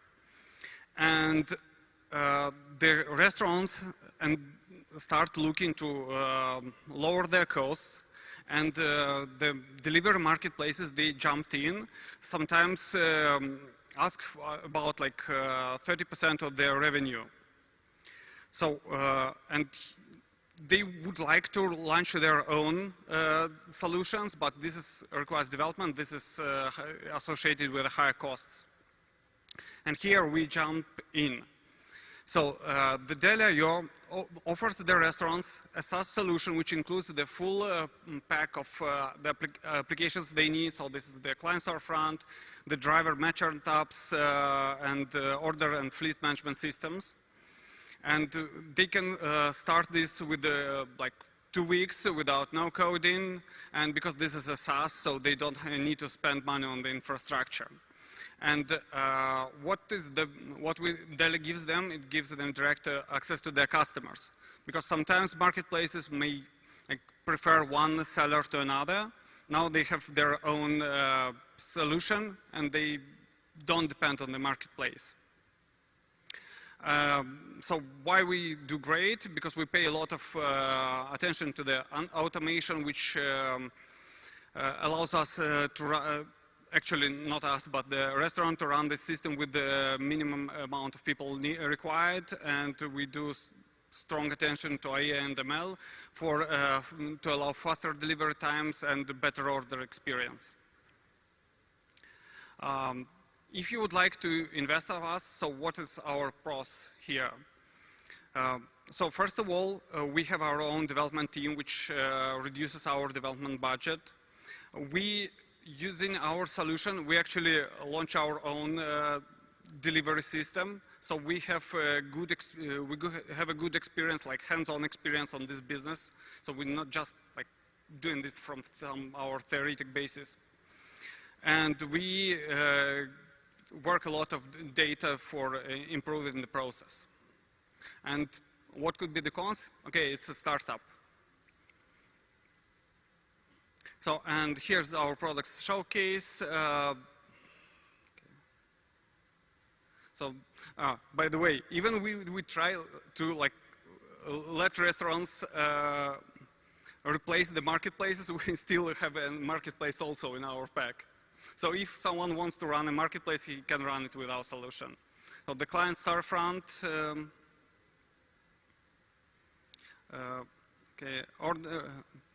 order management for restaurants, driver application, administration panel, yeah, and some numbers about our business.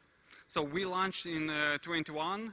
So far, using our systems, more than 100,000 orders were made, more than 700,000 visitors, and we have 3 white label implementations so far.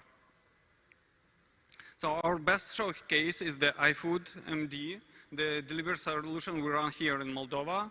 It was launched in 20, and annual turnover is like 900,000 and more than 25,000 users per month. So this is our competitors we're looking at and we try to compete with. And our business model is based on two things. First of all, this is the subscription fees, which is at the end of all ends are lower than what marketplaces charge from the restaurants. And we also offer this as a standalone solution. So if someone wants to have better control over what's happening with the system he's having, we can deliver as a standalone. So in total, at this moment, we're looking for like $1 million investment, and we have quite ambitious plan for further automation and more integration with the different e-commerce platforms to help restaurants to build even better online sales experiences. So, thank you. That's it.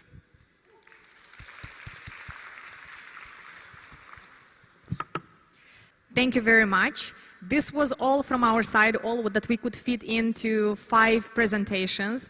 If any of those rang a bell, but I'm sure that you've enjoyed all of them, feel free to get in touch with the organizers of the conference or with Startup Moldova as such, and we will gladly put you in touch with the guys that were here in front of you pitching their businesses. Thank you very much, and passing the microphone on to the next panelist. Thank you.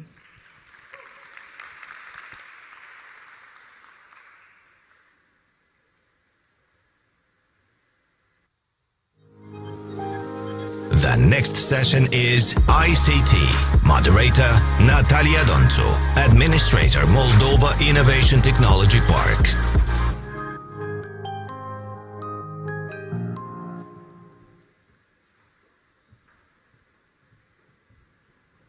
Hi everyone. I would like to firstly invite you to see a video about Moldova Innovation Technology Park. It's actually our success story in Moldova for several years, and it's been the government idea to develop the IT industry here in Moldova. So I will kindly ask the technical team to play the video, and then we move forward with the pitching panel.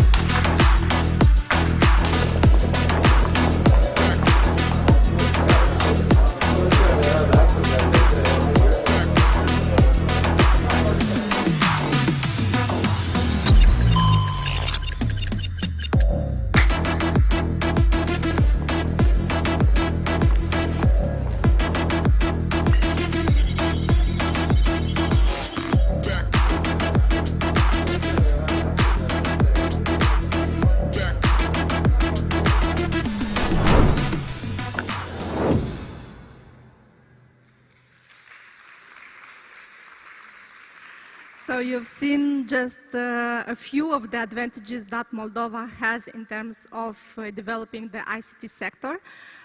This is the sector which takes the 3rd place in our economy and has a share of almost 8% of our GDP. Believe it or not, but Moldova ranks 10th in the world in terms of percentage of the population covered by gigabit internet, at the lowest prices in Europe, by the way. The development of the ICT sector is mainly driven by IT, which increased 4 times during the last 5 years. Probably you're asking yourself what and how did this happen. It is not secret that Moldova has incentivized the development of IT sector since 2006, so we have passed a way of 16 years of support from our state. But actually the game changed 5 years ago when the state created Moldova Innovation Technology Park. Now over 1,200 companies from IT, R&D and creative industry pay a single tax of 7% on sales. Yes, you heard it right, it's a single tax, meaning you don't have to pay any more payroll taxes, corporate income taxes, and any other local taxes. Any entrepreneur or investor would say that that's too good to be true. It is indeed an exceptional offer for doing IT, R&D and creative businesses. It's the best offer that the countries from Central Eastern Europe have. This offer actually convinced over 200 companies with foreign capital from 400 to develop their IT businesses here in Moldova. It is also important to note how connected is the IT sector, the Moldovan IT sector to the international markets, because 85% of our products and services go abroad on markets such as US and EU countries, but it is also, these are the countries from which the investment come. We are proud to say now that the park residents generate 10% of our country's exports in total, meaning 10% from the export of products and services. At MITP, we strive to lead Moldova to become a top destination in the region when we talk about high added value products. And today we will have here 5 companies that will showcase their exceptional solutions and an exact proposal to you. So let's get it started. My first invitee today is Nikolai Manolov, chairman and co-founder at XOR, a fast-growing HR technology company with $12 million investment dollars from Silicon Valley venture capitals. XOR has been working on revolutionary software that is and will keep changing how the recruitment industry works and when it comes to acquiring talent. Ladies and gentlemen, please welcome Nikolai Manolov, a former rocket scientist turned artificial intelligence expert who builds XOR first platform and oversees product development today. He's passionate about creating a labor market where the needs of employers and people are both met more efficiently. Nikolai, the floor is yours.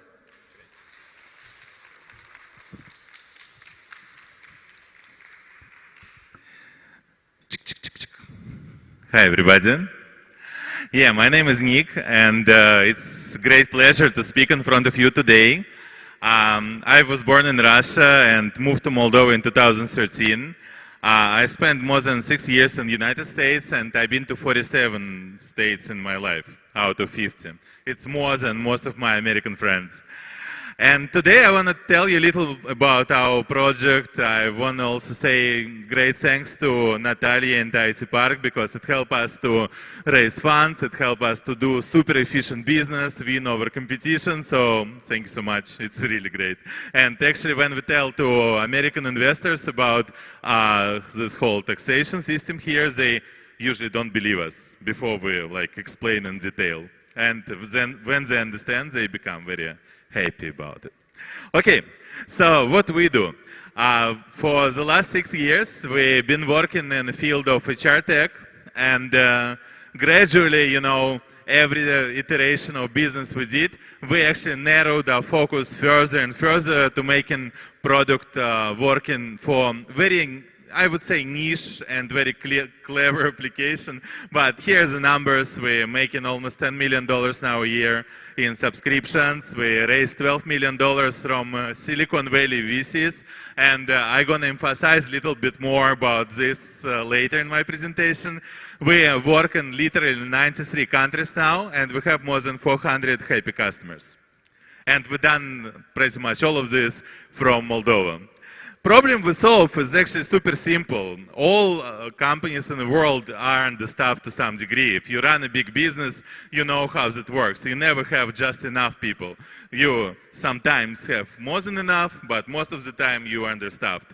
And in the United States, there been a research a year ago, 50 companies, 50 kind of tricky number here, but you know, Forbes says it. 50% of companies, they understaffed, but in real life, we understand this is more. And this is happening just because time is changing, baby boomers leave in the market, immigration laws become stricter, and less people coming from Mexico to work in the United States. And also modern companies like Uber and Instacart and all this gig economy sector, they become super efficient in placing mass labor type of positions, and when like traditional retail or construction companies, they spend 3 weeks hiring someone, Instacart does it in 5 days. And for people who basically live from paycheck to paycheck, it makes all the difference. So what we built fully digitalized solution to help hire people as quick as possible and in the volume your business actually needs. It means you can make as much money as your business theoretically can. And actually most of the time we sell it not to HR department, but we sell it to financial officers. So my main entry point in a big companies now is CFOs, not HRD. So what we build a text-first application which is powered by AI, which basically can talk to each and every candidate applying for a job and use text messaging for this instead of like emails. I don't know. That's super funny because some companies even now, they're trying to hire cashiers or like warehouse workers using emails. These people don't use it. And that's why we build this purely based on texting. It all works through SMS or WhatsApp or any other messaging system. And also we utilize all these different cool candidate attraction channels like referrals, virtual career fairs, and so on and so forth. So basically, in a nutshell, what we offer our customers, it's a very simple solution for a very simple problem. If they have deficit of people working for them, they just pay us a retainer, and we guarantee that this company is going to have 100 or 1,000 or 10,000 people working for them on a certain period of time while they're paying us. And the things that these companies are working with Zor, I think it says from itself, right? We have literally more than 10 companies from Fortune 500 list working with us. Cisco International is actually one of our first customers in the United States. The deal I basically landed myself on a conference. So this is how we operate and this solution we bring to the market now, and that's why we're growing as fast as we grow. Basically, our aim is to become a billion-dollar company in 2 years from now. But you know what? Nowadays, it's not cool to be a billion-dollar company anymore. If you go and do fundraising in Silicon Valley like this, then it's going to be quite hard to push it through. Now, what is fancy and what is like flavor of a season is $10 billion companies, so-called decacorns. But you know what? There's been no image of decacorn, so I made one. Not with my own hands, but with the help of Moldovan artists, we created look of decacorn and original picture actually at my house. So what I want to say here, my message is quite simple. First of all, thank you IT Park. Second, in Moldova, actually you can build cool IT product business because we are a product company. And I've been running outsourcing for 8 years, and you know what? product is way cooler. I mean, it's just like rock and roll. And the last but not least, actually it's totally possible to build a business from here, go to Silicon Valley, raise funds, and run your business as a true Silicon Valley startup. And there's a special term for this. It calls Greater Silicon Valley. It's when you have like maybe little headquarters in the United States, you raise funds in Silicon Valley, like in San Francisco, but you got offices in some cool place with a nice taxation system. So yeah, that's what we do. And here in Moldova, I was thinking, how can I help a community more? So I decided to create my like social club, which I call Decacorn. And my aims are super simple. I want to help companies from here to raise money in Silicon Valley. I want to go together with some guys from Moldova to San Francisco and meet with my friends there, meet with guys who already have $1 billion companies, meet with our investors, meet with our lawyers. So if you want to participate in this type of activity, or you just want to hear a little more about how to raise funds in the Valley, then feel free to contact me, and it's going to be like first task on this way. Which is, actually, I got content confirmation here, my goodness. It's not going to be a tough challenge.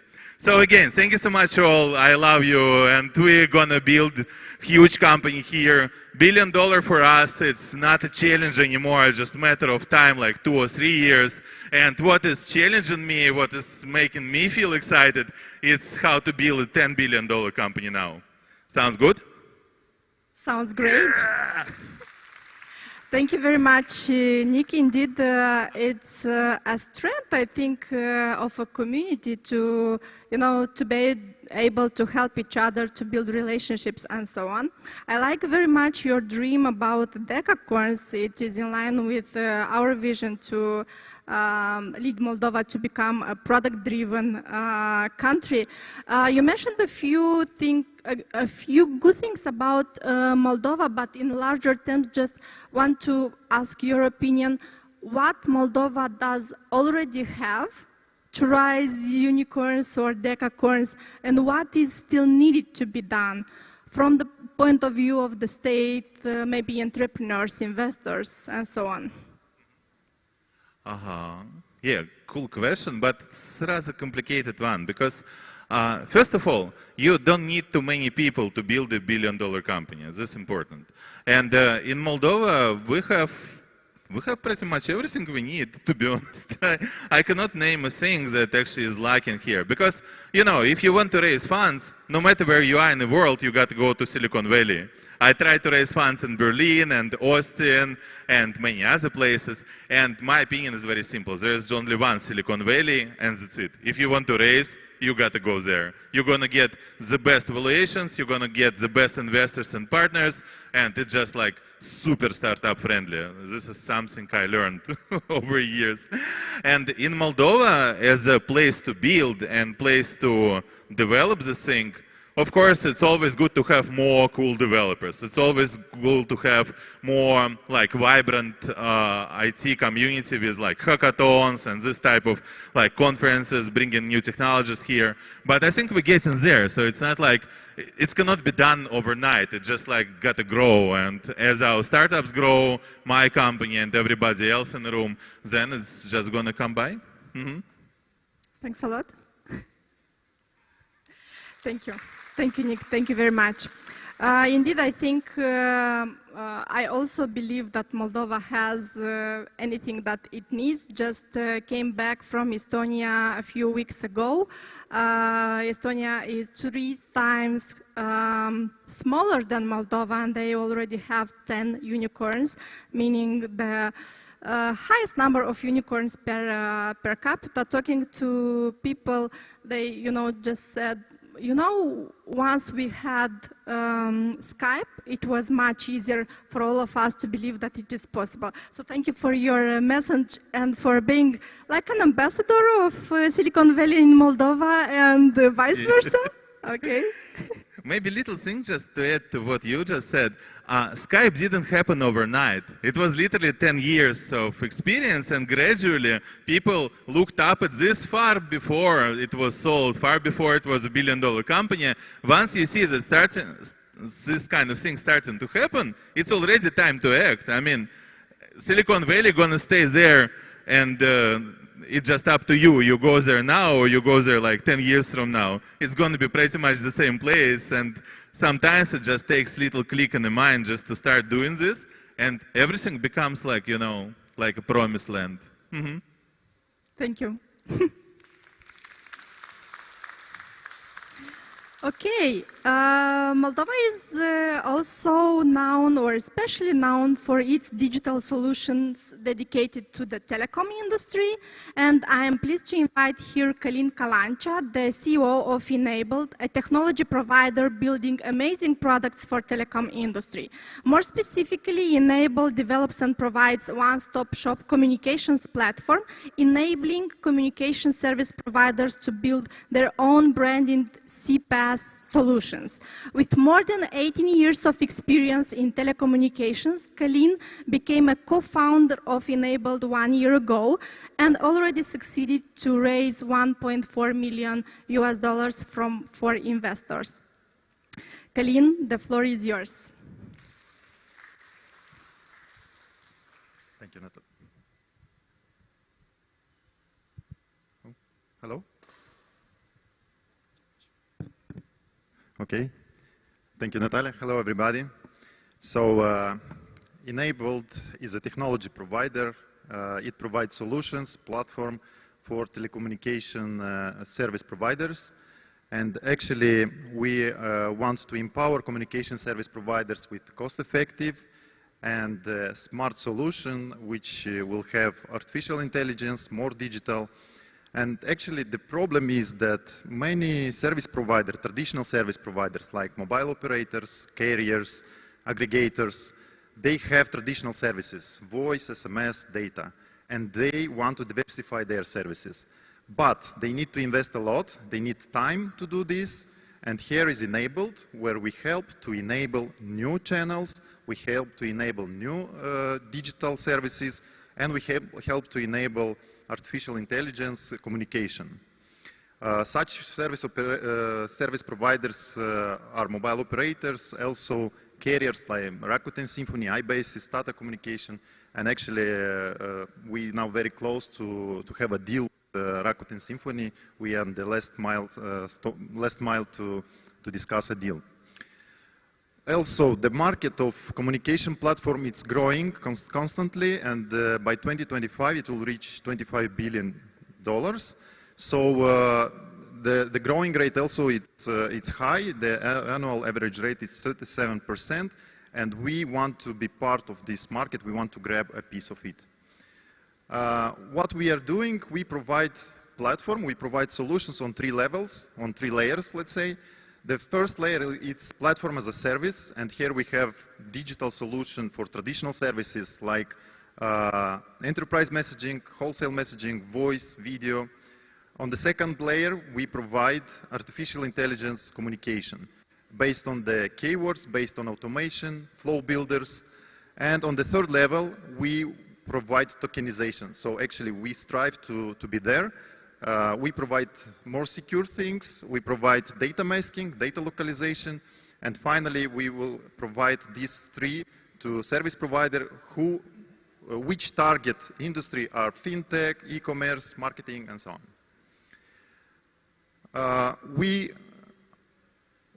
We have our advantages against our competitors because there are some competitors, but we are cost effective.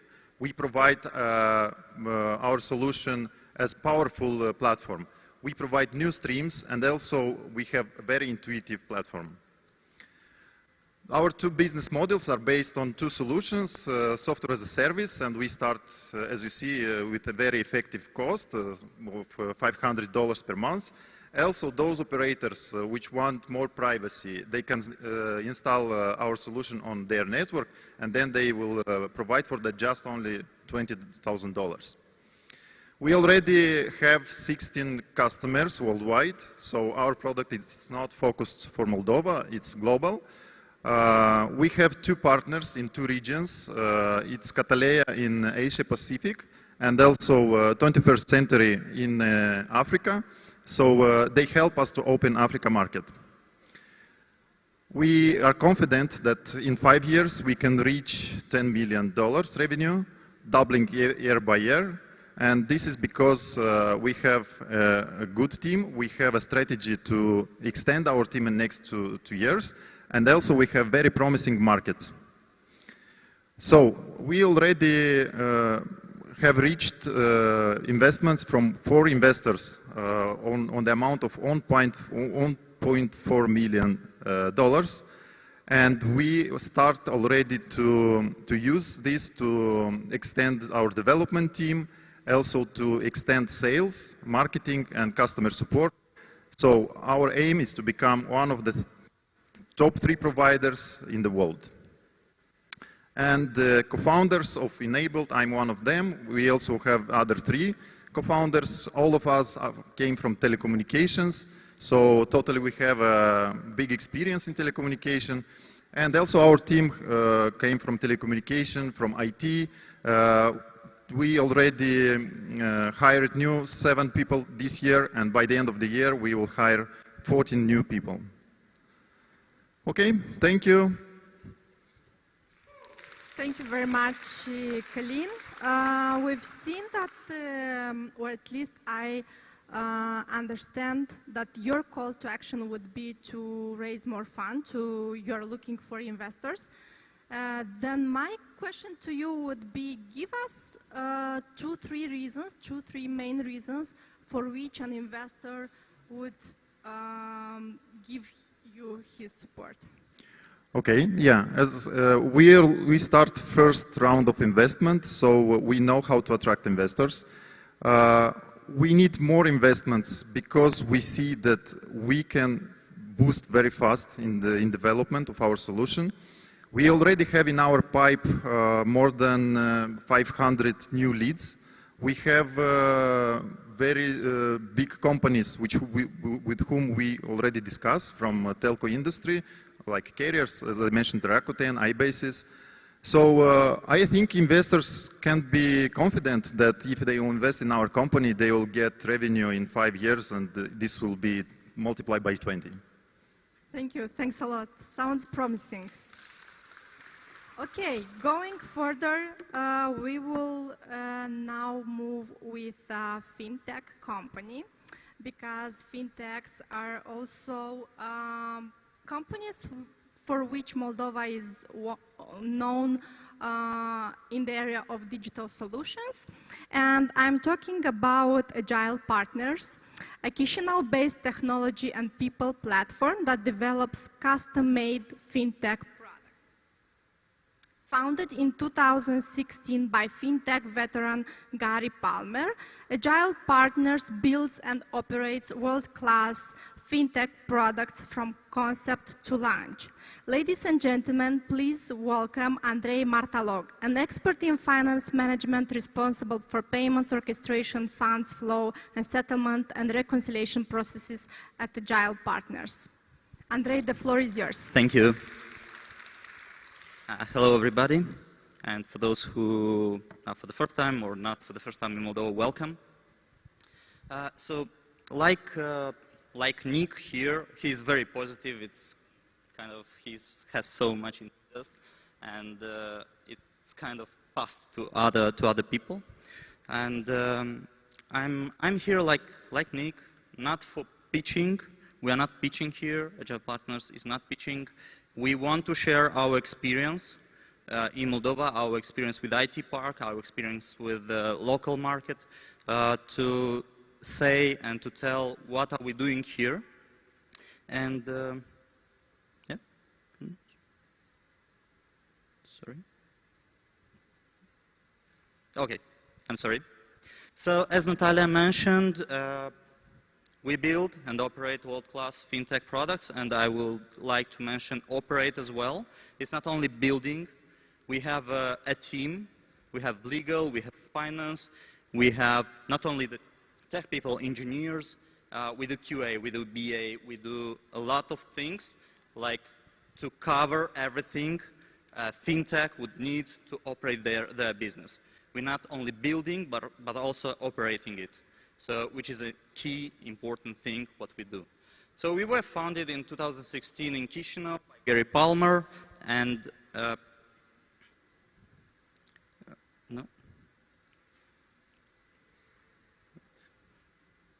Sorry, yeah, okay, just found it. So the idea why we don't pitch and why we don't need basically investments is due to the fact that we have 3 core clients. We have Paywall, we have Transcard, and we have Prism. And Paywall and Transcard are companies based in the United States, and Prism is based in Europe. And the idea is that we offer some services like QA, BA, some development services, operating finance services to Transcard and Prism. And on the other hand, the biggest client of ours is Paywall, and I will move smoothly to them in next moment. And I'll tell you why. So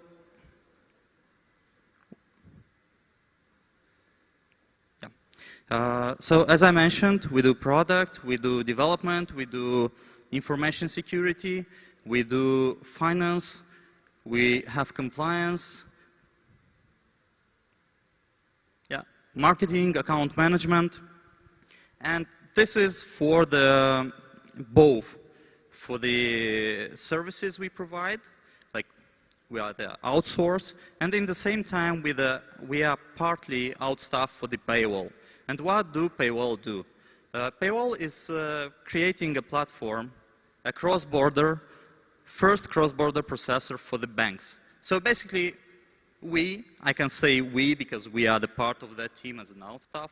So we are creating a platform not to compete with banks, not to compete with financial institutions. We are creating a platform to help them to compete in today's world, today's digital world full of fintechs. So we basically are offering them a product, fintech-like, a world-class product, for them to be on the same page, to be on the same level with the other fintechs, big fintechs in the world.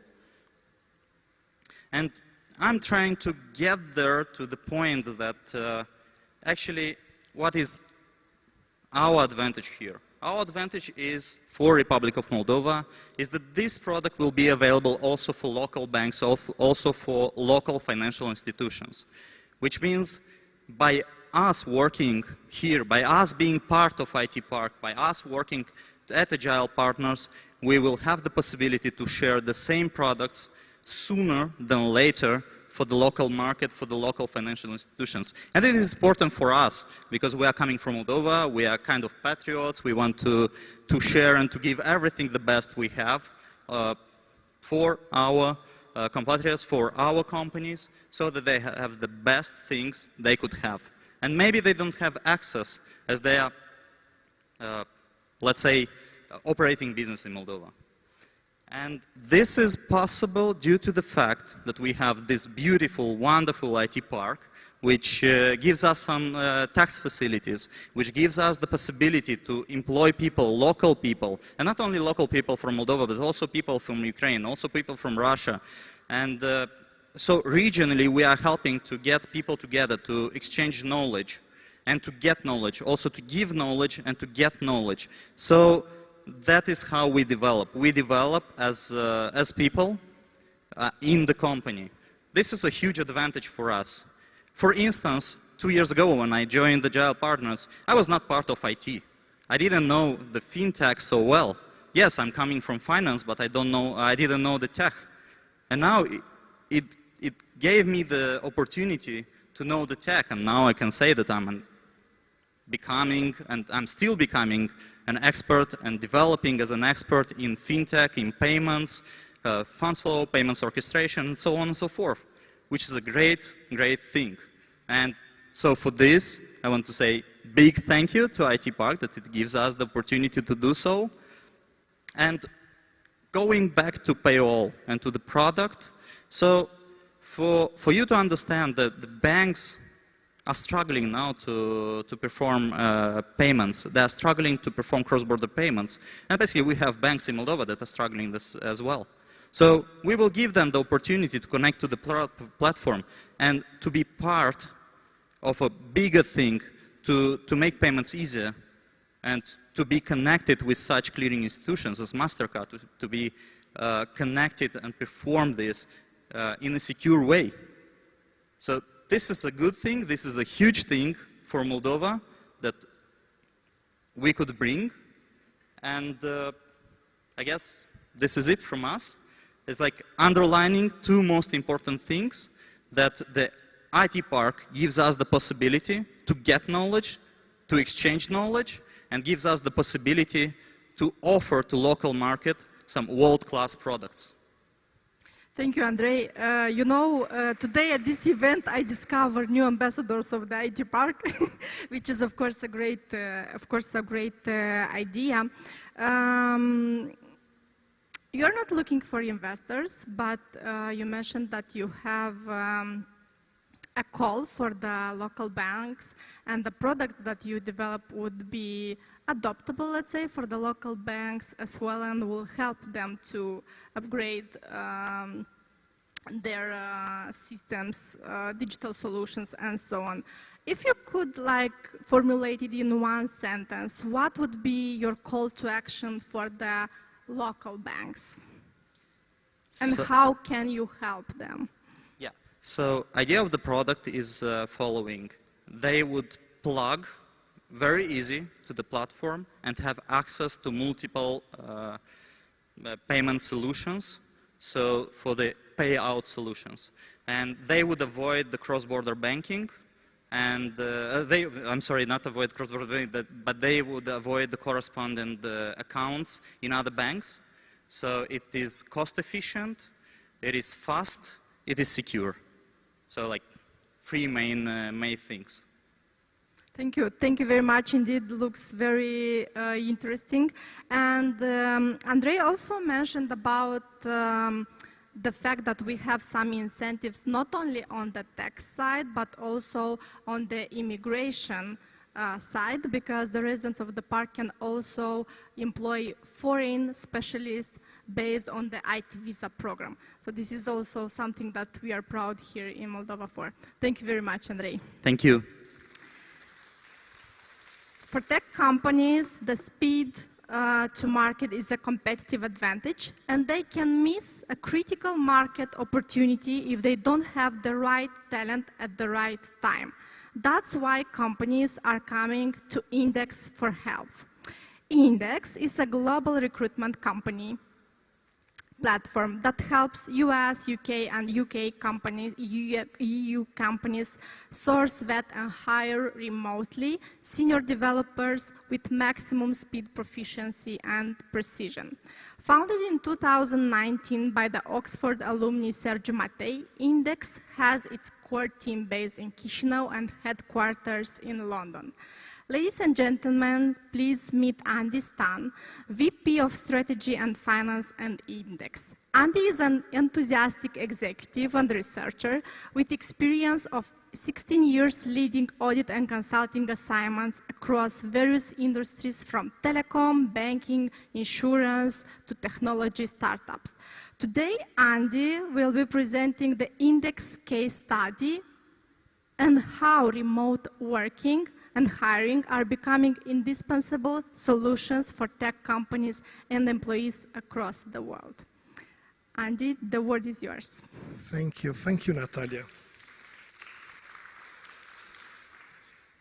With these kind words, you already presented Index, so yeah, that's fun. Helped you with the pitch. Yeah, as Andrei was saying, we are not really pitching. We are trying to give a case study, and we want to make awareness of what is Index. So I will take you in a short journey. So basically, at Index, we are in a mission to help every company in the world, especially the technology companies, to scale the remote teams. And we are solving the problem by looking at the asymmetry of a market. So we see in the developed countries there is a lack of talent, and we see in the developing countries that there is a lack of interesting projects. So we have, for example, Moldova. Of course, there are a lot of nice IT companies doing very interesting jobs in Moldova, but there is a lot of interesting projects that they can tap on from Silicon Valley or from UK or other US, other parts of the US or Europe, like in our example with Sweden and Serbia. So we look at this asymmetry and we say, okay, these people, they can work remote, they can connect remote, and they can deliver the solution. At Index, we help the company, the technology company, and especially the mature startup, identify the talent. We vet the talent, we connect them together, and we make sure the relation is happening. So they collaborate in an environment that complies with the taxation of the specific country, that complies with work that is supposed to be done by the engineer, and moreover, that the developer, it's enriching his capabilities and is staying in home country, so he's not relocated. We believe in a world that is distributed and equality is created by people working remotely. Our solution, indeed, if the solution works, the numbers, they start talking. We are a 3 years old startup, and in 3 years we managed to grow 3 times, and if things remain equal this year, we will be having an 8-digit revenue. We are in 90 countries, we have more than 100 projects and more than 8,000 developers that have been vetted in our platform. This is the result of a ridiculously ambitious team, as our CEO is calling it. Yeah, we want to make it further, and we want to grow Index to be one of the next. We stay with a foot on the ground, and we say this will be the next unicorn of Moldova. Why we are here? So we are a company that is default global. We are a company that is remote. And we have 3 major issues to solve. And basically, myself as a person coming from finance and compliance, I deal a lot with the space he has, what kind of taxes does he has to pay. Although there are a lot of initiatives at the level of OECD, the specificity remains a problem. So I have a call for action at a global level, and maybe with this event we can make it heard, to start solving the specificity of work legislation. Then the R&D jurisdiction. If you put in contact a developer from Serbia, let's say, or from Macedonia, or from Bulgaria or Romania, the R&D for the work that developer is doing for the mature startup is happening in that country, so it's creating local demand. So the IT part gives the very nice fiscal incentives, but if you create the local demand in the country where you operate, and you have the local R&D developed in developing countries, then you can accelerate also the local country to adopt new technologies and adopt new products. So you'll get more entrepreneurs and more cool tech people. And of course, the distributed value, and this is something that we look for partners, for companies to join our platform and try our services, and maybe for some investors. We are 3 years young, and we didn't have yet an investor. We didn't look yet for an investor. So that's it. Thank you. Thank you, Andy. You mentioned some very good points, and looking over your numbers, I've seen that you witnessed an exponential growth. Tell us a little bit what was the secret behind, what is the uniqueness of Index? Because I think in this lays actually the key of success. We are ridiculously ambitious. So I think that's the success of Index. We are now in Moldova, we are a team of almost 80 people. By the end of the year, we'll be 100. And in 2 years, we want to be 500 employees in Moldova. The secret is we work as a team. We have a very good leadership. We have a very good culture. And we are focused on the game. We know what we need to deliver. And indeed, this is a real problem in the world. So it's not only us that is doing some magic. It's also the problem that exists and our solution that partially solves that problem. Our overall goal will be to crack the remote work, and there are a lot of variables that we are still discovering. Thank you indeed.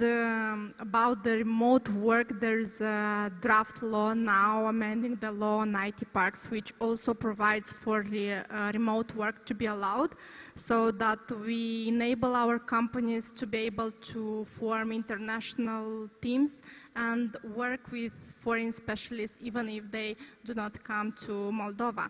And maybe it is also an idea to connect Index to our aim to invite more foreign tech specialists to work for the Moldovan companies. Yeah, that will be really fun, because if you do the R&D in the country, then you create the demand in the country. And if you create a demand, then you have a real industry. So, finger crossed, Natalia. Thanks. Thank you. Thank you very much, Andy. Especially because you had also a global call to action, yes, to think about the remote work and how we address it at global level. Let's get now closer to telecom by inviting here Anatolia Golovko, founder and CEO of Light Ciphers, a company which was set up in 2016. The company has two areas of deep expertise. First is core telecom business and operations support system, and the second is maps, locations-based services, and geoinformatics. In both areas, big data is not just a buzzword, but a de facto reality. Anatolia, please be welcome on stage.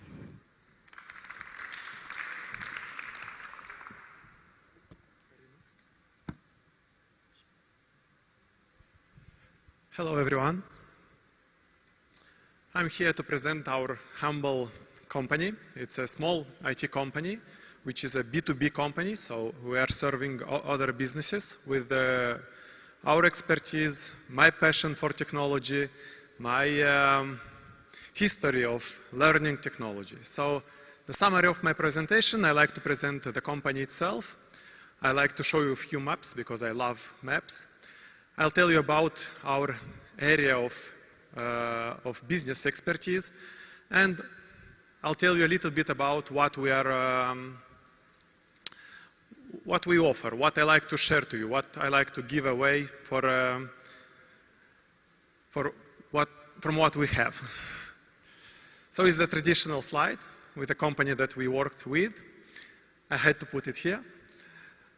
Here is the geography of our direct customers who pay us directly. And as you can see, it's many European countries who had trust in us and outsourced it to us, software delivery, software operations, and other kind of services, especially when we are speaking about geographic information system, when you need to create all these shiny stuffs related to smart cities, then you need some basis, and very often the basis is the map itself, and it's not at the same quality in all points of the world.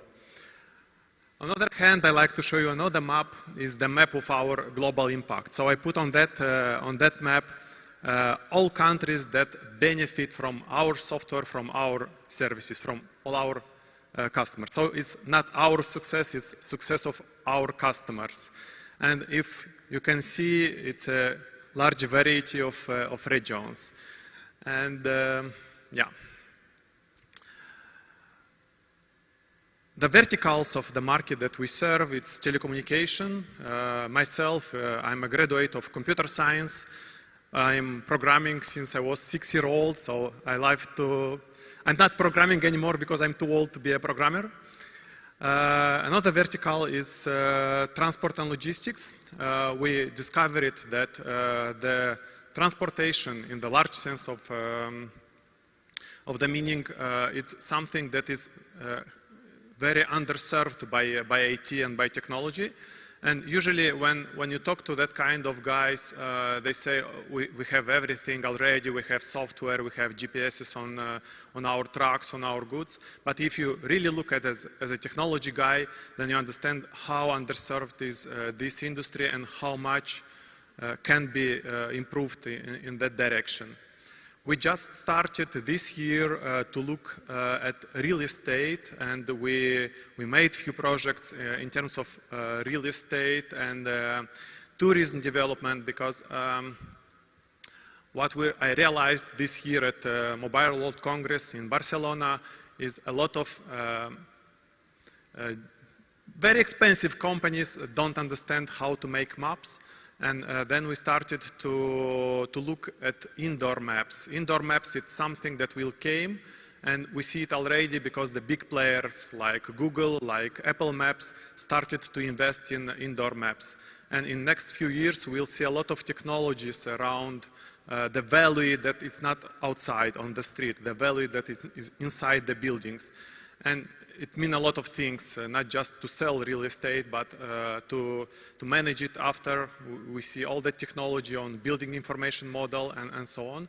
So bringing IT and technologies to real estate market is one of my ambitions. Of course, we're serving software development companies, because if you are just a startup and maybe you have a very good idea, but you can't rely just on your internal resources, then you can outsource not especially software development itself, but maybe some expertise, maybe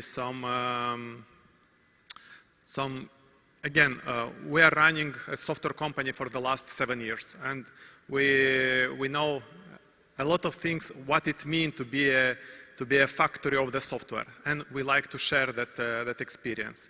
And for the last probably 3 years, I've started to look in meteotech, in agrotech, and we don't have yet real cases, but we already helped some government agencies to improve their process, and we are looking in private companies who are working in the area of controlling the meteorological processes. So if you are in this area, let's have a talk. In terms of products and services, it's software development. We help, I mentioned about software companies, we help to improve the processes on DevOps, continuous integration, continuous delivery. For example, for one of our customers, we always joked with the team. For example, we're talking to the partner that had to be integrated with our software, and we're asking when we'll have some specific functionality, and they say, oh, we have the next release in half of year, and we deliver it a release twice a day. And this is the power of continuous integration, continuous delivery. You can't wait anymore for the next release of the software. You have to jump in this automation of processes. Another case that I like to tell you about this DevOps, CI, CD, it's not just about software. For example, like 2 years ago, we helped the town hall in one of working group for urban planning to implement this GitOps or ticket-based approach to have everything together, just like the software development team working, but in urban planning. And for a few months, we had a very good result. Geoinformatics. Usually it means to build the gap between geography and IT technology. We all take it as granted that we have Google Maps, but in fact we don't have the same quality of Google Maps, and you probably don't remember that before 2013 there was no Google Maps in Moldova, and when they started to serve Moldova, actually they imported a map that was built by myself, and I give away it as an open data. So making maps, it's not something that just came from the God, it's something that people are doing and companies like mine are doing. We are doing maps from scratch, from flying the drone, processing images, having mappers who process all that and integrate in software products. So I said about drone operations, we help, because what we do for the last 1-2 years, we try to be compliant on drone operations, and looks like this year I'm the only drone operator who who try to follow all the rules in terms of legislation, and it's helping a lot to improve the legislation of Moldova in terms how to let operators to fly drones. But also we're helping others to integrate the workflow of operating drones in their business. And integration, interoperability, I can tell about myself. I was helping for 1 year e-government center of Moldova with integration, and it means a lot of things, but now I'm proud that it's starting to gain traction in terms of digitalization. And if it is relevant again for your company, for your institution, here is a QR code, you can scan it, and let's keep in touch. Thank you very much. Thank you, Anatoly. I would like actually to ask you one question, because I've seen that you worked across different verticals, and maybe you can share with us a use case in which the best practices or the lessons learned from one sector helped you to develop a product in another sector or for another vertical, because I believe that you are one of the innovators that Moldova has. Yeah, I mentioned about, for example, for transport and logistics, and because when we started a project with that company, but it was a huge company, they have thousands of trucks, we knew nothing about transport. And we started to apply what I knew already from telco industry, from what we call in telco BSS, Business Support System, and OSS, Operations Support System. And we applied all the patterns from telecom to the transport, to process all the fuel cards information, to process all the telematics information, because you have many sources of information from different kind of sources, from truck producer like Mercedes, from transport management system, it's GPS and all related data from transport management system. And we put all that together, and we approached what in telecom we call real-time system and real-time system reliability. We put all that at the foundation of operation system for a trucking company, and it gave us a very good result. I can give you just one example. If there was a report that was prepared during 3 weeks by a team of 12 accountants, in our case, for 1 month, we processed after in 3 seconds for the entire year. So this kind of automation that look like very simple, but someone have to do it. I think the example that you gave in terms of concrete result and impact says more than everything. Thanks a lot. Thank you very much. Now that we have seen 5 ICT companies, would have a final call to action for investors, entrepreneurs, but also tech specialists. Please have a look at Moldova as a great destination for doing IT, R&D, and creative. Thank you, everyone.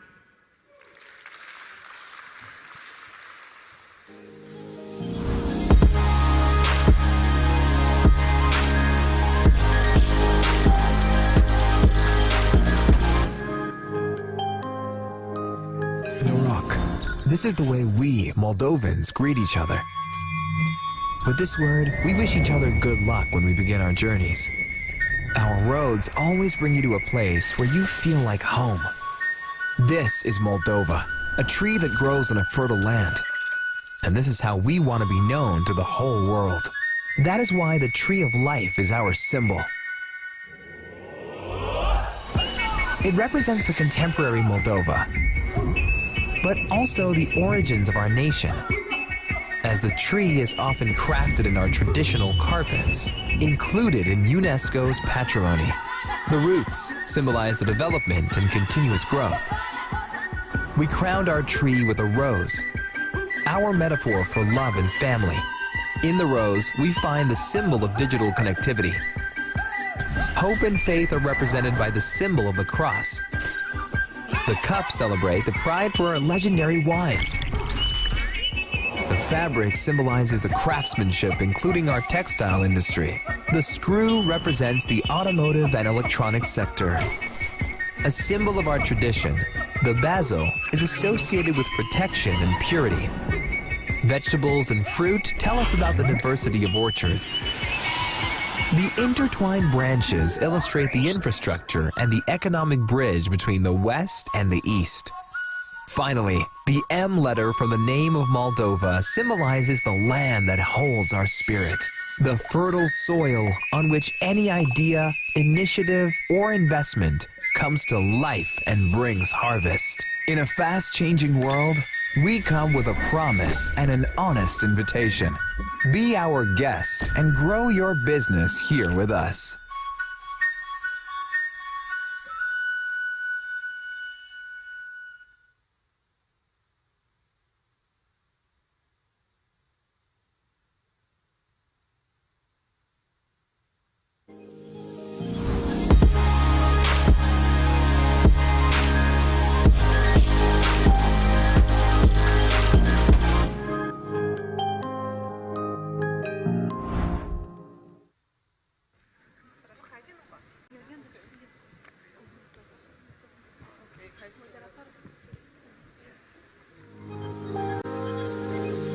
Welcome, Creative Pitching Sessions. Moderator, Viorica Cerbușca. Executive Director, Artcore.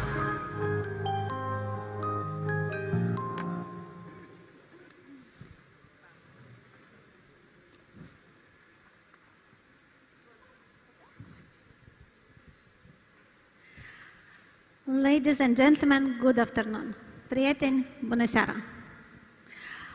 I'm delighted to be present at Moldova Business Week and special to be part of the Creative Industry panel. And today I'm sharing the stage together with the leaders of creative industries of Moldova, and I would like to introduce them. Eugen Boico, creative artist and events promoter, studio owner. Olga Radu, founder, creative director of Casa Imago.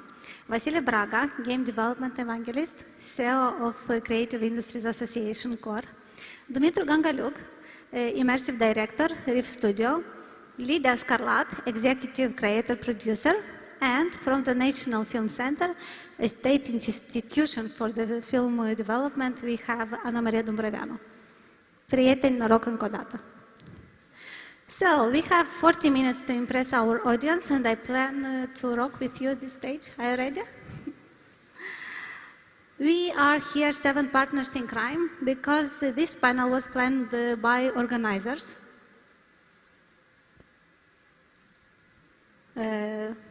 It was planned by organizers to be like a classical pitch session, but we decided together that rules are meant to be bypassed, and we as creative industries are not ready to fight yet, but we want to be partners and collaborate together. So it is impossible to launch a film without music, to create music without words, or maybe you know some games without storytelling. I guess the answer is no. Creative industries not only complement each other, but are essential to any fields of business or economics, whether it is agriculture, tourism, ICT engineering, manufacturing, or other sectors. So we decided together to show you the potential of the entire creative industry in our country. Nevertheless, our country is a small one. The potential here is so big because in Moldova, and please believe me, there are born every day a lot of talents in music, in film, design, animation, as well as storytelling, architecture, new media, and journalism. Ladies and gentlemen, dear friends, I would like to introduce you Moldova as the next creative nation.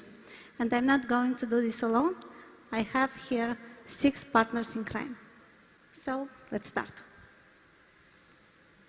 I guess we'll start with music. Let's see if the presentation works. It does.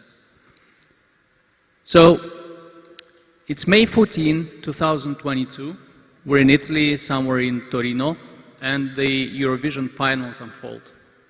Suddenly there is a band that comes up on stage and steals the show. These are our own Zdop Shizdup, together with Advahov brothers. And they present their folk rock and roll blockbuster, Trenulețu. The performance was so amazing that everyone was dancing at Eurovisions, but also everyone was dancing at home. writing raving comments such as, "Thank you, Moldova, for inviting the Eurovision to your own party." So Zdobszy Zdub, it's not the first time, but Zdobszy Zdub in 2022 have put Moldova on the global music map again. And I'm here to tell you a couple of words about the music industry in Moldova. But first, we need to appreciate the 31 years of, as we say, independence. Because the music industry in Moldova for this 31 years has been completely indie. There is no major label present in Moldova. We don't have the elements of typical music industry infrastructure. But what we have is a raw and genuine talent. During these 31 years, all the artists, they played as they could. And you know, if you're a performing artist in Moldova, there is no way you can survive unless you perform, unless you rehearse. This gave birth to a generation of incredible talent, such as Patricia Kopachinskaya or Alexandru Bublitsky, and probably some of the most notable creative experts of the last couple of years, the voice of Parov Stellar, Elena Karafizi, and, of course, Valeria Stoica, who is here in this picture together with Kade Bostani. You know, if we were to say what Moldova is in terms of music industry, Moldova is a set of incredible, genuine, wild flavors. And if you're an artist looking to redefine your sound, looking for inspirations, I'm going to present the words of a friend of mine, Nicolas Viers, the founder of Balkan Traffic. Nicolas actually lives in Belgium, but actually he's from Belgium, but he lives for a couple of years here in Moldova. And I have a clip here of our conversation in WhatsApp. So he says that's true. In Moldova, the artists feel in a quiet place, in a green place, far from the agitation of the European cities. And they certainly are more creative here. But we continue our journey and we go to the year 2017. It's somewhere end of spring, and we are downtown Chisinau, the capital of Moldova. We're surrounded by thousands of people. There is a stage almost 60 meters wide, and the crowd is cheering, "Prodigy." Then suddenly we have the frontman of the band, Keith Flint, coming up on stage asking, "Are you here, my warriors?" And of course the crowd goes wild. This is the Prodigy World Tour here in Chisinau on the Central Square. You know, the moment we announced this concert, we got a lot of calls. And we only had to answer one question. Everybody was calling and asking, is it really happening? It was the same thing when Armin van Buuren, at the time, #1 DJ in the world, came to Moldova. And it was the same thing when David Guetta came to Moldova a few years back. The truth is that Moldova is situated in between two big cities, Iași and Odessa. Iași is quite far from Bucharest, and Odessa is quite far from Kiev. But however, these two cities are very close to Moldova and to Chisinau. So whenever a big artist comes to Chisinau, they actually attract an audience of almost 3 million people. And that audience here in Moldova is amazing. Almost every artist who left the country said that it was an amazing event. But we travel further, and it's the year 2019, and you find yourself in a beautiful nature amphitheater. It seems to be a world inside the world. It seems that the weather is different here. Even the sound travels differently. Speaking of sound, you actually hear the voice of Valentina Nafornice, who is from Moldova, but happens to be prima at Wiener Staatsoper. And you're at the Discover Festival that combines opera and classical music with a beautiful natural setting and features lots of artists from Moldova and abroad, including the director, Michel Pfeiffer from Austria. This is an amazing combination of nature, wine, culture, and the flavors I was talking about. Yes, we know about Burning Man, we know about Ziget, but have you heard about Chateau Vartelli, for example? Or Castel Mimi? Or maybe the underground cellars of Milești Mici. You know, these cellars have the biggest wine collection in the known universe, and we actually have the certificate to prove it. We have the Guinness World Records for it. So how cool would it be to organize a global event, a global underground event, actually underground in the Milești Mici cellars? Moldova has this kind of sensations. One of them is also the Purcari winery that happened to be last year to be the most awarded winery in the world. So, in a nutshell, if you're an artist looking to find and redefine your sound, if you're a touring band mapping the cities of your next tour in Europe, or if you're an IP owner, an investor looking to build the next global musical experience, Moldova definitely has the right ingredients. They say music is the strongest form of magic, and obviously Moldovan ingredients are actually magical. We have wild, local, young talent. We have amazing cities, amazing places with stories worth talking about. We have incredible audience thirsty for artists, and of course we have the plethora of flavors that you can find in Moldova. And we offer this all in one tiny package that the world calls today a small country with a big heart. And to tell you more about the film industry, I would like to give the mic to Ana Maria Dumbrava from National Film Center. Thank you.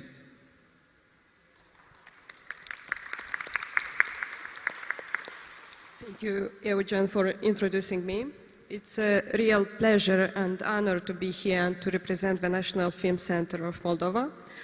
I will try to summarize the situation of cinematography in Moldova, but for the beginning, I invite you to discover the global trends regarding the film industry. So, according to compound annual growth rate, we have an increase of 7.2% in the film industry and an increase of the 6.5% of the employment rate.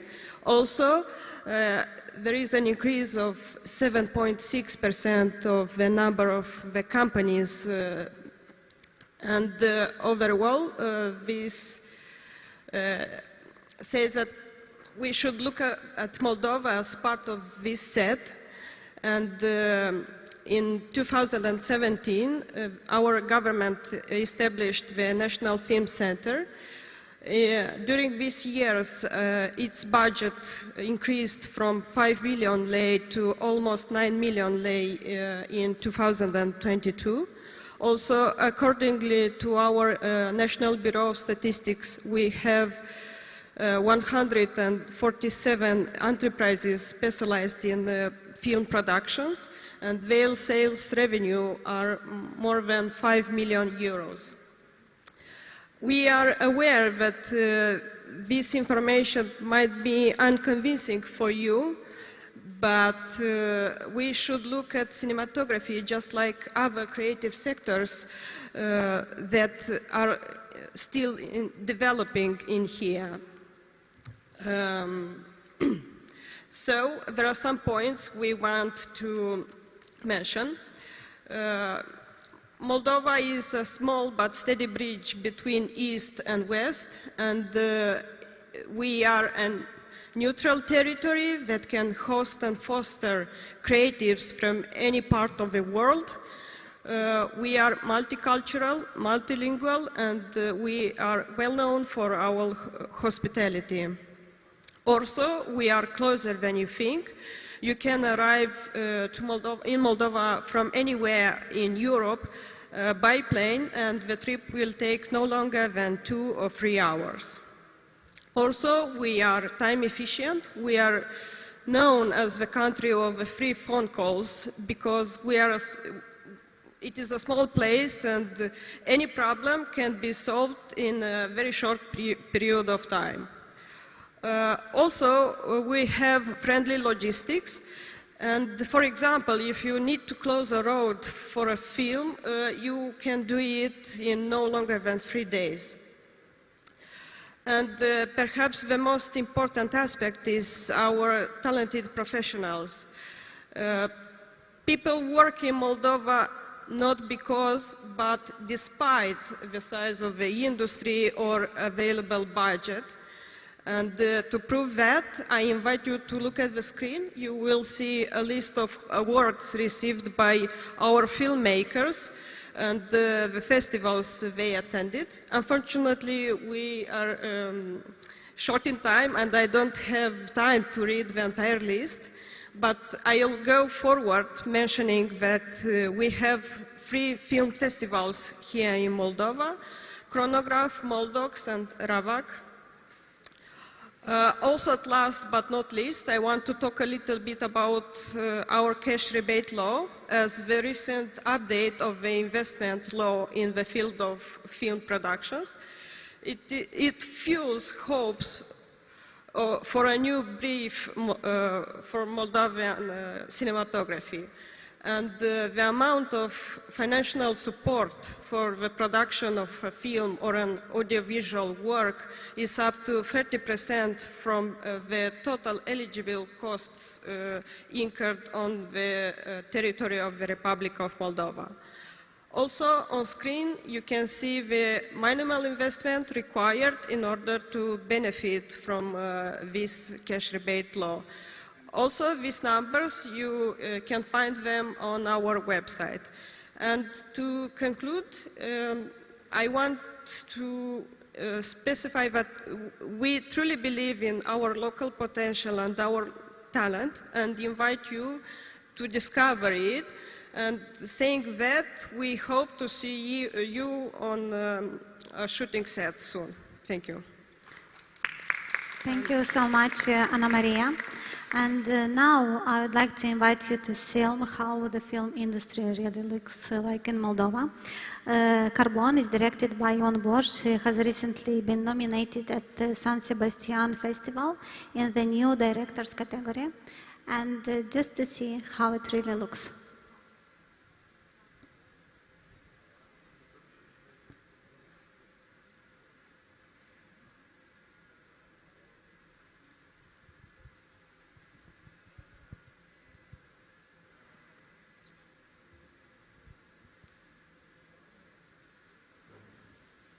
Hope we will have the sound also.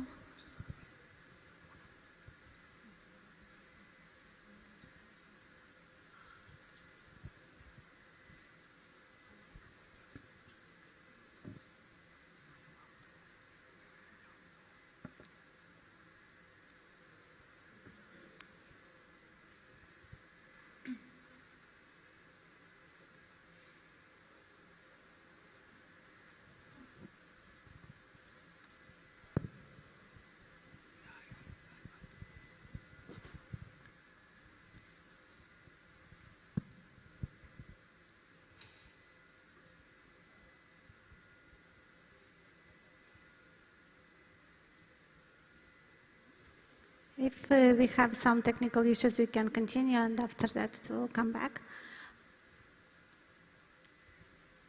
Hello. I will continue with my slides then. Okay. No? Yes.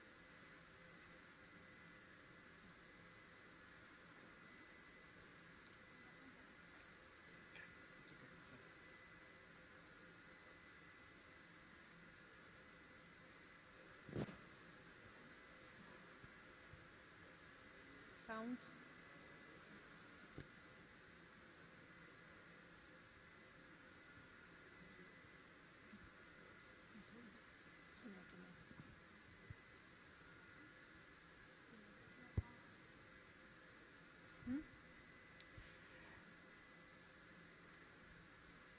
Can somebody tell us how many time we need to figure out? Huh? Okay, so there is a technical problem with the trailer for Carbon, but we will certainly try to show it to you after our presentation with sound. So let's go through another dynamic and really visual subsector of the creative industries. It covers industrial design, and it covers communication, graphic design, and digital art. So the first one to go is Simples. We see here a great project named Lobster Neck Weight, the world's first adjustable weight system for long underwater dive. It was difficult to memorize that one. So they are already selling this all around the world, and they got the Red Dot Awards in 2020 for innovative products. So it's like an Oscar, but in design, which is pretty cool. Symbols. Mihai Stamati. This is a design studio. They created the urban furniture and installation for kids on Loft Green Playground in Bucharest, Romania. This is a collaboration with the internationally awarded architect Maxim Kalujak that comes also from Moldova. So this playground is not just a playground, it's an installation that fully explores nature, the sounds, the textures, the sights. So it's much more than just urban furniture. Mihai Stamati Design Studio does a lot of stuff also in our city, but this is an example of export design project that he has. Go Social. So Go Social is a creative agency that does graphic identity, but also a lot of digital communication. One of their clients is called Stimulated Ink, a visionary American company that provides experiential transformation for entertainment industry all around the world. So their artworks, it's actually about a series of artworks that had to illustrate the experience that one can feel during the performances organized by Stimulated Ink. The external market they work with are mainly USA, Latvia and Romania, and I'm sure many more to come. Okay. Energy Moldova, ACT, Music and Technology Studio. The team created an art directed the bespoke artist, branding, show content, including music videos and cover art. Also, Energy developed show stage visuals for chart-topping artists from Moldova, Netherlands, Romania and UK, like Andrew Rayel, Carla's Dreams, Delia, The Motans and many others. 43 O's. So, this is a graphic design studio that specializes in packaging design. They work with many markets, but this one example is with Belgium. So they designed this packaging for a genuine Scotch whiskey that is being bottled in Belgium.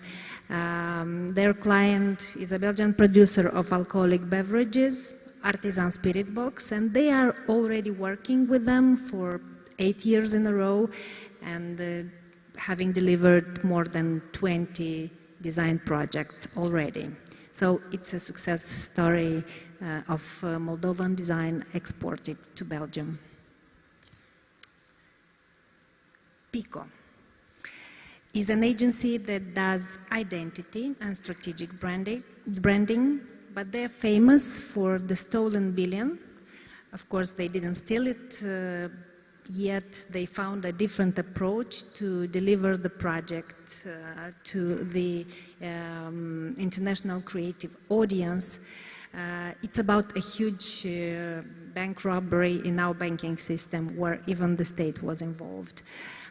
This is what we call a superstar project because they got gold, silver and bronze at Cresta in London and Grand Prix at Great in Moscow. And the last but not the least is Casa Imago, which I proudly represent. We're an agency that do identity and strategic branding. We consult and help to build brands for more than 18 years already. Our projects are spread on the market of the USA, France, Denmark, Belgium and Romania. This one is an example. Galactic, one of our recent clients, they are the second largest global producer of natural antimicrobials based in Belgium. So it sounds really big, they are.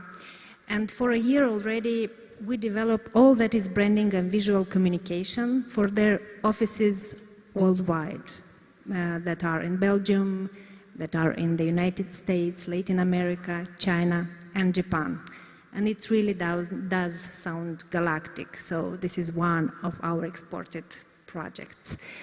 Okay, you just saw some case studies of what our subsector does, and there are many other interesting things to know, and we are proud actually of that.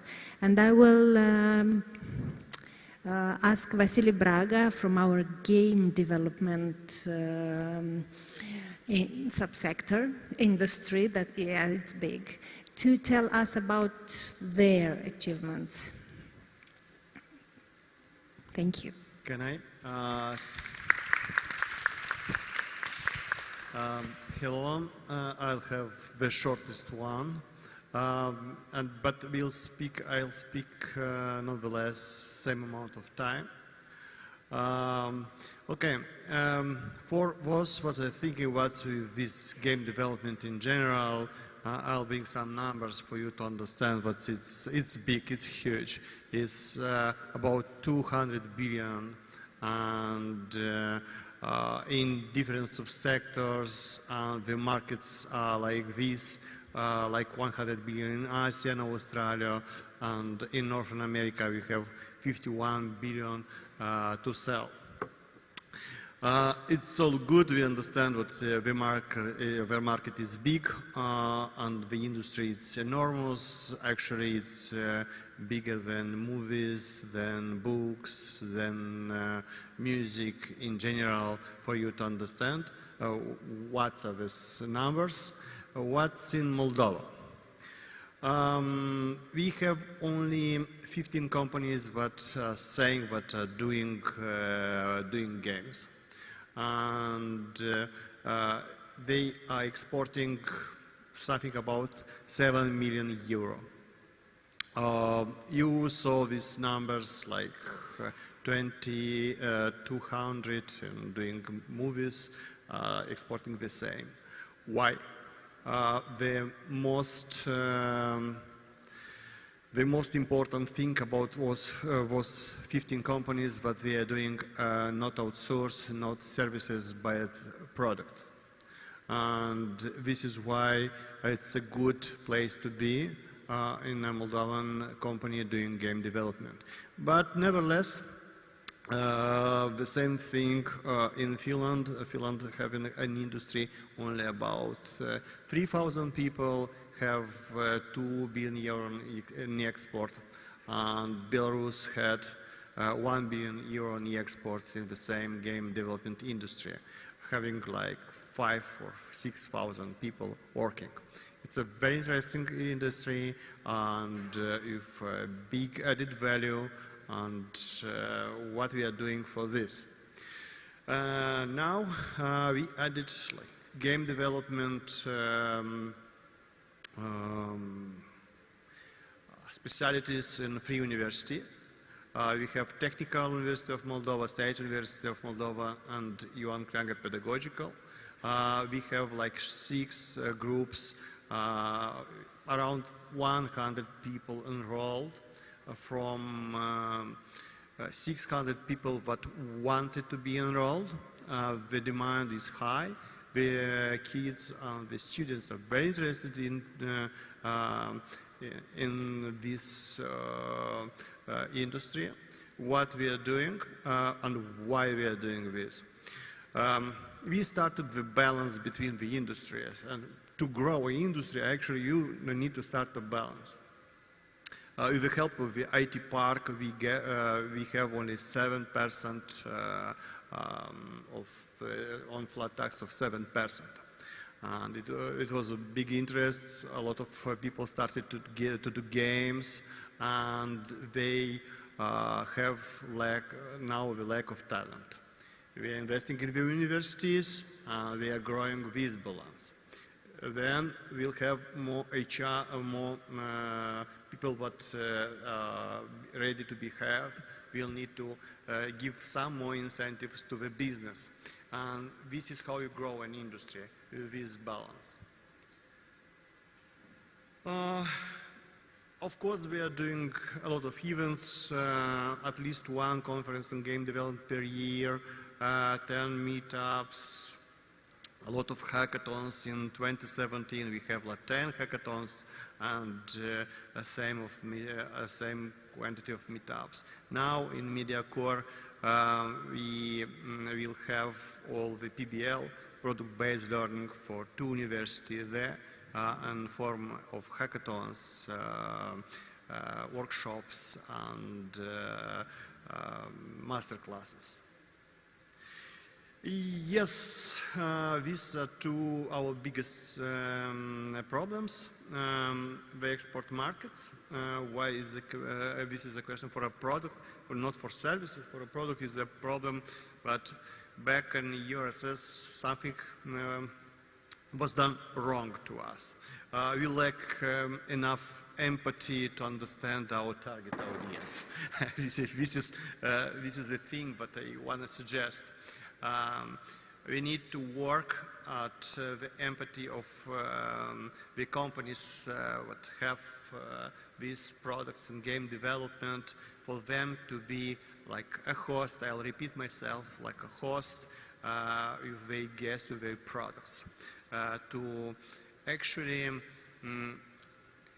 fall in love with the target audience, not with their products.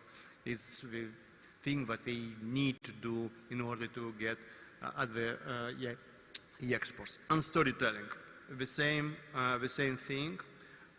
It's complicated to say a story. We don't have too much script writers in general, but interactive storytelling is quite different. And it's a big challenge how to preserve the drama in the story when the user can the possibility to change the flow story. In general, I think game development is one of the most interesting industry at the moment in the world. It's growing very, very fast and is giving a lot of content, and is estimated to grow like twice in 5 years. It'll be interesting to see what will be changed here in Moldova. Thank you so much, Vasila. And now I would like to ask our next speaker, what about the disruptive innovation in traditional sectors? Hi everyone, one more time. Today we'll talk about new media, but first of all, who saw the movie after Avatar? Once? Yeah, I like it too, I like everyone. So imagine that world, what you see in that movie, but in real life. Imagine you can stand and walk like in this hall, and you can see all this world, but in real. You can see all the projection, you can see all this tree, all these animals, but in real life. And that can be built here and now and here in Moldova. And this is all about its possibility to dive in another world, an immersive world what we can just imagine, or even we can't imagine it. So new media art, it's the, I broke it. So new media art is, it's all technology what you know. It's all buzzword about what you heard. It's AR, VR, it's projection, maybe laser show, 3D mapping, all this kind of technology, all this kind of visual what you saw once at a time, once in your life. All about this. All this is about the new media art. So this type of sector, it's the bridge between digital world and physical world, and that type of technology, that type of experience can be built here. And one more time I closed. Yeah. But I want to show you some statistic, not statistic, but some points. 9 of 10 products in this field fail because lack of knowledge, lack of production. You don't know how to build. You don't know the process how to do this. free project of this fail because if you don't have practice, you don't know this knowledge, you fail because because of poor implementation. It's very, very simple. And half of them, unfortunately, brands refuse because they are afraid, they are not understand how this works, and this is like problem between commercial sector and art sector. But what you can make here to improve, to move this block, this like kind of problem. I'll show you some statistics about the market, why this is important and why this is important to start here, because it's one of the fastest growing market. For example, all this new media stuff, it's a big part of the event market, because all events, all festivals, what you see or what partner you was, have this component, product launches, or maybe somebody saw summer festival when you come to some vendors and try some Coke or some products and you have some experience. So you can improve this kind of experience through this type of technology, through sound, through music, through game, by the way. All knowledge what you have already, graphic design or animations, all this you can use to make new experience for the customer, new experience for new type of creatives, new type of education stuff. And this is important because we're all human, and our brain, our reptiloid brain, work very simple.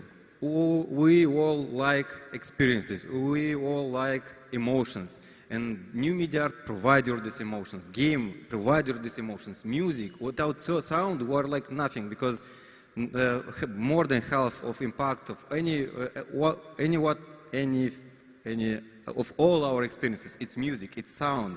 We all have, well, it's big part of the sound vibes, and sound is one of the biggest, and yeah, the biggest part of our life. And visuals, of course visuals, because our eyes, it's made to saw all this.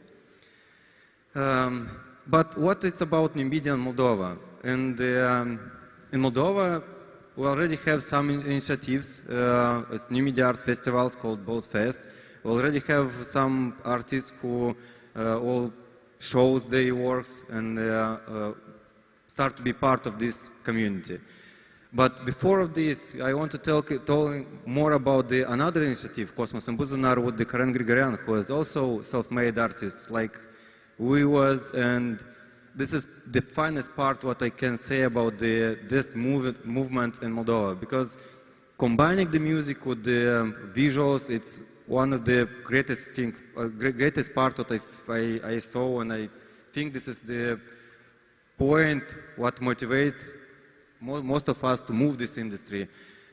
For example, another project, collaboration between brands and new media arts or different kind of technology. For example, Karen Grigorian, Oksana Kapacina, and Chateau Vartelli make these experiences with type of technology like Kinect. It's like a sensor who read your body moving and transport this body moving on the animation.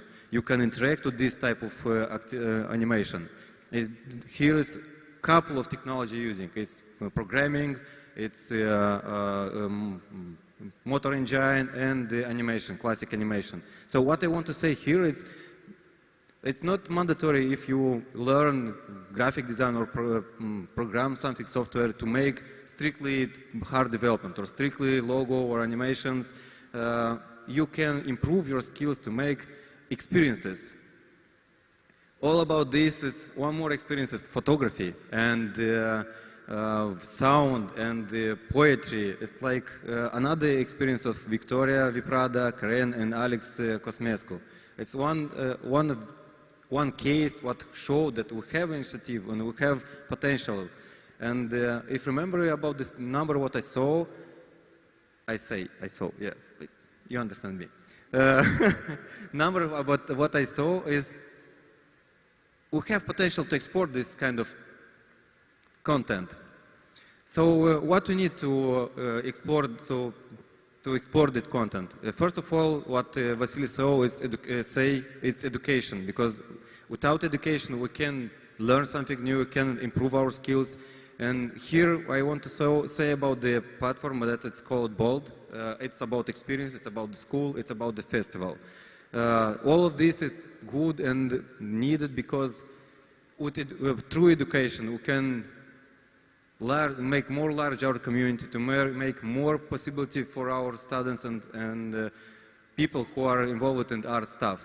And by the way, talking about the festival, on 7th and 8th October it will be the first festival on new media art in Moldova. So if you want to show avatars experiences, okay, not like in avatars, but first step in this direction, you are welcome to show what it's about it.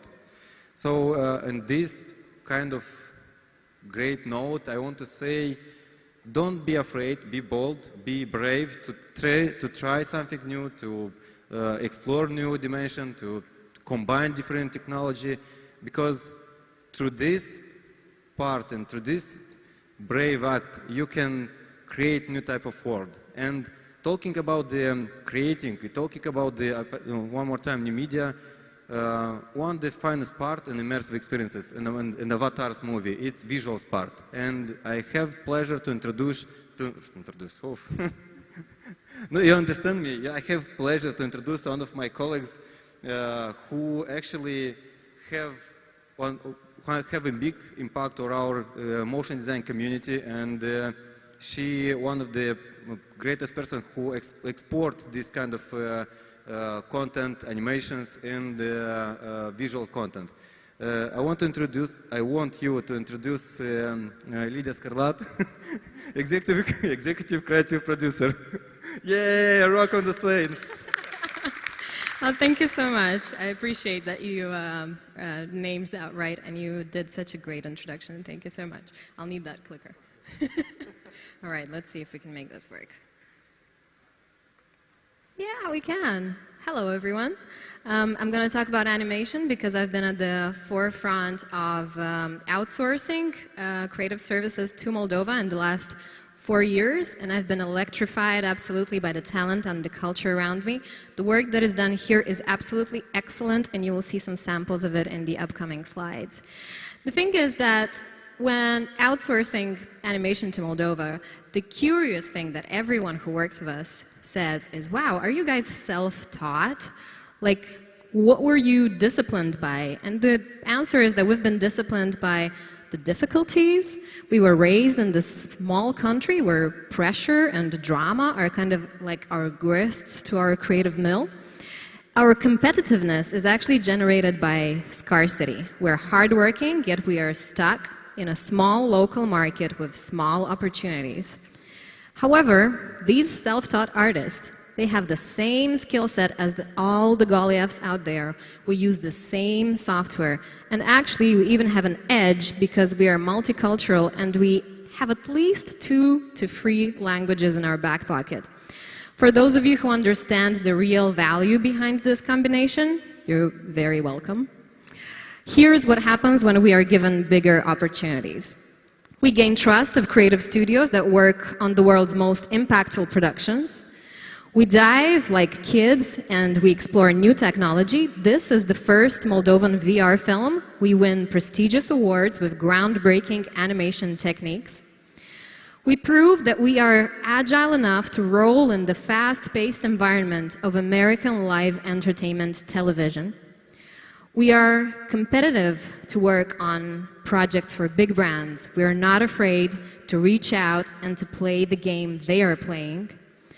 We pioneer in R&D, confronting the limitations of real-time rendering for the world's biggest 6K resolution screens. At the crossroads of time zones, cultures, and well-spoken languages, we develop, we produce, and we perfect complex multimedia projects for the world's biggest brands. But also, looking back into our local market, bigger opportunities from out there help us upgrade the opportunities we have at home and produce top-level animation for local audiences as well. This snowballs into a better industry overall, but also into better qualified talent and more polished work. We've also got the sensitivity to create memorable characters and touching stories, but at the same time, We have that drive and energy required in the post-production world where visual effects are stunning and they're here made in Moldova. We finally grow beyond the limits of our local opportunities and we get inspired. We want to make it good. We want to make the most out of every single new challenge that we face. This is a quote from one of the studio owners who works with Moldovan people. He says, "You can teach anyone anything, but you cannot teach desire." We also have this saying in Moldova, and I want to tell you that people with desire are actually our greatest asset.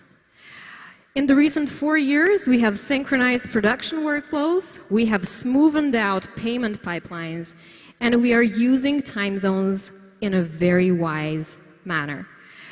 We also actually even contribute to books and to methods that show how and teach other industries how to master hybrid creative work at scale.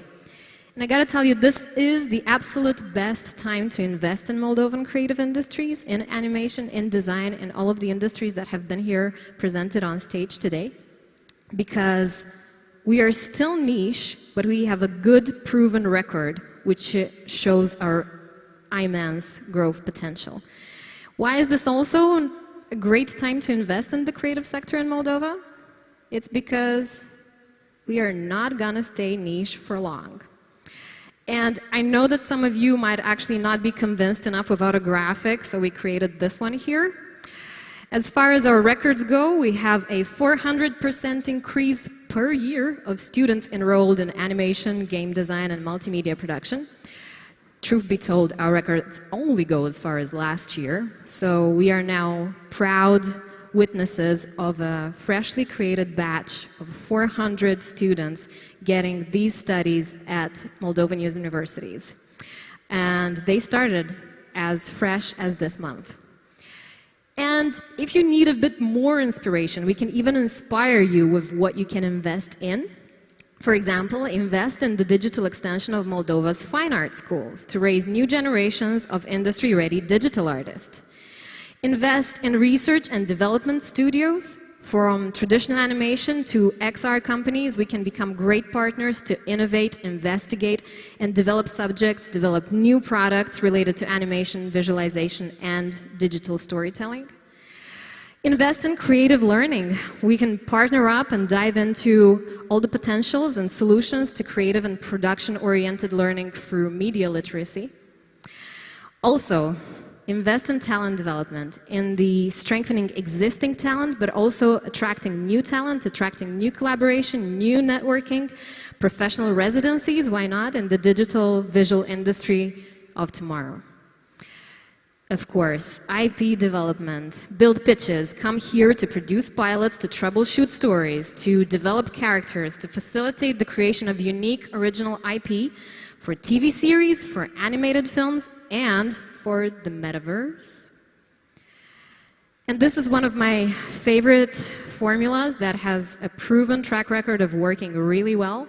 It is coined by USA's leading creative business consultants, Rev Fink, who also visited Moldova several times and are absolutely fascinated by the talent over here. They say needs plus resources equals solutions. So my message today, and actually our message today, is that we should talk about your needs and then we'll figure out what the solutions are. Thank you. Thank you so much, dear colleagues and friends. So, today we have presented 6 subsectors of the creative industries, but we have much more. And I'd like to invite our guests and our potential partners to come in Moldova and to discover us. And not because only we are, thank you so much, not because we are very talented and we have the desire to learn and to create, but also because we have great infrastructure. This one, it's ArtCore, our Creative Industry Center, the center where I work, and another one center, the Digital Media Center, MediaCore, where my colleagues work. And we promise that here you will find the most energetic community, Moldovan community that works for creative industries, for film production, and not only this, but we promise that you will work also in a building that has an international award, a building that was built by, created by Maxim Kalujak, one of our loved architects. And these two buildings were created, financed with the support of our partners, USA, Sweden, and Moldovan government. We are inviting you in Moldova. Let's invest in Moldova and let's grow your business and our business together. Thank you. And now I would like to ask the team, technical team, to try to show us the trailer of Carbon.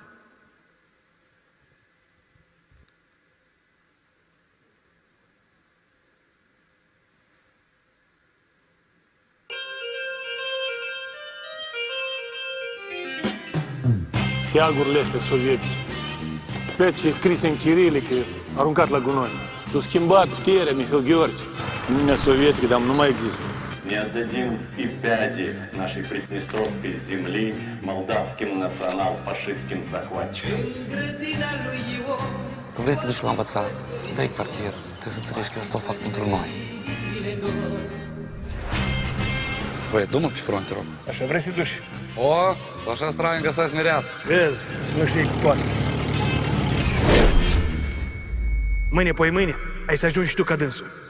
Și patrioții al de tine a se lasă să te mănânci câinii. Ce-ați făcut tu aici? L-am găsit la marginea drumului. Este nu de nostru, precis. Короче, băieți, las v-ați dus. Dar eu rămân. Ați luat cărbunile și ați frecat-o. Tot e clar, vai. Nu-i de lor. Du-l înapoi. Пацаны, это разведка, тут у нас афганцы нарисовали. На колени! Быстро! Eu am 100 de când îmblu cu omul ăsta.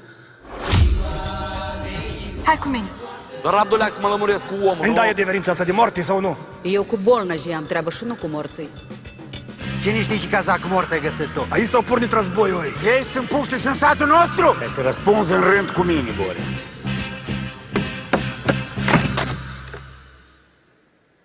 Și-ați Mihail Gheorghe și eu un stacan de gin de suflet. Disgropați-l tot amul. Tot amul disgropați-l!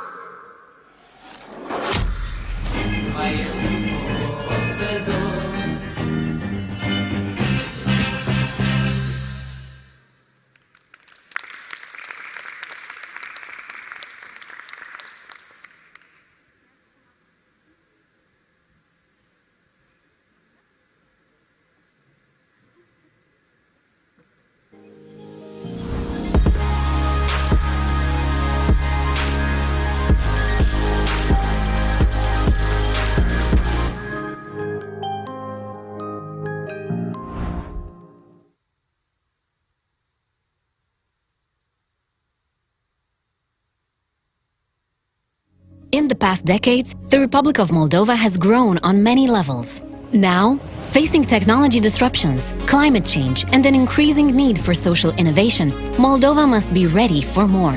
It must be ready for a future global economy rooted in technology, creativity, and inclusiveness. To succeed in this future, Moldova must collaborate and co-create, building opportunities and innovating where sectors collide. That is what the Future Technologies activity is about. Advancing the digital, creative, and green economy. Take engineering. We are building partnerships to collide science, engineering, and traditional sectors via the Internet of Things, 3D printing, and advanced robotics, driving innovations in precision agriculture, green manufacturing, and virtual tourism. In light industry, we are transforming Moldova into a sustainable, high-value added manufacturing partner for Western European premium brands. Moldovan light industry is empowering entrepreneurial female designers, providing fair jobs for women and pioneering circular and digital fashion. We are leveraging Moldova as a creative nation to drive entrepreneurship in design, publishing, architecture, and game development. We are pairing these creative talents with tech visionaries to tap into the burgeoning global create-tech sector. Moldova's rich culture and history will be the foundation of its creative economy and socially inclusive growth. We are pushing the boundaries of film and media, disrupting traditional content production with cutting-edge technologies like augmented reality and real-time 3D animation.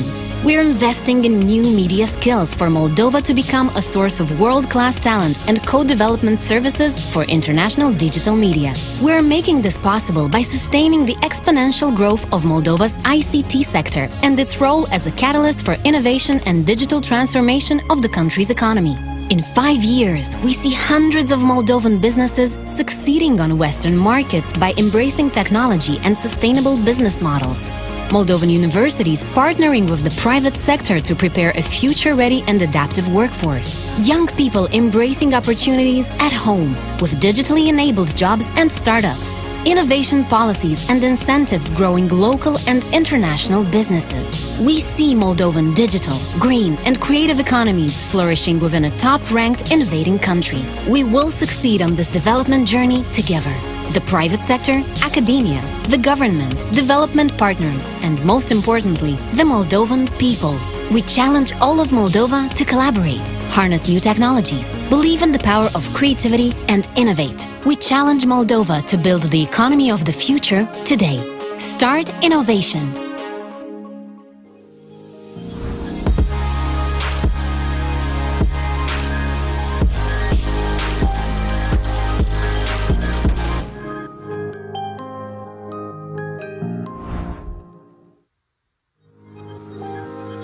Please welcome Deep Tech Pitching Sessions. Moderator Sergiu Rabi, Future Technologies Activity.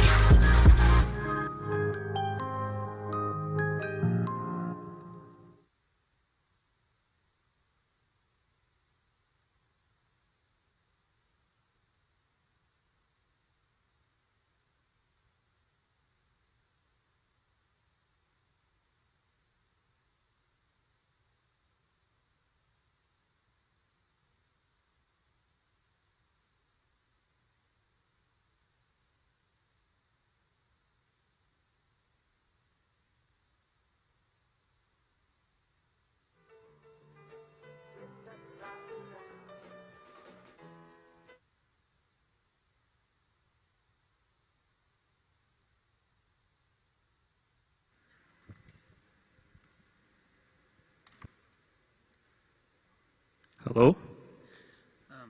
Good evening, everybody, and welcome to the session dedicated to deep tech. We understand that during the entire day there was a very full agenda dedicated to different subjects, and we are thinking very much about the fact that you decided to participate and listen and dedicate this pre-weekend time. My name is Sergiu Rabi. I'm representing the project called Future Technologies Activity. We are a project financed by United States Agency for International Development and Government of Sweden. The objective of our project is to provide support to the key Moldovan industries through enhancing their competitiveness, implementing innovations, and promotion of local companies to export and to enter the foreign markets. The current, as you may witness during the entire agenda of the business week, that there are many opportunities for investment in Moldova. Now we want to show you and to showcase some of the great examples of different types of companies that produce products and services with an immense added value and impact for the society. And these are the companies from the deep tech. Deep tech is the area that brings innovations and to other sectors like robotics, energy,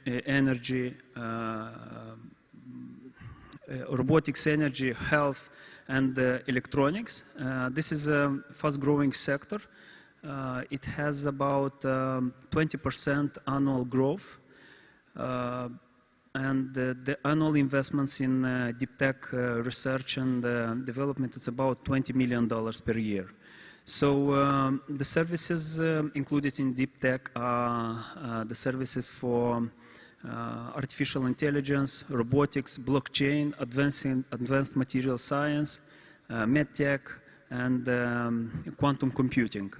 So the companies from the deep tech are usually startup companies that heavily focus on research and engineering. Those companies focus on challenges, challenges in research and development, and those companies are providing fundamental innovations. It's not like regular companies that are improving or do some incremental improvements, but this is the way, new technologies. And the first speaker, I would like to invite a representative from a company called Danairo. Danairo is a company that started like a hobby by the founder, and now the company reached new heights. It is exporting its products to foreign markets, and the products are unmanned and unmanaged planes and drones. Mr. Anton Danic, you have the floor, please. Thank you.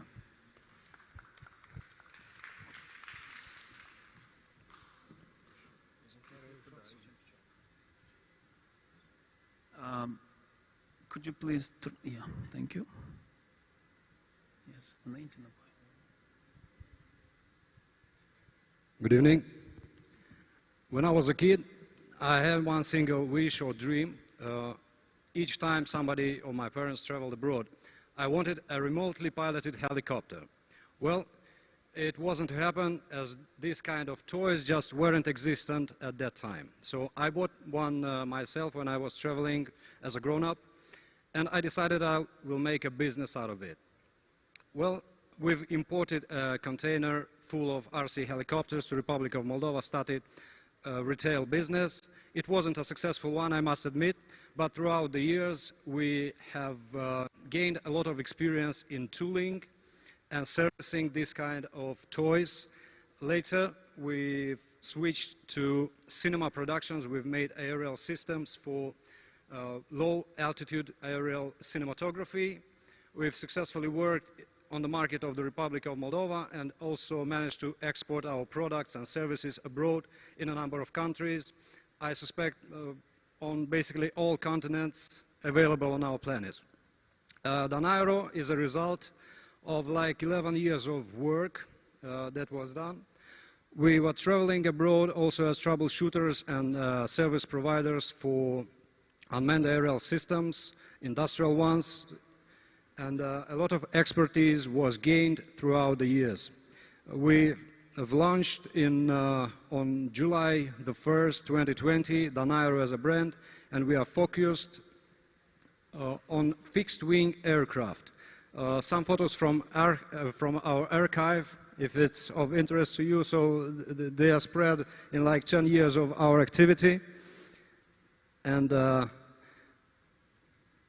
as I've mentioned, Danairo focuses on a fixed-wing aircraft, and there exists a problem. So while we were traveling abroad in different environments, let's say in mountainous areas, in deserts, in icing regions, all the aircraft that we've been working with, they have their strong sides, but they also share a lot of issues.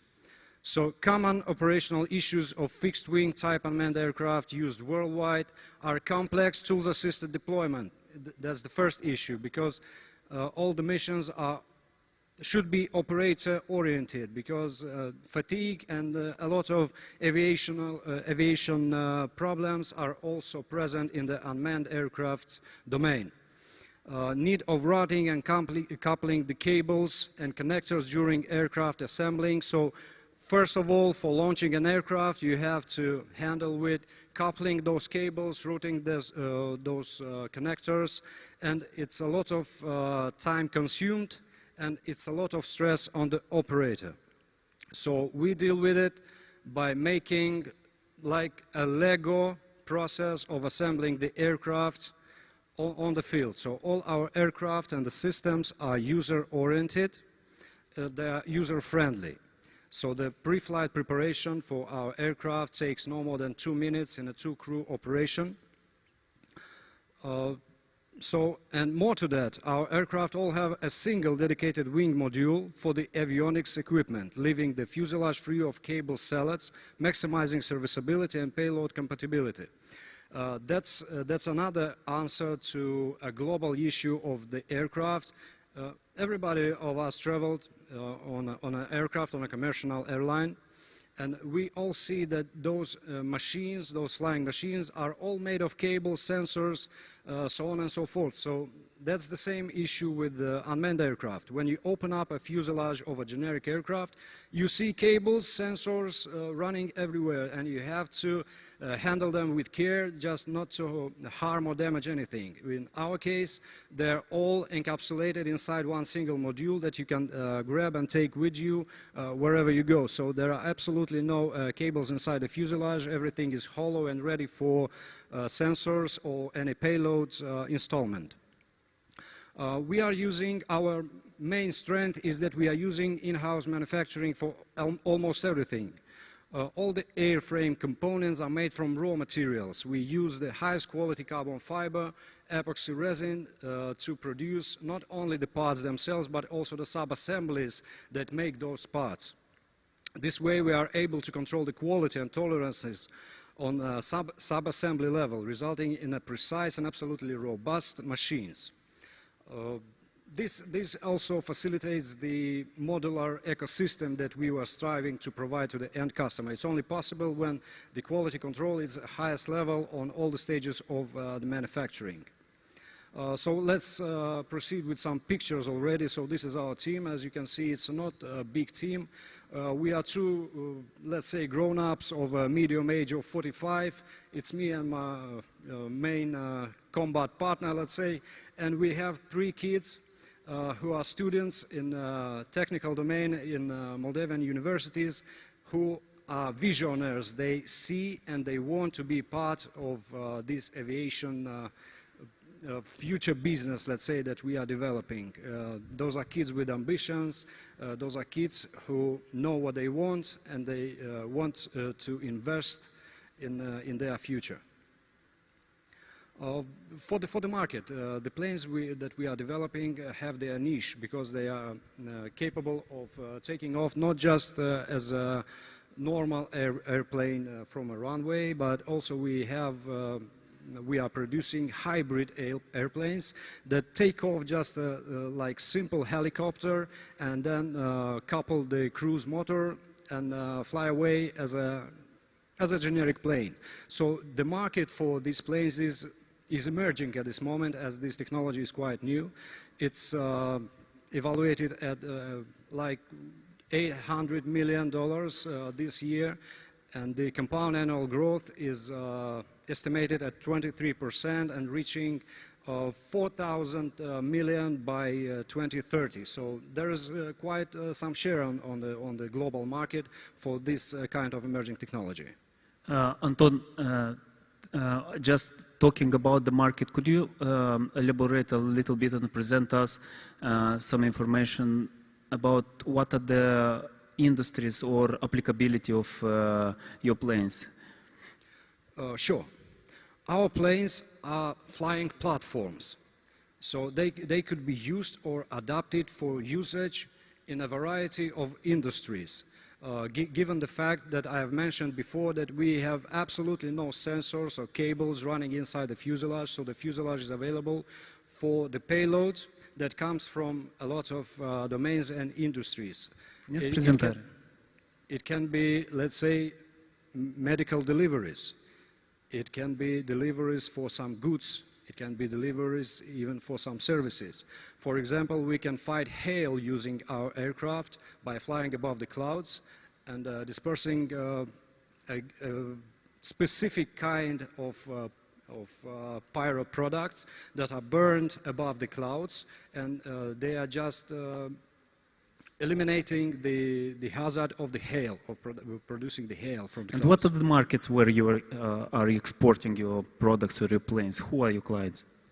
For this specific niche products that we are manufacturing right now, we are working closely with the markets such as Asia, for Lebanon. We are now discussing a partnership with Ghana, so it's Africa. We are also discussing a partnership for multiplying our production line in the Indian market.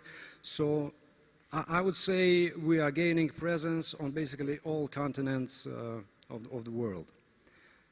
So just some insights for our production. This is our smallest airplane that is available to date. It's 3.5 meters wingspan. It's capable of flying at a minimum of 70 kilometers per hour airspeed, up to a maximum of 200 kilometers per hour airspeed. And its flight endurance is up to from 2 up to 8 hours. So you can imagine you can cover large areas, thus increasing the domains that it can be applied into. The second product that we are delivering is the hybrid aircraft that I was mentioning before. This kind of aircraft you can see in the second picture that is hovering just like a normal helicopter.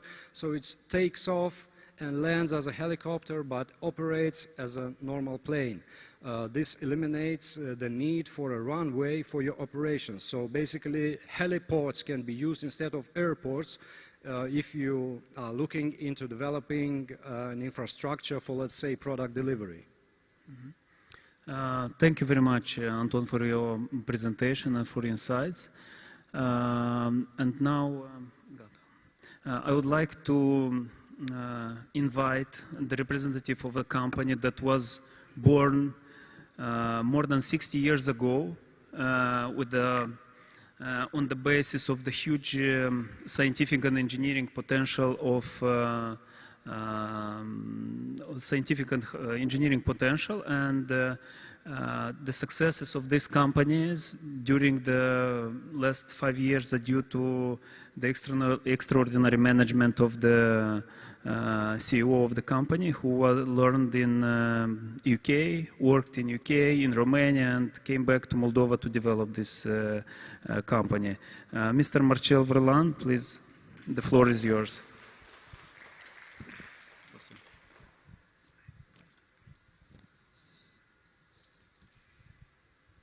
So, hello to everyone, and thank you so much for inviting me here. It's an honor for me to speak on behalf of my team and to speak about our company, which stands for the finest wires in the world and for the products based on them.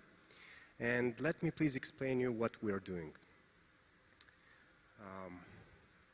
So we are a team of 20, the most amazing 20 people, engineers in Moldova, 10 of which are research and development engineers.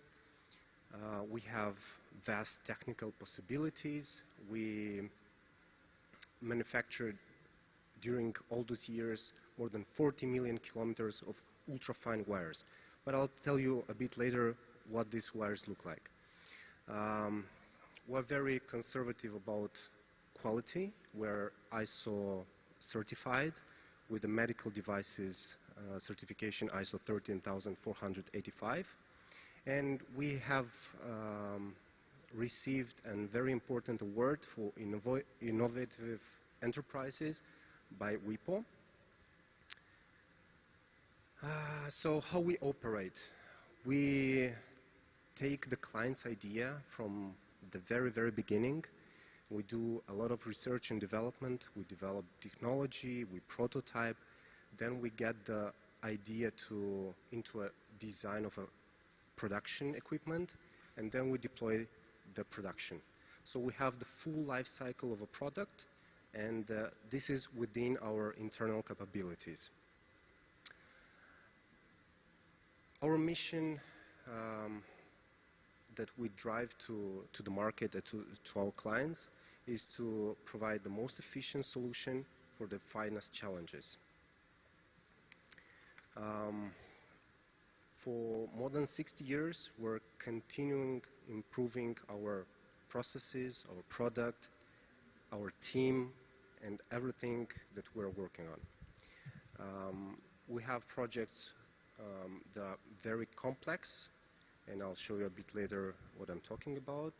And we have projects that are very sensitive, which has a lot of IP involved, and we stand for full confidentiality. So we are exporting to all these products to the full globe. We're working with biggest economies in the world.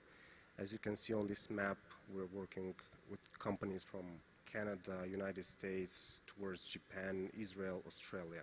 So full globe coverage.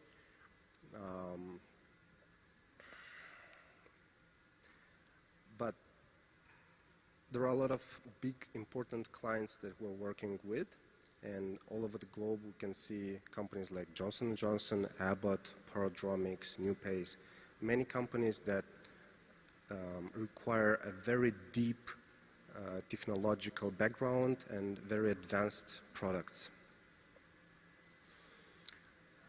So what we basically deliver to them. Back in 1959, we started all this with a very unique technology of manufacturing ultrafine wires, and these wires are basically a platform of products, dependence of what application is and what metals we put in, and so many factors. And where we can see this kind of wires, actually they have a very wide spread application base. As I've told you before, ultrafine wires are so fine that they look so tiny in comparison with the human hair. You can see on your left that the human hair is around 100 to 150 microns. Our wires go down to 20 or even below 1 micron, and this is quite amazing from the technological point of view. So where we can see these kind of wires, they're used in human body, like as brain electrodes for deep brain stimulation, which helps patients worldwide to fight diseases like Parkinson or other very tough diseases. The next logical stuff that we do out of these wires are the coils, the microcoils, a wide range of them, as you can see in this photo shoot, from the bigger one that can be used as cardiac transformers, to very tiny ones that are used, as an example, inside the body as navigational system for catheters during surgeries on different kind of heart diseases. So basically we can provide solutions starting from some raw wires, going to microcoils, going to sensors, and going to full assemblies, full system, full electronic designs that work in a really widespread industry, like medical applications, like aerospace, like electronics, like chip manufacturing, chip testing, and so on and so on. So in a nutshell, this is what we do, who we are, and let's get in touch for new challenges, for the finest challenges that you have. Thank you so much. Thank you very much, Mr. Varlan.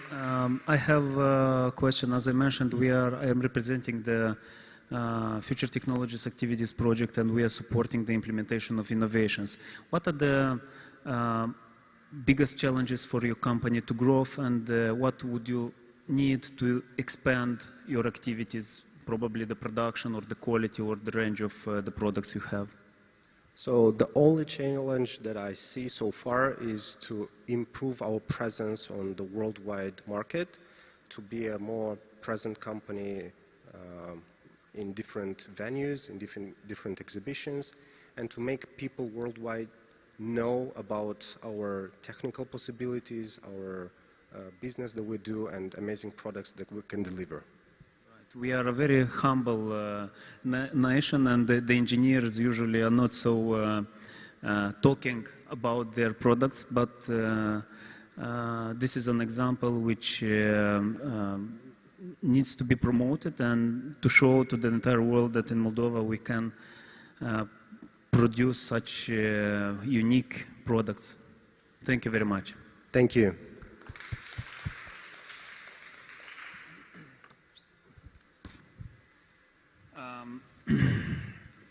The next, as you saw, we are going from macro, from the planes to micro level, and our next speaker is from the area of medtech. It's an example of how the neurosurgeons are using the virtual and augmented reality to do their daily work. And now I'll present you Mr. Alexandru Andrushka, who is the first in Moldova implementing this kind of technology during for the operations. The floor is yours, Mr. Andrushka, please.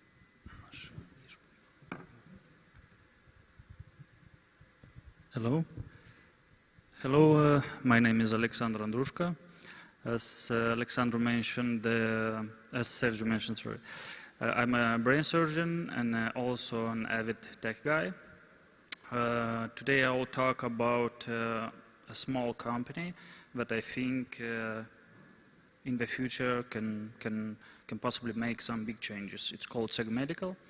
So in neurosurgery, and not only, even with special imagistics like CT, computer tomography, MRI, the information is provided by 2D images. The surgeon relies on his imagination for surgical planning and the surgery itself. And to overcome these limitations, 3D technology has the potential to provide detailed information on the orientation of the surgical site. So we think that the high-end technology medicine, including virtual reality or augmented reality, can enhance human capabilities with greater insight and pinpoint accuracy and better outcomes for the patient. So what's the problem? Even with, like I said, even with all CT scans and all MRI, even if the structures are represented in 3D, they're still on the screen. The surgeon relies only on his capabilities of understanding these anatomical landmarks. And also, due to very high workload, they struggle to keep pace with highly evolving technical devices and usually are provided by third-party companies. So, and 80–90% of junior doctors are listed in the real-world field without unprepared with a big skill gap due to lack of cases, of training and different workshops. So this can lead to extended operation time, so improper patient selection, more surprises and unforeseen situations in the OR, increased complications, morbidity and mortality, longer patient recovery time and poorer outcomes, reduced confidence in surgical success prior to a procedure, bigger learning curve, especially for the younger ones, and a larger training gap. So, yes, obviously we have in brain surgery, and not only in brain surgery, in all kinds of different medical fields, we have very expensive simulators. They are very big, they are chunky, they take a lot of space, they need maintenance, and the software for updates are very expensive. How usually it's done? The patient before surgery, the doctor receives the patient medical images, visualizing all these images on local computer, trying to understand this on the screen, talking with other doctors, and then determine the best surgical approach for the patient-specific anatomy and the possible outcomes and complications. And during the surgery, the patient is on OR, and the surgeon tries to recall all these anatomical correlations of the patient-specific disease and all the nuances of this approach, and expect different results of the approach due to an anatomical variation during surgery. So how can this be changed? The patient can send the information to the doctor. The doctor can integrate all this in in a platform which uses all the high-end, all the cutting-edge technology, augmented reality, 3D printing, and insert all these concepts, all these products into the neural navigation or different devices to enhance the surgeon capabilities to see, even during the surgery, to understand each anatomical landmark and to give the patient the best treatment he has. So, and during the surgery, the patient is in OR. It doesn't need to recall all 2D images or to look at some screens. And we can expect, obviously, a better understanding of the anatomy of the patient. So what's the idea is to develop a 3D software for augmented reality, for virtual reality, which can support surgeons in different areas, create a platform to help doctors to identify the anatomy of interest and allow them to use the platform's information to enhance the detailed medical images in real time. And obviously create this platform where all the surgeons or multiple surgeons can meet up to interact with each other and give some training lessons or different practice procedures to undergo them in that simulator. And develop some educational tools for medical students, for doctors, nurses, or others who are interested in this. So, like I said, it can be used at any stage of medical journey by practitioners, by educators, students, and patients. So the prototype of the planning usually is like this. We take the images, we segment, we take all the structures, and we make 3D models of it. And on this slide, you can see some, I know it can be a bit messed up, but a surgeon very actually understands everything that it's on these images. Everything is on his, like on the palm of the hand, and it's very accurate. You know what to do, where to approach. Like, for example, this yellow, I represented a brain tumor, a patient with a brain tumor, which encased all the surrounding vessels. And if you if you lose the touch with such vessels, you can get the patient in a vegetative state, or he can die right after the surgery. So you need to be very attentive. And that's why we're this platform, where this all 3D reconstruction can help the surgeon undergo the surgery or plan it. For virtual reality, we started, and we usually with a simple basic headset, with a powerful laptop, and obviously very free source Blender or other paid softwares. For the augmented reality, like it's an iPad and some softwares from the App Store. This is how we started. And there, for augmented reality, we also have such glasses like from Google, from Magical Leap, like you can see here. And also we got hands on it, and we are trying different softwares to see how it can help, and try to make new research to understand how can this workflow can impact the patient's outcome afterwards.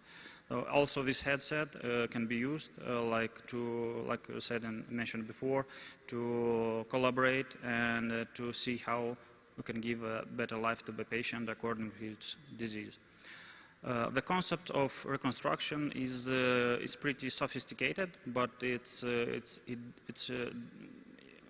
can be done, and it can be routinely done in the future. Maybe we usually take the images of a patient. We segment, or we are doing a semi-automatic voxel approximation of various anatomical landmarks. We take white, black images and transform them in personalized 3D models.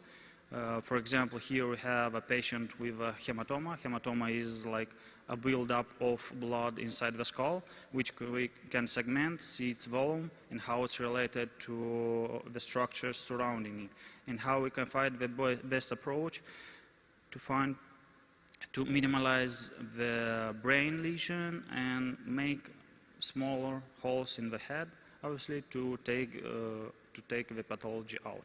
Here's a brain stem tumor, also removed by the aid of personalized 3D concepts. This is a malformation.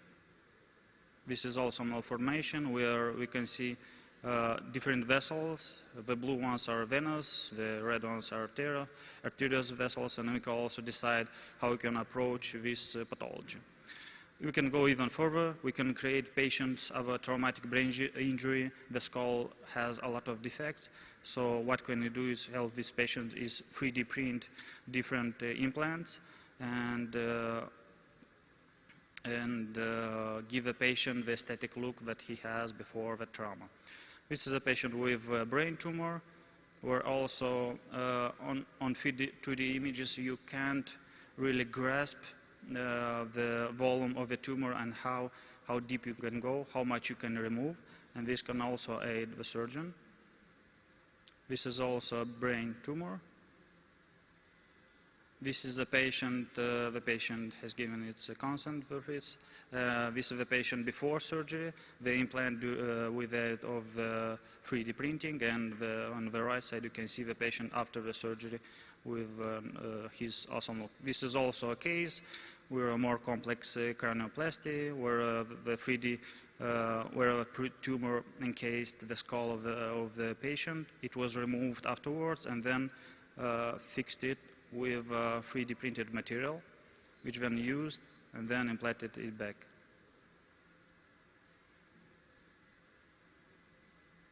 This is like the models that we have started with help of some friends from different institutes, like from Burdenko from Moscow, which we made some different molds. We're trying to perfect this method. This is by using the silicone molds or plastic molds to create implants from PMMA or polymethyl methacrylate. This is a special material that is biocompatible and can be used in brain surgery, not only in brain surgery, but in different bone replacing surgeries. In augmented surgery, this is a very interesting field where we can use different devices that we can understand the anatomy of the patient before the surgery. You can repeat the same procedure how many times you like, and then during the surgery you can use the glasses. This is how it started. It started on some of our colleagues, then on the head of different phantom, on the walls and everything. Everything was tested before. All the concepts were tried before giving it on the patient. Then the concept was used on a real life patient. So the patient with a small tumor, where we found the best approach to that tumor. This is also different cases. Obviously, we have, during the surgery, we have a neuronavigation, we have a microsurgical microscope that helps us to find these spots, but sometimes these devices can take longer times to initialize, to use. We have also a bigger learning gap, and we can also use this additive technology to aid all this technology all together to give a patient a better outcome. On the left, you can see the neuronavigation, the basics technology that we can use, and it's very, very expensive. And on the right side, it's just an iPhone and free source software, and also the 3D the models that we have made. This is aneurysm. You can see the white is the vessels that give blood to your brain, and the little notch there you can see where on the left side is the clip.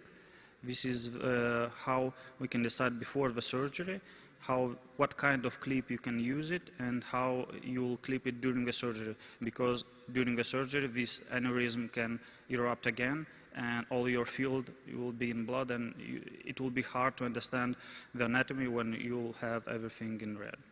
So also you can use smaller devices, but can replace bigger, more expensive devices that you can pinpoint accuracy to determine where the pathology can be found.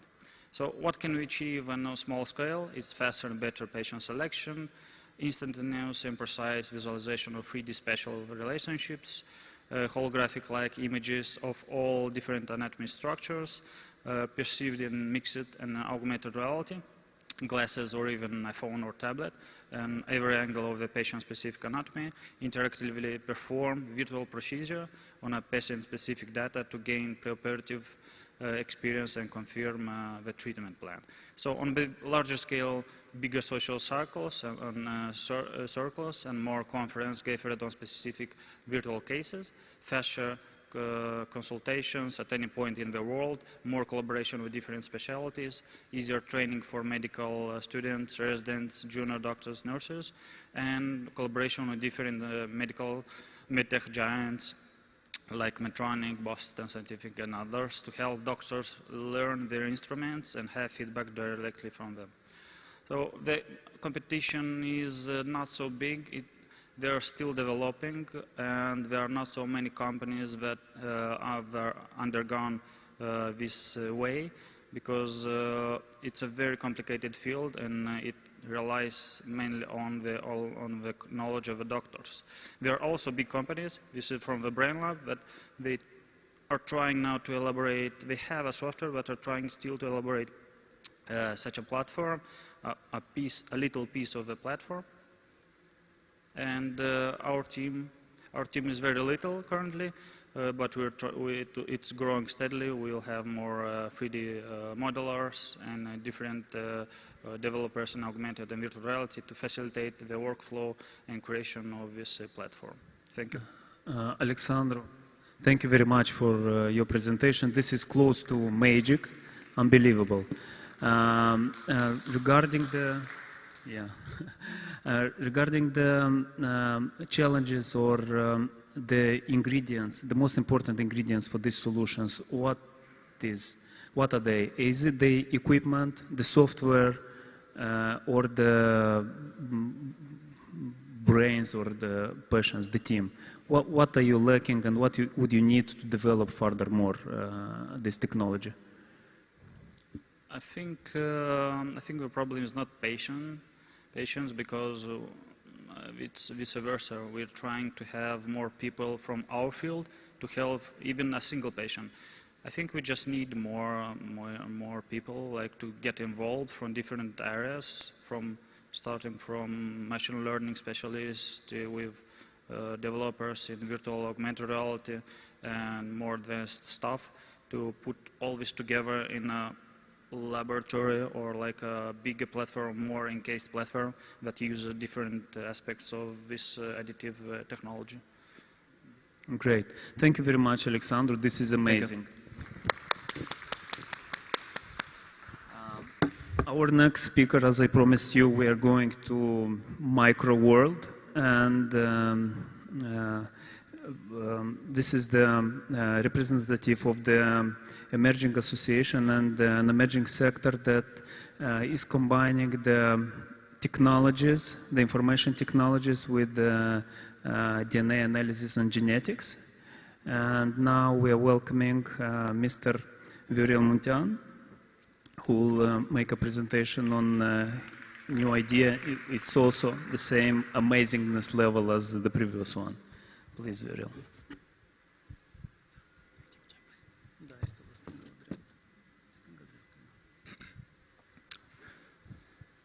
Hello, everyone. First of all, I would like to thank you for this invitation to this wonderful event. My name is Viorel, and I want to introduce you in the field of bioinformatics and genomics in Moldova. Now let me start from the beginning. The digital era of life commenced with the most famous understatement in the history of science. Thus began the paper published in 1953, in which its authors James Crick and James Watson proposed now famous double helix form of DNA. After continuous development of the field, now we have the human genome, now we have the genomes of many other living organisms, and now we have the science about the genomes, called genomics. Even if the raw data of genomics is very, very simple, we have only 4 letters. Due to the scale of dimensions of genomes, only computers can analyze these types of data.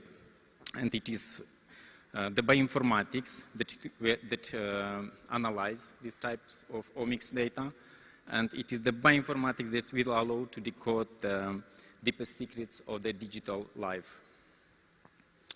Today, it is a reality to design production of food, of drugs, or to monitor in real time the environment for pests and pathogens. The bioinformatics is driving these developments, the use of computers to search, to store, or to analyze billions of DNA letters. The field of genomics has evolved from simple DNA sequencing into an expensive omics data generation. The omics data includes proteomics, transcriptomics, metabolomics, and some other type of biomedical data. As a result, new areas from biotechnology try to understand and to use this type of omics data, thus paving the way to innovative solutions in biomanufacturing, in precision medicine and agriculture, in synthetic biology or advanced diagnostics. Today, I have the pleasure to present the Bioinformatics and Gene Tech Association, a very small community in the Republic of Moldova, but with ambitions, great prospects, beautiful people and partners. Our history began in 1921 at the Technical University of Moldova, and in this moment we have built the foundation of the Bioinformatics and Gene Tech Association by recruiting the stakeholders that have the potential to develop the fields of bioinformatics and genomics in our country. In summary, we are less than 20 people in 4 countries from 10 institutions, and now we have 5 active but very challenging projects. Our vision is to inspire and catalyze bioinformatics and genomic solutions that benefit Moldova and the world, and our mission is to support bioinformatics and genomics-based innovations for the needs and benefits of society through excellent science, technology development and application, fostering collaborations and partnerships, and promoting our impact and relevance through effective communications. The 3 main objectives is to drive high-impact research to benefit Moldova, deliver effective purposive programs that support our mission, and to promote the responsible application of genomics in Moldova. Our association will work with ecosystem partners and stakeholders within the innovation system, and will drive applied and translational research towards socioeconomic benefits. Since inception, we will emphasize research with the relative percentage of translational focus increasing over the time. Finally, we expect to have a balanced portfolio of fundings. The sector-specific challenges include system biothreats, the understanding the pathogen across the environment, the food system and clinical settings, advanced biomanufacturing, using omics to inform and exploit biology to enhance industrial production and capabilities, the challenges in face of climate change, especially in the agriculture and the resource development and precision technology development, novel application and tools for efficient clinical, agricultural and environment diagnostics. More specifically in health, our priorities are to reduce burden of disease and improve care and data. In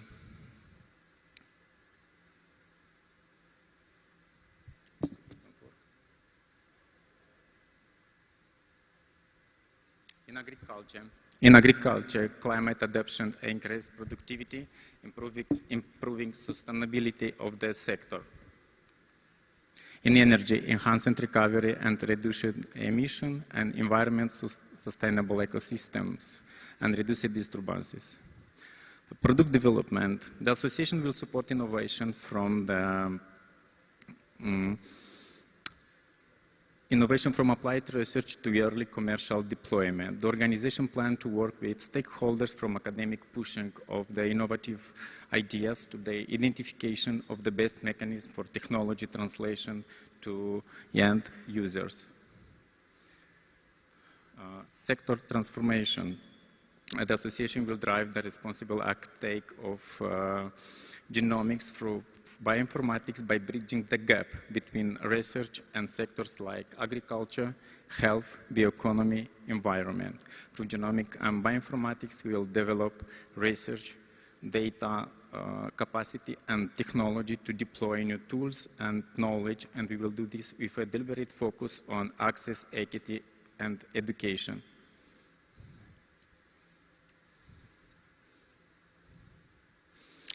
Now some active projects. One of them is polygenic risk scoring. We developed a pipeline to calculate the polygenic risk score in population and individual use. Now our focus is to create the polygenic risk score report. The report for a patient, a physician-centered report to support decision making. Other project is the MetaSub project Chisinau. In this project, we collected around 100 samples from the public places in Chisinau to study the diversity and abundance of urban microbiome and to identify and track antimicrobial resistance markers. Another interesting project is wastewater-based epidemiology and metagenomics. In the wastewater project, we want to quantify novel and existing strains of pathogen from wastewater. In this way, having an overall epidemiological picture of the city. Actual challenges is to create a sense of urgency in the leadership of the Republic of Moldova, to recognize that bioinformatics and genomics are essential for the future and scientific research and economic development in Moldova. Creation of a country-wide organizational framework to support genomics and bioinformatics, and to create a competitive technical and personal infrastructure, maintain it and continuously improve it. Finally, I want to mention that in this autumn we organized the East European Genomics and Computational East European Bioinformatics and Computational Genomics School. Here you can see the invited guest speakers. They are from the top university of the United States. And here you can see the topics covered during this school. Our main partners are the Bioinformatics Laboratory from the Technical University of Moldova, the Mangul Lab from University of Southern California, Broad Institute, and USAID. Thank you very much, Mr. Munteanu.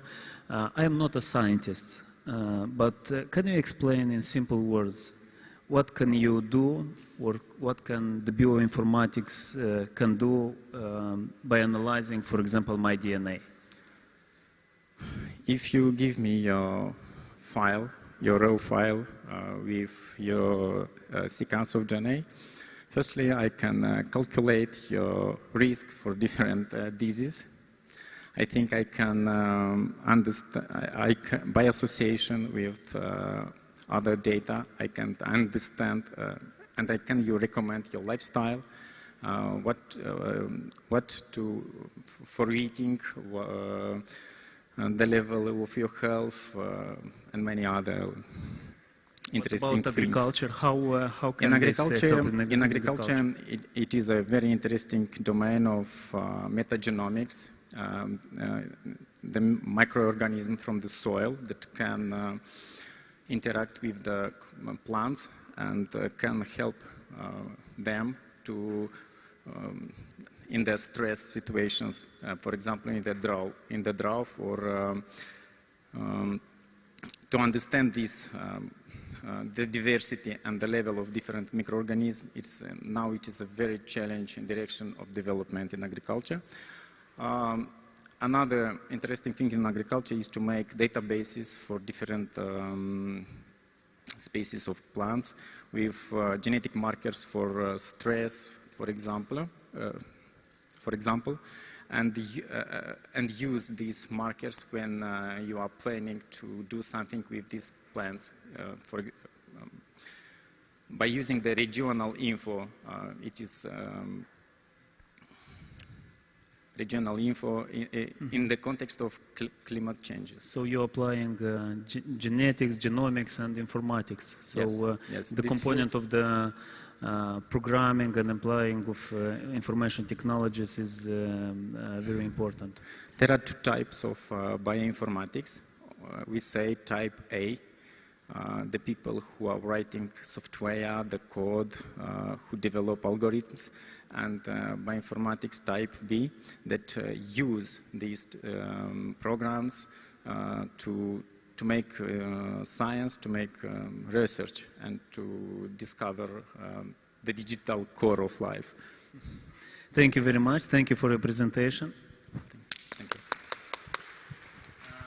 Dear guests, as you saw today, there is much potential, scientific and research potential for in the companies in Moldovan industry. And as I said in the beginning of the presentation, we Future Technologies activity in partnership with other government institutions, we are supporting the implementation of innovations, and we are supporting the development of the ecosystem for supporting the innovations.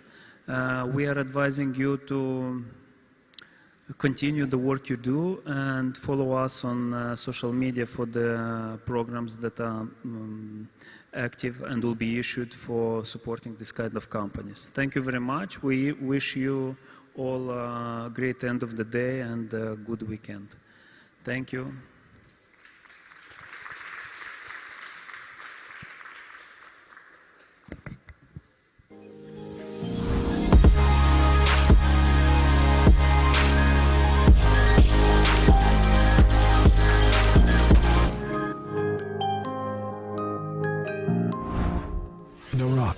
This is the way we, Moldovans, greet each other. With this word, we wish each other good luck when we begin our journeys. Our roads always bring you to a place where you feel like home. This is Moldova, a tree that grows on a fertile land. And this is how we want to be known to the whole world. That is why the Tree of Life is our symbol. It represents the contemporary Moldova, but also the origins of our nation, as the tree is often crafted in our traditional carpets, included in UNESCO's patrimony. The roots symbolize the development and continuous growth. We crowned our tree with a rose, our metaphor for love and family. In the rose, we find the symbol of digital connectivity. Hope and faith are represented by the symbol of the cross. The cups celebrate the pride for our legendary wines. The fabric symbolizes the craftsmanship, including our textile industry. The screw represents the automotive and electronics sector. A symbol of our tradition, the basil is associated with protection and purity. Vegetables and fruit tell us about the diversity of orchards. The intertwined branches illustrate the infrastructure and the economic bridge between the West and the East. Finally, the M letter from the name of Moldova symbolizes the land that holds our spirit, the fertile soil on which any idea, initiative, or investment comes to life and brings harvest. In a fast-changing world, we come with a promise and an honest invitation. Be our guest and grow your business here with us.